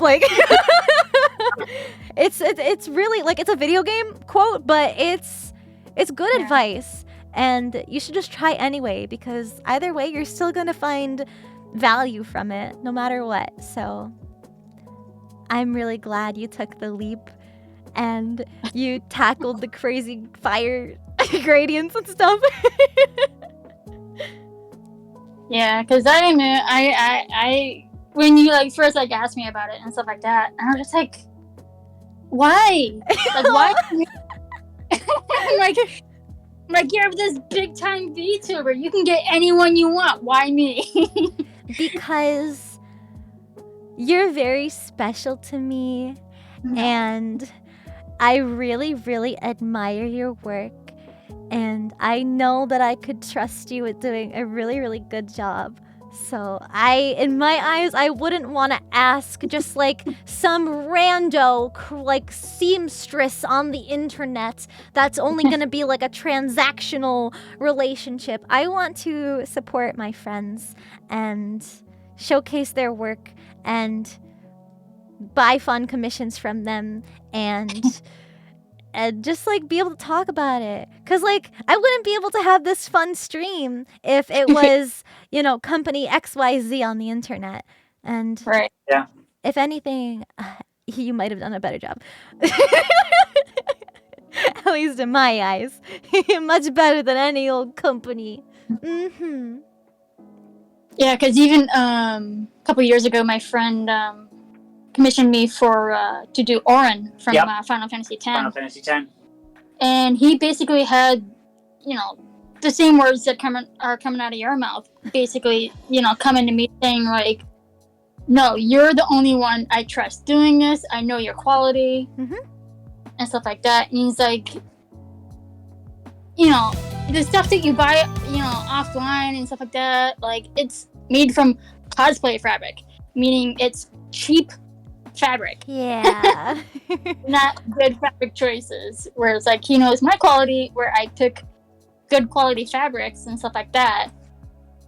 And he was just like, basically, I don't care what the cost is, kind of a thing. He just like threw money at me, and he's like, wow, it feels like deja vu. Honestly, I would much rather support my friends through their creative endeavors than to just find anybody. So I'd always want to at least offer it to my friends first. And if they're busy or they feel like it's out of their skill set, then that's totally fine too. But it has more value to me knowing that you made it and you're happy with it and I'm happy with it, and there's probably no better feeling than trying it on for the first time and having you there with me, and then we're both crying because it's so freaking good. And I am going to remember that for forever and ever and ever and ever. Yeah, that's one of those one-in-a-lifetime things. Yeah. Because, like, who else gets to ask a really awesome cosplayer friend to make stuff for them? I do. Which, speaking of which, if you ever have any of your other outfits you want to bring to life, you want to bring, Mama Wolf to life, Papa Wolf to life, you have any sort of like weird, crazy ass idea, just let us know. You know what? I might. I'm going to give you guys a break. I'm going to let you work on your own personal projects. And I'm sure there's going to be other things that you want to work on too. But I'll give you a heads up if I happen to have any ideas that I want to run by you. Sounds good. I don't want to take up your whole life, But I would do this again in a heartbeat. 100%. No. So, it's already way past the time that I said I would keep you. But I'm so sorry. Is there You're worth it. Oh shit. Oh, stop. Are there any like final words about everything? Or you want to say to chat or plug anything else?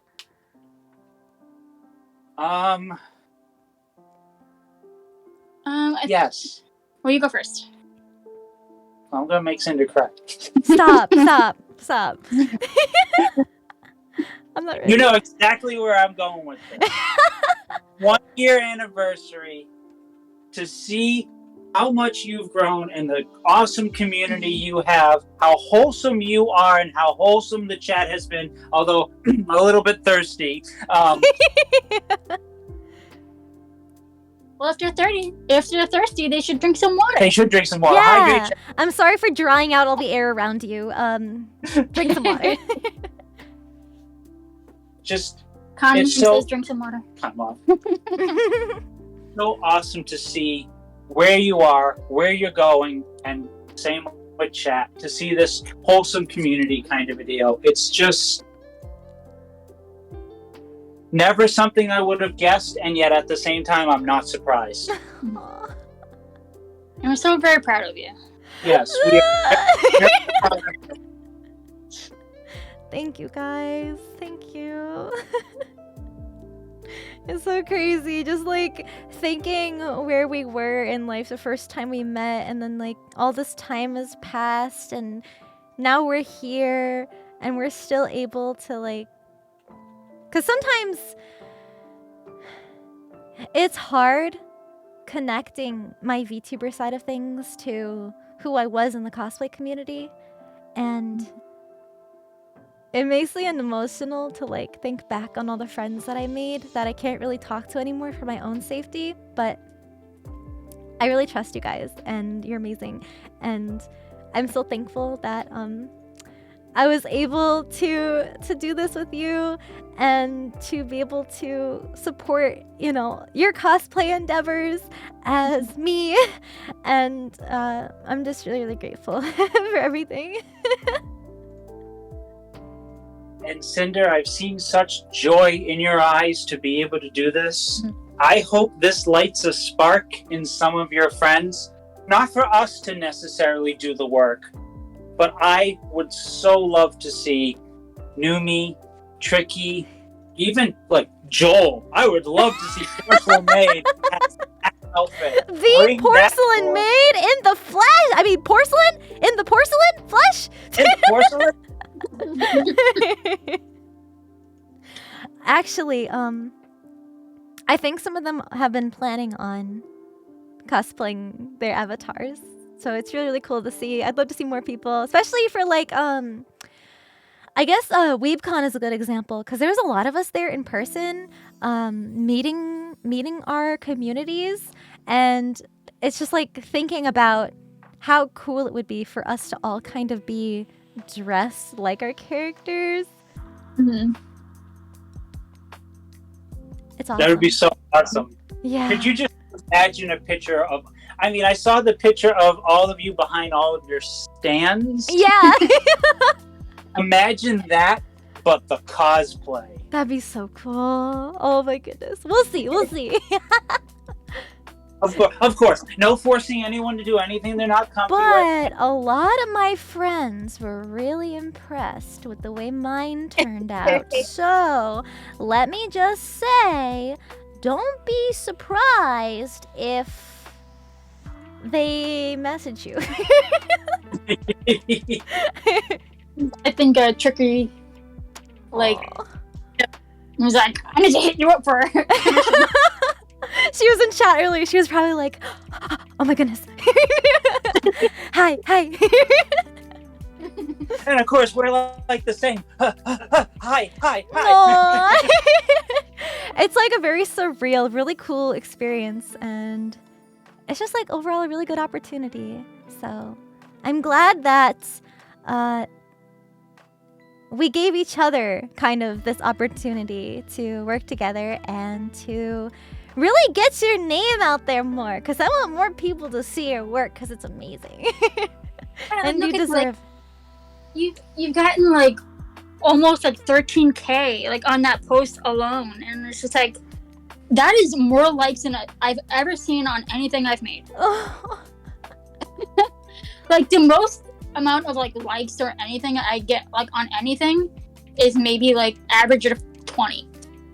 I like to say it's not about like the reach or interaction in terms of like likes, but it's mostly about being able to share what you're passionate about with other people, and the fact that so many eyes have been on you for that post is more than I could ever ask for, because I want all, what are we at right now?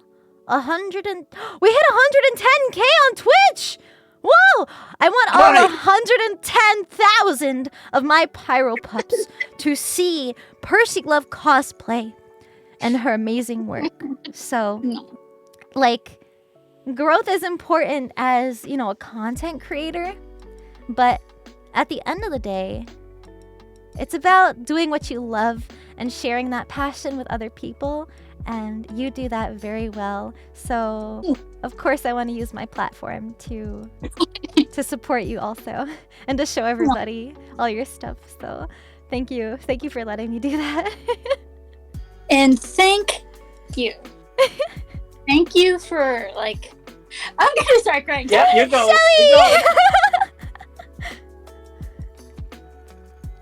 Just say it, honey. Just spit it out.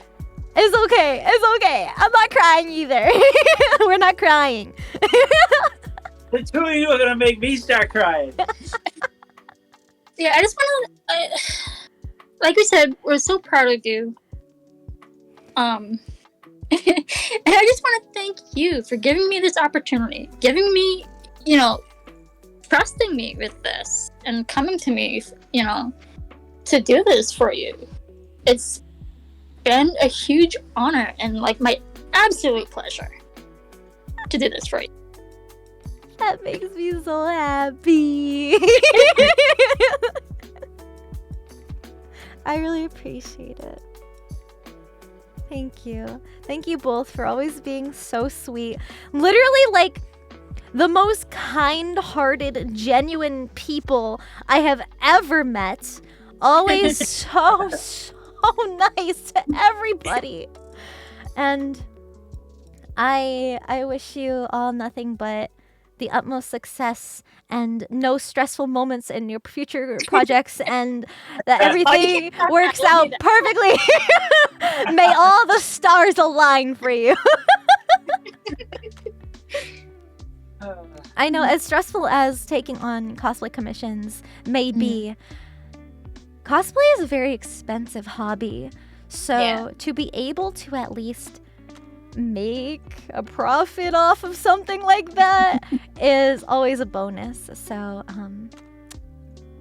I don't know how many other commissions you plan to take on after your own personal projects, but I just know that whoever approaches you next that you decide to work with, they are going to absolutely fall in love with whatever they receive from you.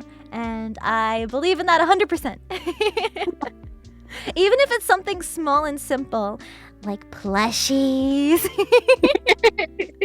Plushie commissions! I'm keeping in the back of my head that Mimikyu Noomba plushie. The Pyropop Noomba. The little like Mimikyu, Pyropup Noomba. Yeah. Frankenstein combo. We gotta let you forget about it so we can surprise you with it and be like, hey, remember? Oh, yeah. Dear? Where can we... Hold on, somebody in chat is asking, where can we ask for that? Ask for custom plushies? Or asking to buy your own Pyropup Noomba. Uh-oh, you realize if you make one, everybody's gonna want one, and I don't know if you can mass produce. That's the thing. We can't, but what we can do is create the pattern and then just let that be out there and just let people make it themselves. Because if we can do all the work and all you have to do is buy some fabric, buy some stuffing, sew it together, you can do it, we believe in you, bam! Then everybody's happy, saves all the cost of labor and whatnot, and even like, because this stuff takes a lot of time, which then ends up a lot of hours, which ends up a lot of money. Yeah. Exactly. But like, the hours is where the real like money sink is. Yeah, I mean, how much hours things take? It took 230 just for Sinder for our end of it. For that. And at the end of the day, you know, people are like, oh, you know, it's not like that intricate. There's no like beading or embroidery or any of that crazy stuff going on here. But it still takes 230 hours because that includes trial and error and, you know, all the little aspects that you could possibly think of when making something. So it takes a lot more time than you might think. But I think it might be a really good idea if you release patterns to make like a video showing how the pattern goes together, because the internet loves like watching videos. And I think that'd also be very helpful as like a step-by-step guide kind of to follow along. Even if it's just like an example pattern, just how the way you make your patterns works would be very, very, very beneficial. So, yeah, chat, there's a Rattata on there now if you want to make a cute little pokey mouse. Or rat. Pokey rat. But the top percentage at it. Yeah, and I'm trying to make my patterns like beginner friendly as well. That's awesome. I love that. Do you have plans or the means to post patterns of any of the other Pokemon plushies that you made before?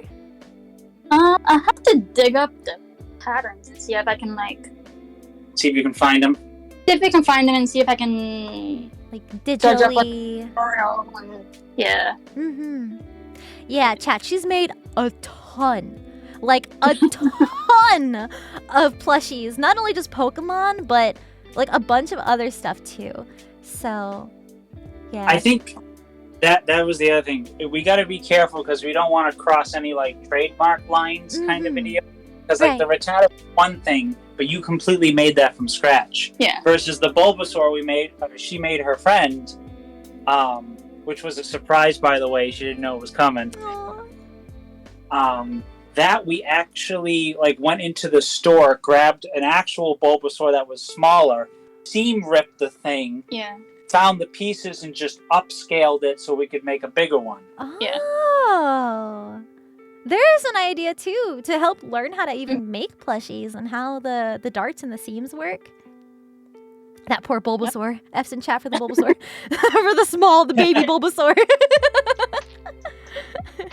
But even just like, because I was talking about this before, and I know it's not very, likely to get a lot of these done or out of the way, but commissioning creators like you is a good idea to get like your own mascot as a plush, because I know Makeshift doesn't reach out to all creators who have little fun mascots that they like, and they also only produce them if they hit a certain sales goal. So it can be very hard for some smaller creators who don't have as big of a following to get these produced or made at all. So another thing, to be able to have the pattern and to be able to have at least one plushie for the creator, and then the creator can then, send the rest of their community to you for a pattern for their own, I feel like is extra special, especially having it like handmade.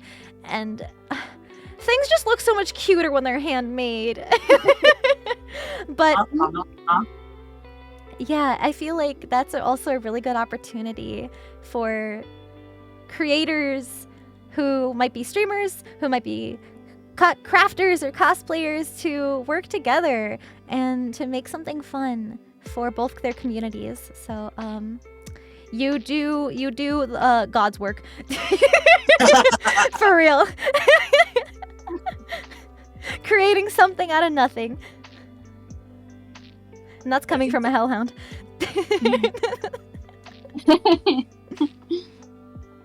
I think that's a good idea, though. Especially the video, creating these patterns, getting them online, and even if they're like $5, $10, I think everyone can spare $5, $10, and then make it themselves. Yeah. You don't. Plus, chat, you get the pride of making your own. Insert whatever here. You make your own Noomba. You make your own Pyro Pup. You make your own. Who's that? Yeah. And the cool thing about having a pattern to follow is that you can customize the colors, the fabrics, whatever you want to make it out of. And that is, more versatile than just buying a plushie off the shelf. Yeah. You're actually working on a Noomba using fur? A fluffy Noomba! So yeah, really, there's so many options, and I love seeing different ways people can get creative with this kind of thing. So definitely an idea. I just don't want to overwhelm you with like so many things. So many ideas. I'm sure you have a lot of ideas already. My wife is going to work on boundaries and planning. Mm-hmm. I even told you, I said, things are gonna blow up once, you're tagged in the full body cosplay post, because, immersion breaking posts usually get a lot of traction, especially in the VTuber scene. So I was like, be prepared. Like, it's gonna blow up. It's, people are probably going to be reaching out to you. And I remember you're like, oh my God, I'm so overwhelmed. There's so many notifications. And I was like, I'm so sorry. Oh my God. Chat, you have to understand.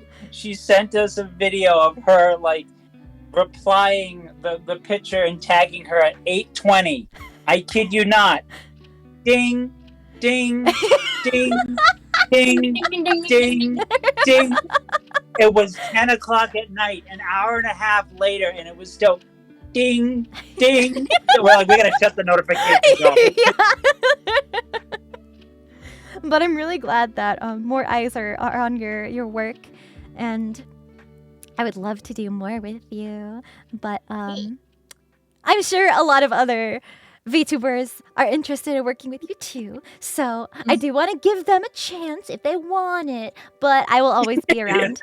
Definitely to offer you up maybe the summer outfit. I've already been fed to the wolf. You're stuck at door.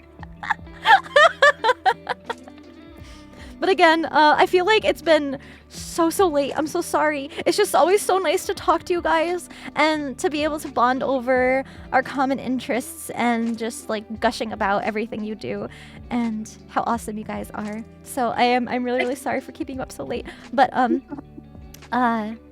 thank you.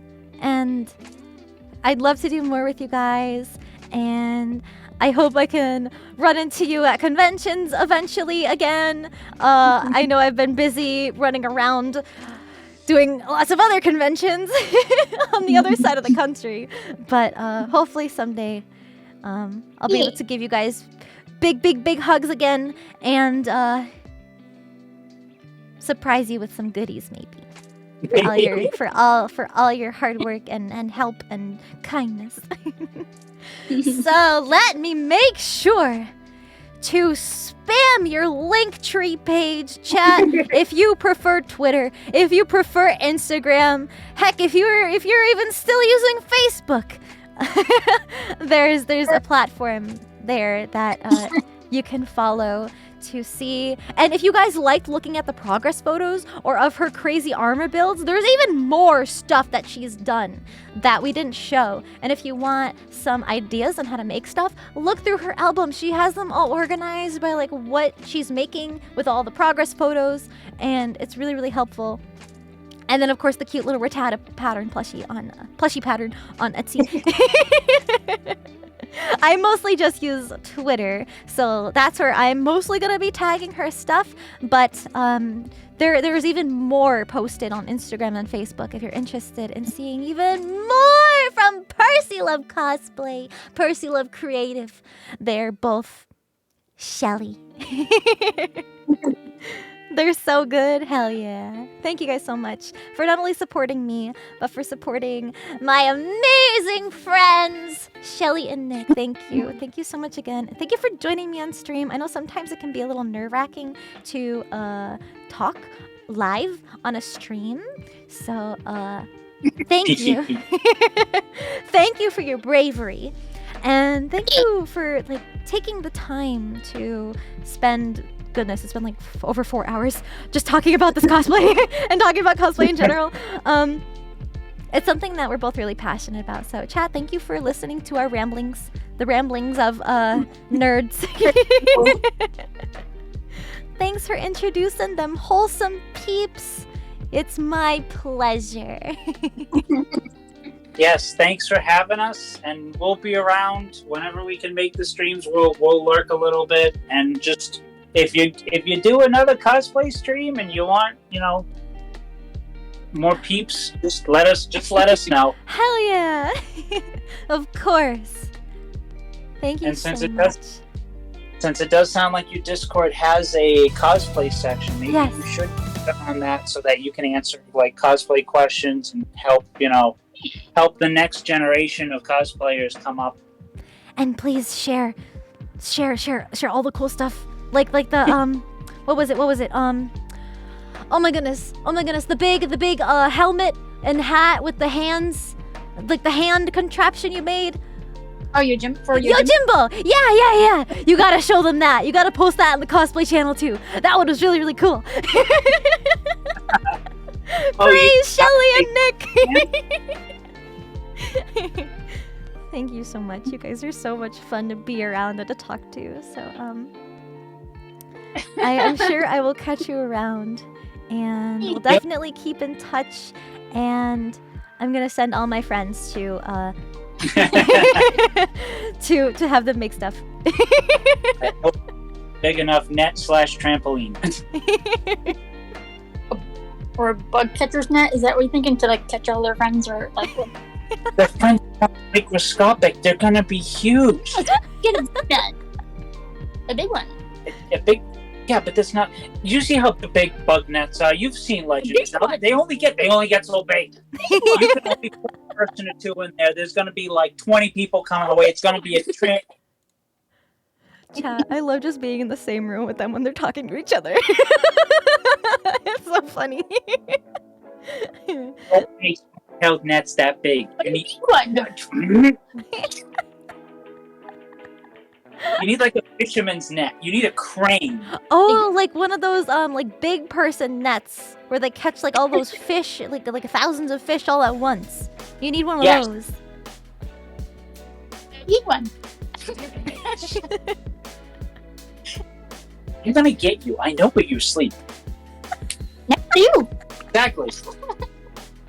Your position is compromised. Anyway. Thank you guys again so much. I'd love to have you on again sometime too. And yeah, definitely keep me updated on what you're gonna be working on next. Yeah, I think we have a plan. You have a couple like editors running around. And of course, you're also more than welcome to share progress photos in the Discord where all the Pyro Pups can see too. They seem very invested in you guys right now.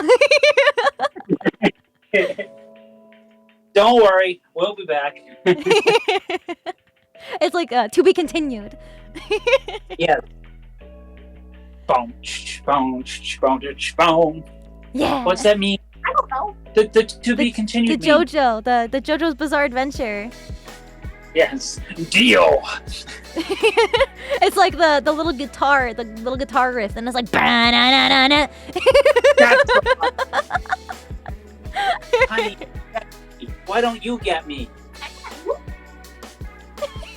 It's true. She's like, you're weird. Looking forward to seeing you both again. Aww. Chat, see, this is why I asked them, because they're awesome. So thank you. I'm not gonna keep you up any later.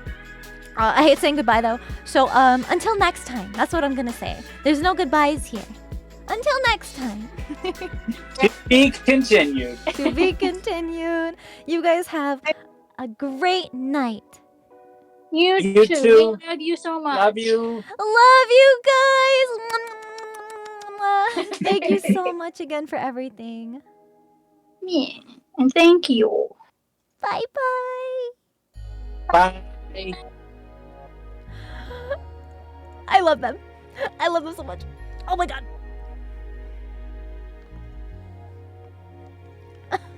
Oh, they're still on this page too. There we go. This screen. Wow. Oh my goodness. Sorry. You didn't hear that sniffle. I wasn't crying. Hold on, let me like put my cosplay stuff back away. Aren't they cool? They're like the most chilled, down to earth people ever. And I'm just really thankful that they were willing to tackle such a crazy request. Yeah, I'm okay. It was fun. I'm glad you guys enjoyed it. I know I wasn't really doing much crafting myself on stream.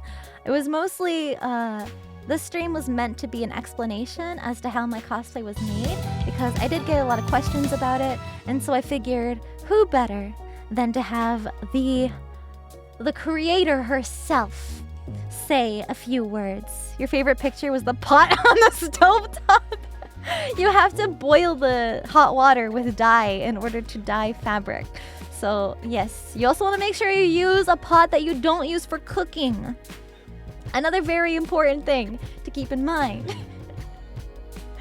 Seeing you three get so excited and so into it was great. Aww. I feel so bad. They were like, yeah, we can come on your stream Tuesday, but we'll have to leave, you know, like 10:30 the latest. Chat, it's almost 11:30. I feel so bad. I kept them up for so long, but they seemed like they were having fun, so I didn't want to take the fun away. Sometimes it's worth it. It's worth it for the stream, for having a good time with friends, just a little bit longer. I did also have a tiny bit of a late start. things have just been so busy and preparing for conventions and just trying to make sure everything is like set to go, because I try to turn off work mode a little bit when I'm at conventions and traveling and trying to have a good time with my friends, but sometimes that doesn't always work out. If they're gamers, 10:30 is nothing. Well, I mean, still gotta work, you know? Still got a job to wake up for. It'll be okay. I hope so. I hope they get enough sleep. Unlike me, who woke up at 4 p.m. It's a little messed up sleep schedule sometimes. Also, Nix Nova, thank you for 8 months. Verifier, thank you for 13 months. Thank you for the tier 3 resub. I'm so sorry for not catching the alerts, the resubs, the text-to-speech, the biddies, all that stuff. We were just like so in the zone, and I also wanted to make sure we could cover every single piece of the cosplay. We had enough time to, so I was kind of, you know, made sure to keep it moving, and I also wanted to make sure I wasn't the only one talking, because I have the tendency to over-explain things a lot. So I wanted to give Shelly the spotlight to also explain things from her perspective, because really it's her work. I'm a cosplayer myself, and I understand a lot of the processes that she used, so I know how it's done, but just hearing it from the person who actually did it is extra special, and I'm very glad that she did it, and she did a good job. It was fantastic. Thank you. Rounded Singer, thank you for the 5 gift subs. Thank you so much. I really, really appreciate it. Thank you, thank you. So, unfortunately, as much as I would love to keep going, I do have a lot of other things to catch up on and get ready, like I said, before I leave for the cons. But I am going to be live again tomorrow. Where's my schedule? There it is. So tomorrow I'm gonna be starting stream a little bit later than today's stream. I'm gonna be playing Story of Seasons. It's gonna be super comfy vibes farming sim, just like Harvest Moon, and it is a sponsored stream, so we're gonna have a good time. It's probably gonna be only 2 hours long, maybe like a tiny bit longer, just because that's all I really have time for this week. And then I'm going to be streaming as much as I can on Thursday, and we will talk more later on Thursday before I leave for conventions and talk about other things. So I also want to mention that my Discord server is still open right now. I've been taking it easy with how many people can join at a time. So if the link isn't working, or if you can't get in, it's because the limit for how many the link will let into the server has been met. So please keep that in mind. It is open right now for you to join if you want to join the server and hang out with the other Pyro Pups, and we've all been vibing and having a good time. I've also been popping in to the chats in there, so you will see me in the server. And hopefully we can get everybody in soon. Hopefully we won't have to keep opening and closing and reopening the server. So I appreciate your patience, just trying to make sure everything's up and running and still working properly, because I'm still learning about how servers are run and bots and everything like that. So thank you for bearing with me and the mods and admins and everything.